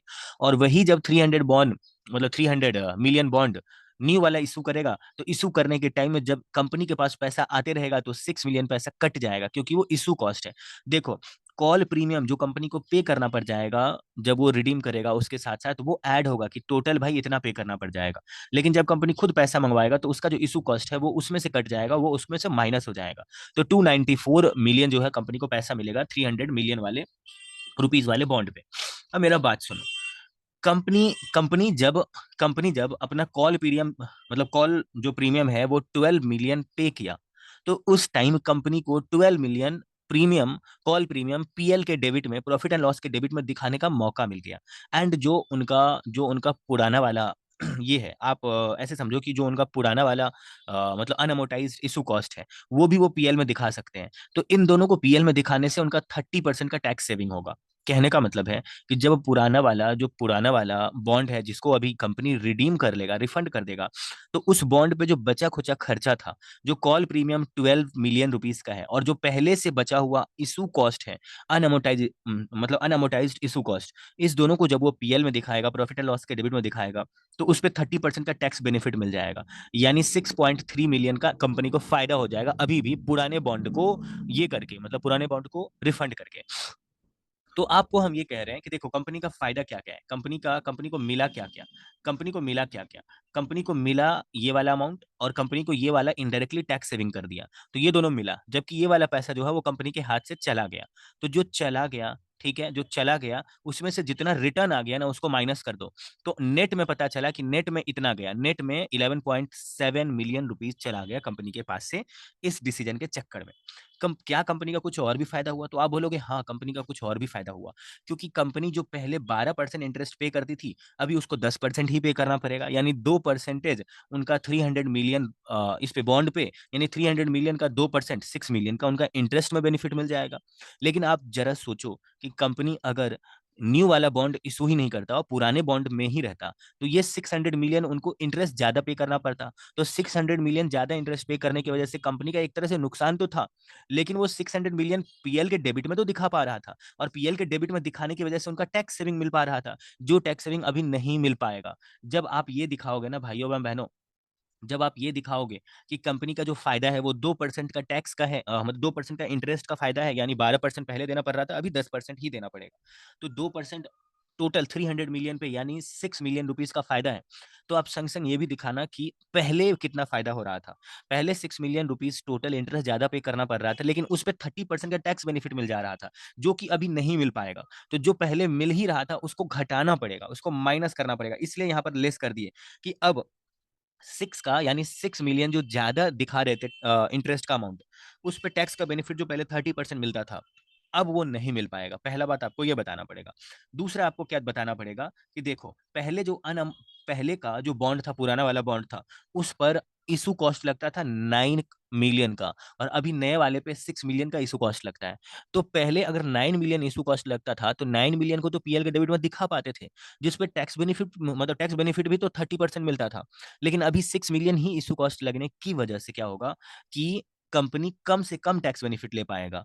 कहने का मतलब है कि जो 9 और 6 का डिफरेंस है, जो पहले 9 लेता था और अभी 6 ही ले पाएगा, यानी कंपनी का इशू कॉस्ट का जो टैक्स बेनिफिट है वो 3 मिलियन से वो नहीं ले पाएगा। और 3 मिलियन तो through out the life of bond होता है, यानी उसको जितना का बेनिफिट मिल रहा है वो मतलब through out the life of the bond मिलेगा, तो वो पर ईयर अमोटाइज होगा। तो पर ईयर में कितना आएगा 3 मिलियन, अगर वो पूरे 6 साल में ज्यादा का वो टैक्स बेनिफिट ले पाता, तो 3 मिलियन डिवाइड बाय 6 ईयर उसका लाइफ है, 6 ईयर उसका लाइफ है, 6 से डिवाइड कर दो, तो वो per year 0.5 million rupees tax benefit ज्यादा ले पा रहा था।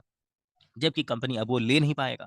तो 0 पॉइंट यहाँ पर 5 आया और यहाँ पर 6 है, इस दोनों को जोड़ दो 0.5 प्लस 6 को, यानी 6.5 मिलियन जो वो पीएल के डेबिट में ज्यादा दिखा पाता, क्योंकि जो इशू कॉस्ट है वो पर ईयर अमोर्टाइज्ड होता है, वो उसके लाइफ से डिवाइड होकर जितना आया रहता है उतना पीएल का डेबिट में हर साल आता है।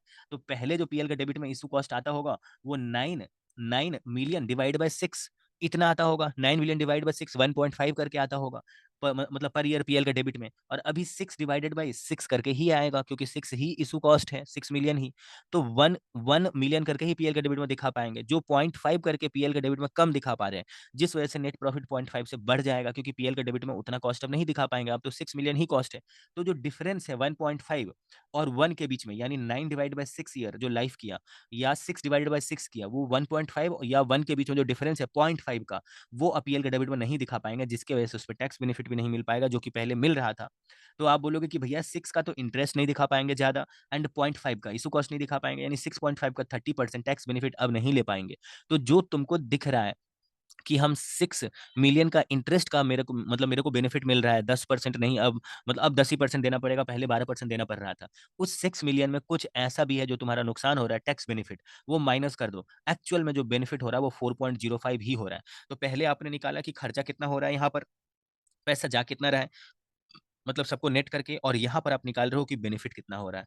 अब आप क्या करोगे, देखो, अब आप नीचे जाओगे और आप पहले 6 साल के लिए 7% पे, क्वेश्चन में दिया हुआ है जो पीवी फैक्टर है ना, वो 7% है। अगर देखो यहाँ पर मैं आपको दिखाता हूँ, यहाँ पर देखो टैक्स का रेट 30% दिया हुआ है, टैक्स का रेट 30% दिया हुआ है, एंड यहाँ पर क्वेश्चन में कहीं भी पीवी फैक्टर बोला नहीं है, मतलब किस परसेंटेज पे लेना है। ओके, तो आप देखो आपको यहाँ पर क्वेश्चन में 25 नंबर में ये बोला हुआ है, हम थोड़ा सा साफ कर देते हैं और आपको पीवी फैक्टर कैसे निकालेंगे ना वो बता देते हैं। देखो पीवी फैक्टर वाला जो परसेंटेज है ना, कॉस्ट ऑफ कैपिटल वाला परसेंटेज, आपको यहाँ पे क्वेश्चन में बोला हुआ है कि अभी प्रेजेंट में, अभी वर्तमान में ऐसा हो गया है कि हर एक बॉन्ड का परसेंटेज 10% हो गया है। तो ये 10% ना, ये मान के चलो कि ये बिफोर टैक्स ही होगा।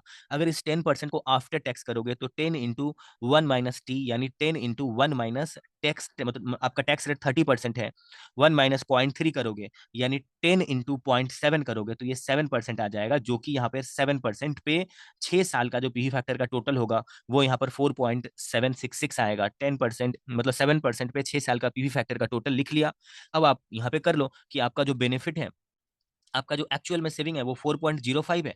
4.05 को जब आप मल्टीप्लाई कर दोगे इसके साथ 6 साल के पी फैक्टर के टोटल के साथ, क्योंकि पर ईयर तो 4.05 ही आप कमाओगे, तो 6 साल तक 4.05 4.05 4.05 करके लिखोगे और 6 साल का पी फैक्टर अलग अलग लिखोगे। इससे बेटर है कि 6 साल का जो पी फैक्टर है उसका टोटल कर लो और एक ही बार 4.05 से मल्टीप्लाई कर दो। मल्टीप्लाई करके आप ये बताओगे कि देखो प्रेजेंट वैल्यू फैक्टर अप्लाई करने के बाद जो हम एक्चुअली में सेविंग कमा पा रहे हैं वो 19.30 कमा पा रहे हैं, जबकि जो मेरा इनिशियल आउटले है, जो खर्चा हो गया स्टार्टिंग में, वो इतना है, इसको माइनस कर दो। तो जो यहाँ पर बचेगा कमाए और जो खर्चा कर दिए उसमें से, तो 7.6 मिलियन का मेरा फायदा है। आप बोलोगे ना ये पॉजिटिव है, यानी जो नेट प्रेजेंट वैल्यू है ये पॉजिटिव है। अगर ये पॉजिटिव आ गया तो आपका जो डिसीजन है वो आपको ले लेना चाहिए। आपको रिफंड वाला जो डिसीजन है कि पुराने बॉन्ड का पैसा चुकाओ और नए बॉन्ड को इशू कर दो, ये आपको कर लेना चाहिए। यही सबसे बेस्ट ऑप्शन रहेगा। मेरे ख्याल से आप समझ पा रहे होगे। अगर नहीं समझ पा रहे हो तो आप अपने इस भाई को कभी भी कॉल करके पूछ सकते हो डिस्क्रिप्शन में गिवन व्हाट्सएप नंबर पे, या नहीं तो आप जो है ना वो व्हाट्सएप पे भी पूछ सकते हो अगर आपको शर्म आ रहा हो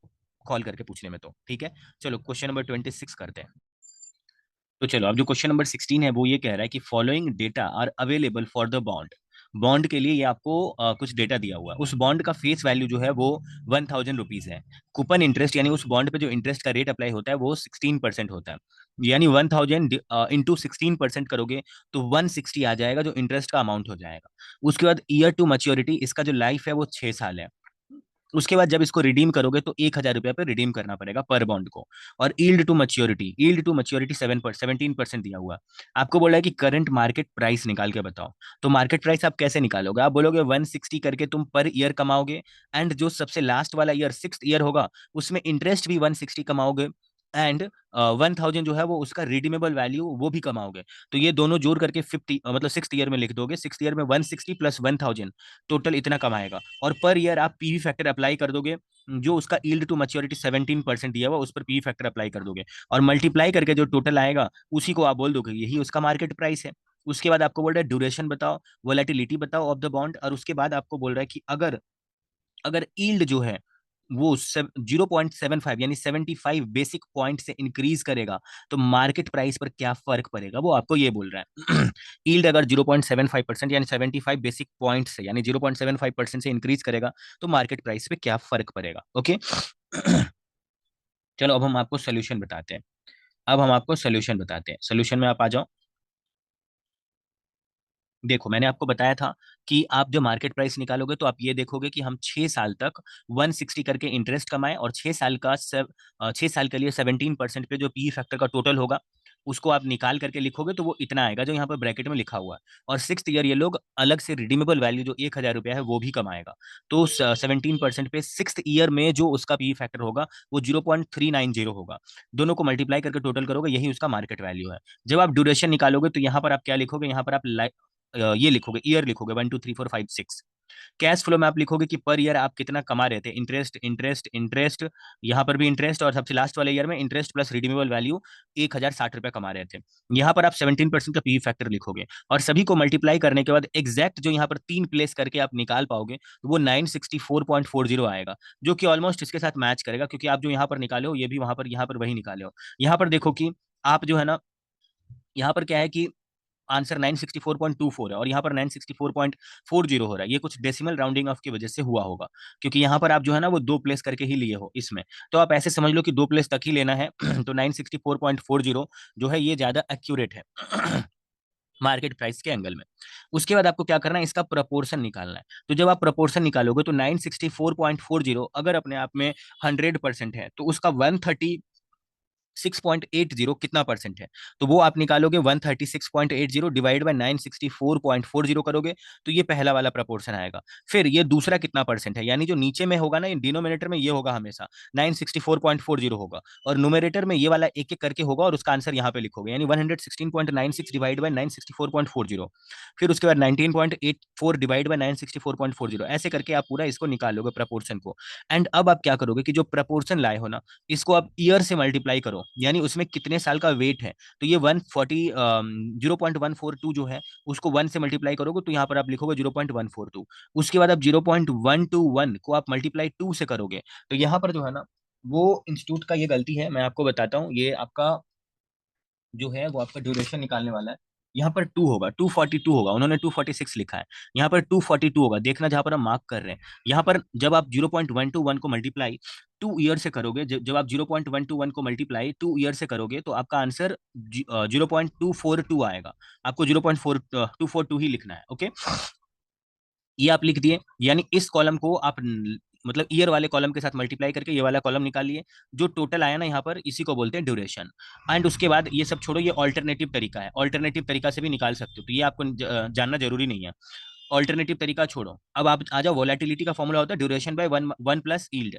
वोलेटिलिटी का फॉर्मूला होता है जो ड्यूरेशन निकाले और डिवाइड बाय 1 + ईल्ड, ये उसका आंसर होता है। ये ऑल्टरनेटिव तरीका है, इसको गोली मारो। आप इसको समझो 3.63 जो आपका आंसर आया है ये वही आया, और ये भी ऑलमोस्ट वही है। तो 3.63 आपका वोलेटिलिटी आ गया।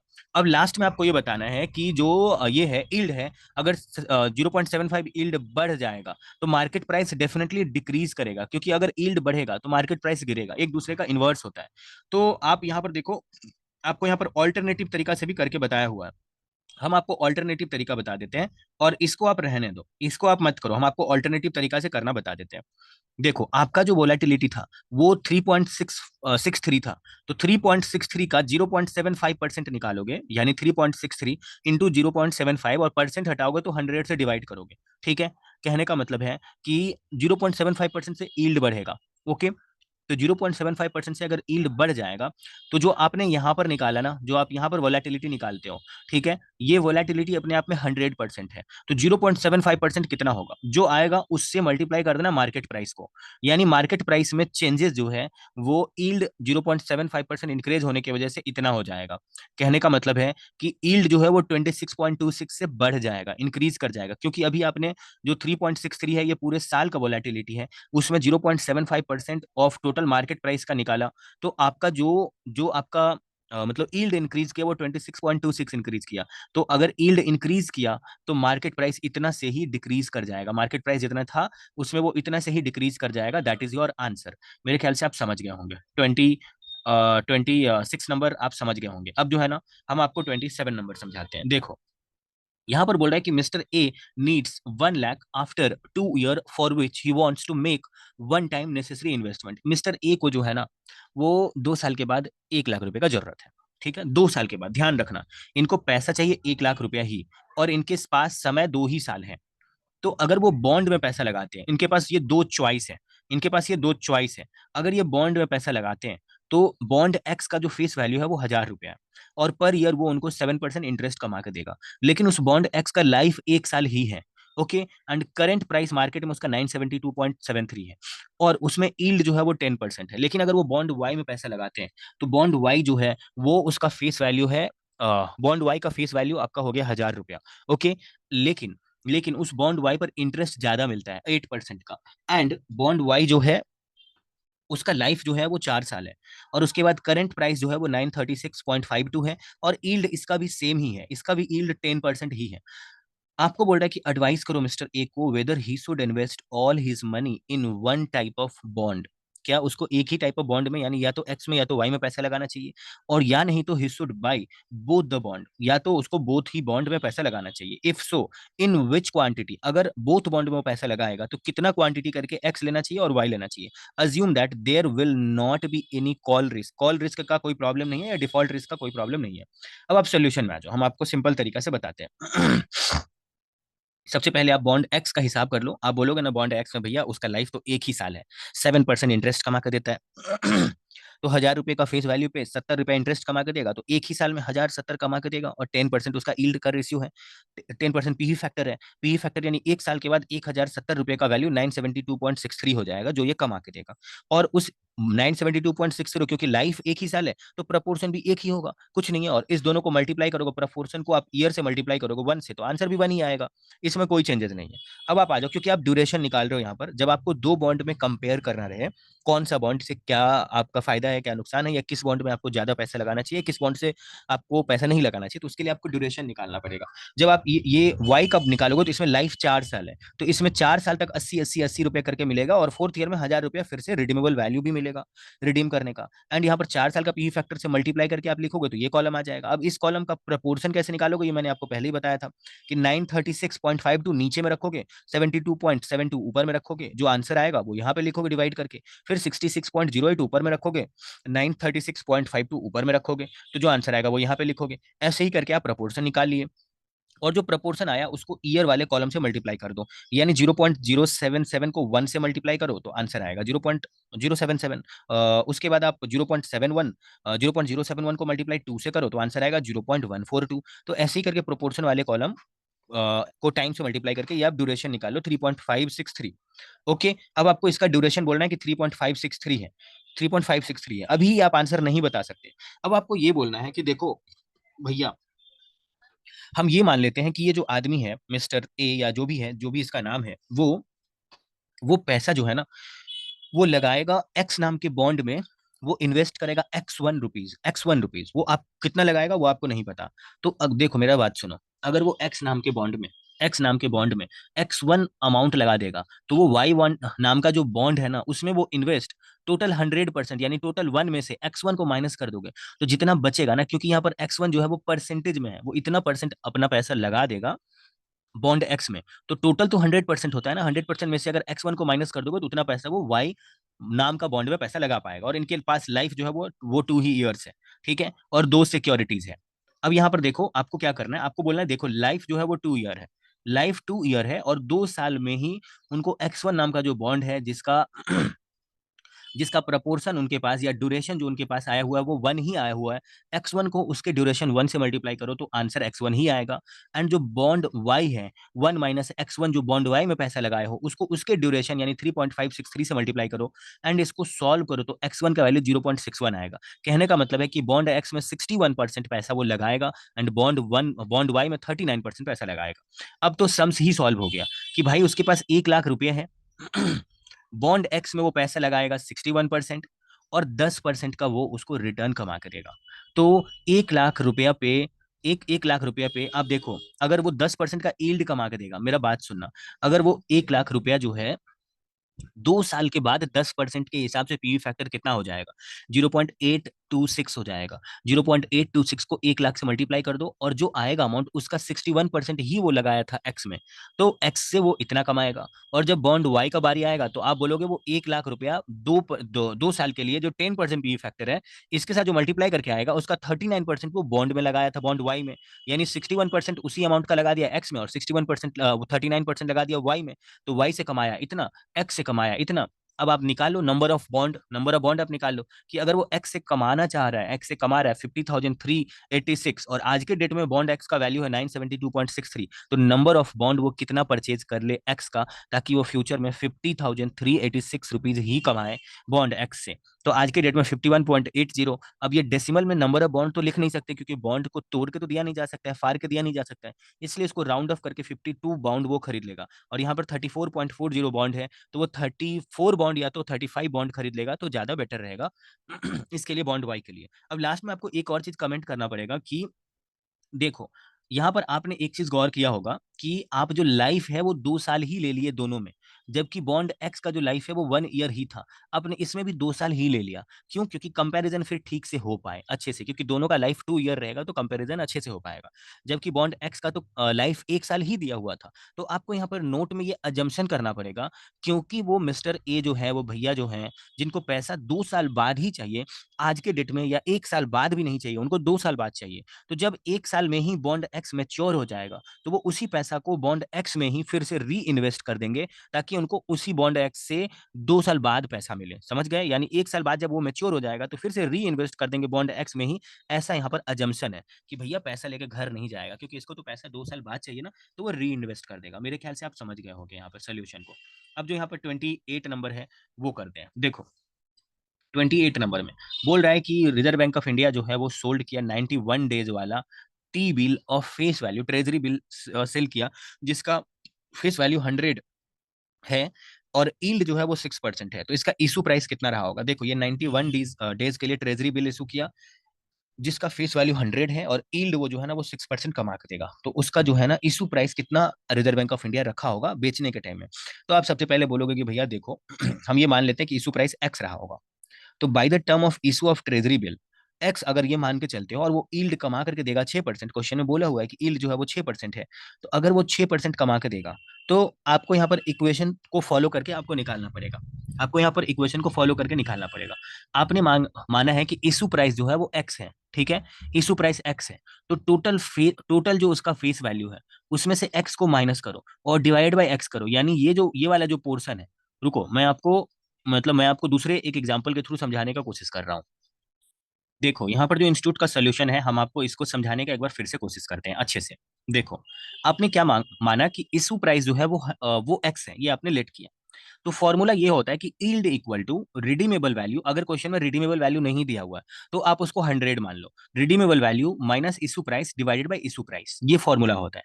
तो आप यहाँ पर क्या निकाल पा रहे हो कि रिडीमेबल वैल्यू से इशू प्राइस जो है ना, रिडीमेबल वैल्यू कितना ज्यादा है इशू प्राइस से, यानी आज के डेट में जितने पे इशू कर रहे हैं रिडीम उससे कितना ज्यादा पे कर रहे हैं, और वो इशू प्राइस के कंपैरिजन में, क्योंकि इशू प्राइस ही आप डिनोमिनेटर में रखे हो, तो उसके कंपैरिजन में वो कितना परसेंट ज्यादा है।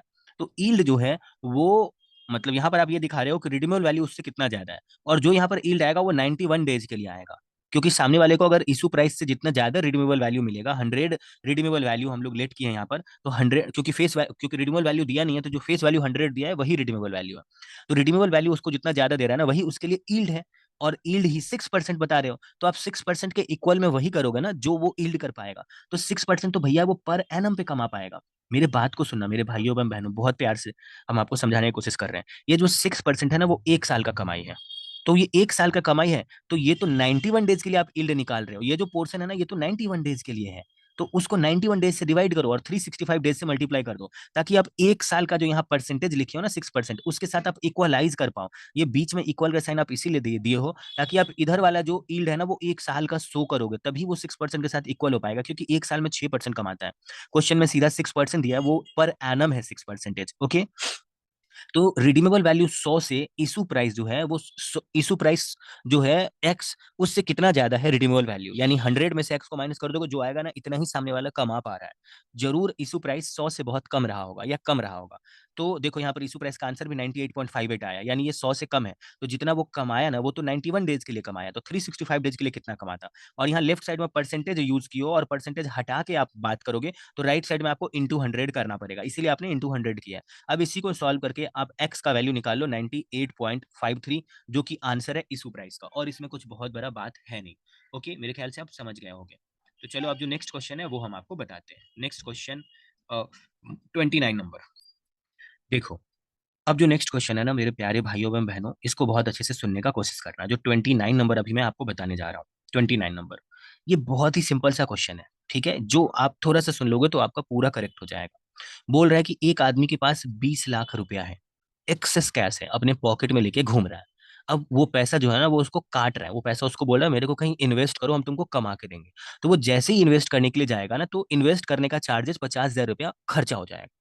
तो खर्चा तो ये कर दिया, अब ये सोच रहा है कि देखो यहाँ पर बोल रहा है कि securities invested will have an annual yield of 9%। अब अगर कोई आदमी पैसा लगाता है, ठीक है, तो उसको एक साल में वो सिक्योरिटीज पर यील्ड जो कमा के मिलता है वो 9% मिलता है। ओके, यहाँ पर आप बोल रहा है कि तुम अपना एडवाइस दो उस कंपनी को कि as to period of investment so as to earn pre tax income of 5%। तुम उस कंपनी को ये बोलो कि अगर उसको प्री टैक्स इनकम यानी टैक्स कटने से पहले वाला इनकम अगर 5% कमाना हो, तो उसको कितने दिनों के लिए इस पैसा को इन्वेस्ट करना चाहिए, कितने दिनों के लिए इस 20 लाख रुपए को इन्वेस्ट करना चाहिए। सबसे पहले तुम वो पीरियड बताओ, वो नंबर ऑफ मंथ या नंबर ऑफ डेज या नंबर ऑफ ईयर बताओ। उसके बाद तुम ये बोलो कि उसको मिनिमम कितना पीरियड के लिए पैसा इन्वेस्ट करना ही पड़ जाएगा अगर उसको break even its investment expenditure, जो इन्वेस्टमेंट एक्सपेंडिचर 50,000 रुपया लग गया, कम से कम उसको उतना तो कमाना पड़ेगा ना। जितना इन्वेस्टमेंट एक्सपेंडिचर लगा कम से कम उसको उतना तो कमाना पड़ेगा। तो अगर मिनिमम 50,000 ही कमाने के लिए वो 20 लाख रुपया इन्वेस्ट करे, तो उसको मिनिमम कितना पीरियड के लिए इन्वेस्ट करना पड़ जाएगा, तुम ये बताओ। ओके, तो मेरे ख्याल से आप समझ गए होंगे। चलो हम आपको अब सोल्यूशन बताते हैं। सोल्यूशन के सोल्यूशन के अंदर आना। यहाँ पर देखो, यहाँ पर वो ये बोल रहा है कि उसके उस आदमी के पास 20 लाख रुपया है जिससे उसको प्री टैक्स इनकम 5% कमाना है। तो 20 लाख का 5% उसको 1 लाख रुपया कमाना है, उस 20 लाख रुपया से 1 लाख रुपया कमाना है। अब जो रोमन वन है उसमें आपके दिमाग में ये चलना चाहिए कि 1 लाख रुपया वो कमाएगा, वो 50,000 जो उसका एक्सपेंडिचर है ना वो कटने के बाद वो 1 लाख रुपया कमाए।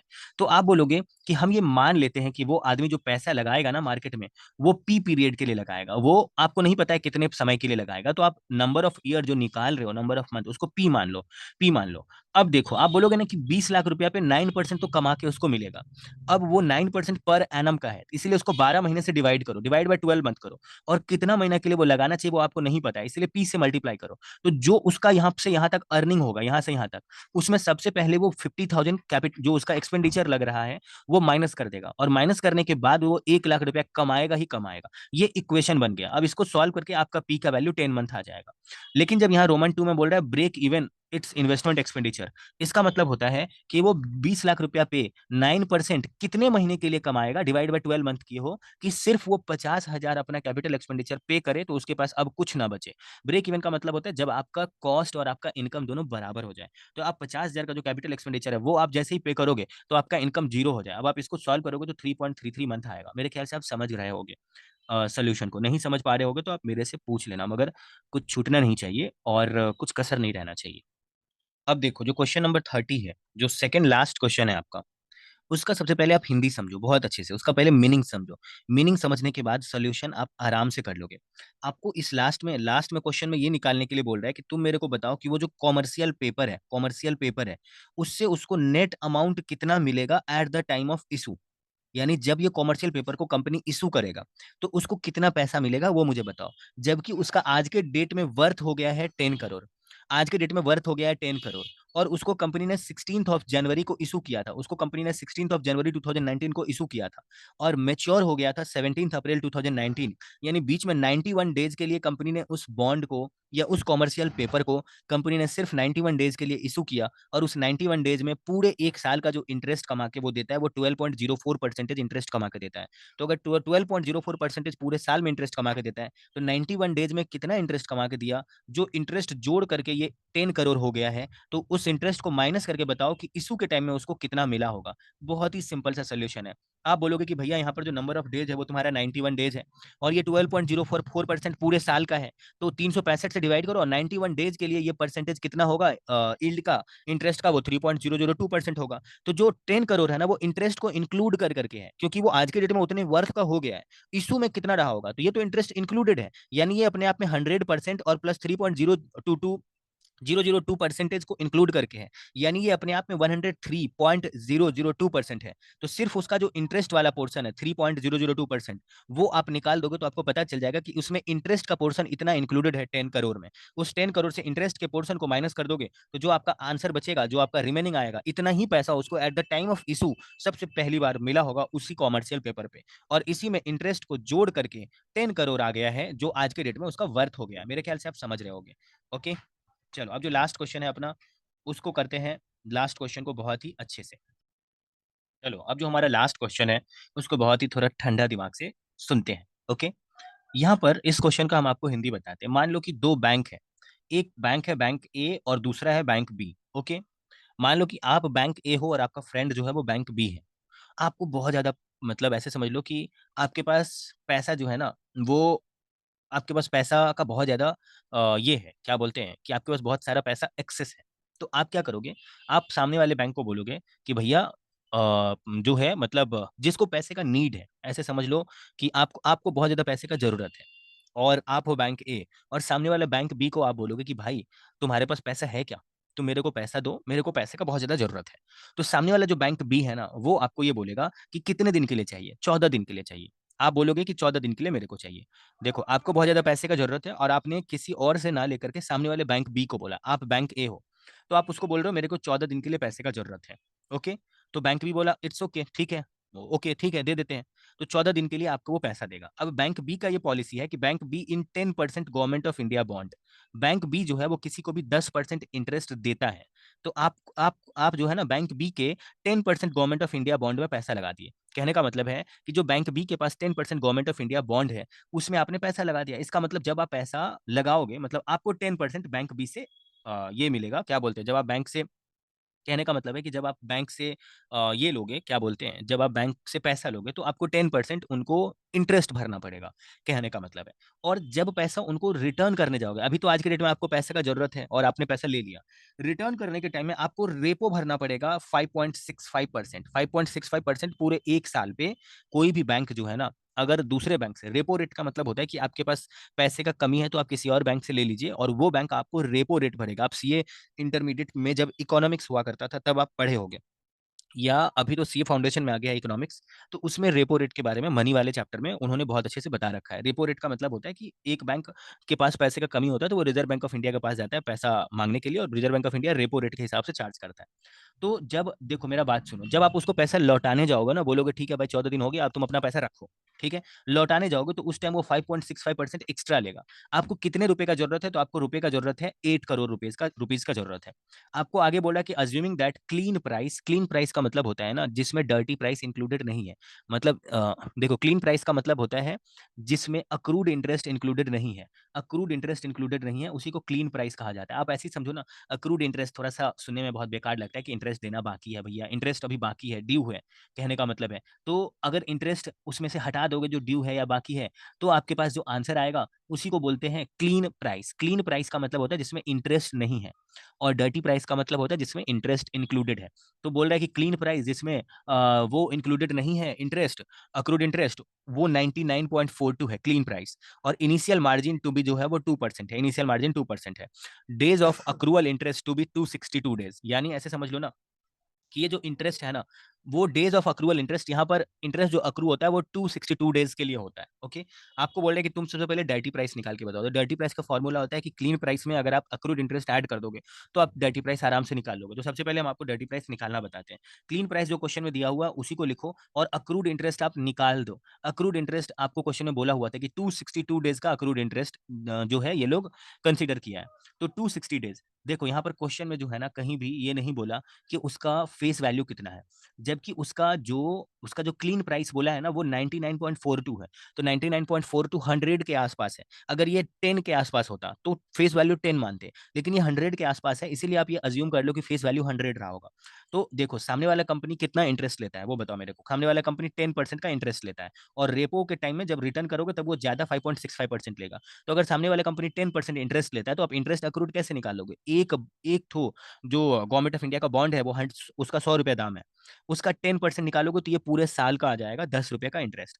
अब ये जो पूरे साल का आएगा तो एक साल में 360 डेज क्वेश्चन में दिया हुआ है अज्यूम करने के लिए, 360 डेज क्वेश्चन में बोला हुआ है अज्यूम करने के लिए। तो ये 10 रुपया जो इंटरेस्ट आएगा ये तो पूरे 360 डेज के लिए आएगा। तो इंटरेस्ट कितने दिन का अक्रूड हो रहा है यहाँ पे? 262 डेज के लिए। तो 262 डेज के लिए सिर्फ इंटरेस्ट निकाल दो, उसको क्लीन प्राइस में ऐड कर दो, जो आंसर आएगा उसी को डर्टी प्राइस बोलते हैं। एंड उसके बाद यहाँ पर आपको बोल रहा है कि रीपेमेंट एट मैच्योरिटी, जब तुम्हारे पास भैया बैंक ए के पास पैसा हो जाएगा और वो बैंक बी को लौटाने जाएगा, तब उसको कितना पैसा देना पड़ेगा।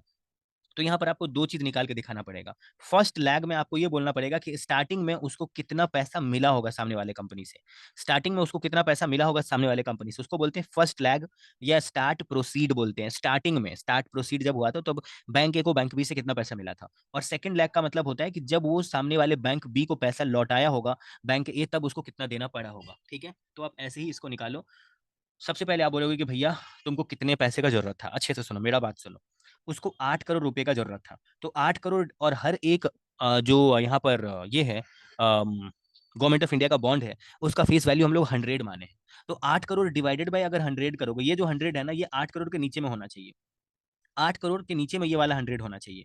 अगर 8 करोड़ डिवाइड बाई 100 करोगे तो नंबर ऑफ कितना बॉन्ड उसको खरीदना पड़ेगा बैंक ए को बैंक बी में, नंबर ऑफ बॉन्ड कितना खरीदना पड़ेगा ये आ जाएगा। 8 करोड़ डिवाइड बाई 100 करोगे तो 8 लाख बॉन्ड उसको खरीदना पड़ेगा। अब एक एक बॉन्ड का डर्टी प्राइस क्या है उससे उसको मल्टीप्लाई करो, तो ये पता चल गया कि भैया टोटल उसको डर्टी प्राइस कितना पे करना पड़ेगा। डर्टी प्राइस वो होता है जिसमें क्लीन प्राइस और इंटरेस्ट दोनों इंक्लूड करके सामने वाला का जो बैंक है वो ले लेता है पैसा। तो 106.70 करके डर्टी प्राइस से मल्टीप्लाई करके इतना पैसा उसको देना पड़ेगा। पहले आप नंबर ऑफ बॉन्ड निकालिए। कैसे निकाले नंबर ऑफ बॉन्ड? कि उसको पैसा चाहिए 8 करोड़, और एक एक बॉन्ड का जो फेस वैल्यू है वो 100 है। तो 100 से डिवाइड करके आप निकाल लो कि कितना प्राइस जो है, मतलब कितना नंबर ऑफ बॉन्ड लेना पड़ेगा इंटू डर्टी प्राइस। अब 2% उसमें कट जाएगा, इनिशियल मार्जिन 2% दिया हुआ था, तो उसका सीधा 98% कर दो। ये लोग ऊपर में 98 और नीचे में 100 लिखा है, यानी 98 और परसेंट को हटाओगे तो 100 से डिवाइड होगा। तो सीधा जो ये आंसर आया रहेगा ना भाइयों एवं बहनों, उसका 98% कर दो, ये आपका आंसर आ जाएगा कि भैया स्टार्टिंग में जब बैंक ए ने बैंक बी से पैसा मांगा होगा तो उसको इतना पैसा मिला होगा।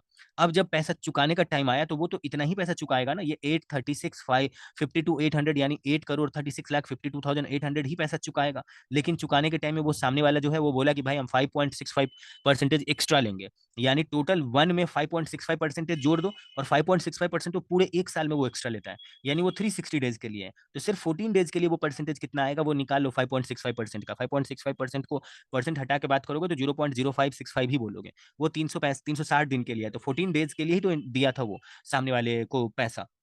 तो 14 डेज के लिए वो रेट कितना आएगा उसको वन में ऐड कर दो। उतना वन में ऐड करने का मतलब हुआ कि ये पैसा तो लगेगा ही, और उसमें एक्स्ट्रा जो लगेगा ना वो ये प्लस के बाद वाला पोर्सन है। वन में ऐड करके जो मल्टीप्लाई करके आएगा, यानी उसको इतना ज्यादा पैसा देना पड़ेगा, यानी 836,52,800 के बदले उसको 838 देना पड़ेगा, यानी 8 करोड़ 38 लाख 36,604 रुपीज देना पड़ेगा।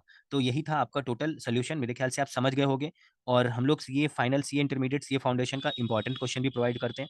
अगर आपको किसी भी सब्जेक्ट का इंपॉर्टेंट क्वेश्चन चाहिए जिसमें गारंटी रहता है मैचिंग का, तो आप उसके लिए हम लोगों से कांटेक्ट कर सकते हो। कोई क्वेश्चन नहीं समझ में आए तो आप व्हाट्सएप में गिवन मतलब डिस्क्रिप्शन में गिवन व्हाट्सएप नंबर पे हम लोगों को कांटेक्ट करके अपना वो डाउट पूछ सकते हो। एंड ऑल द बेस्ट आपकी अच्छे पढ़ाई के लिए, आपके अच्छे हेल्थ के लिए। अच्छे से करना, एंड कुछ डाउट हो तो जरूर पूछना। चलो, ऑल द बेस्ट।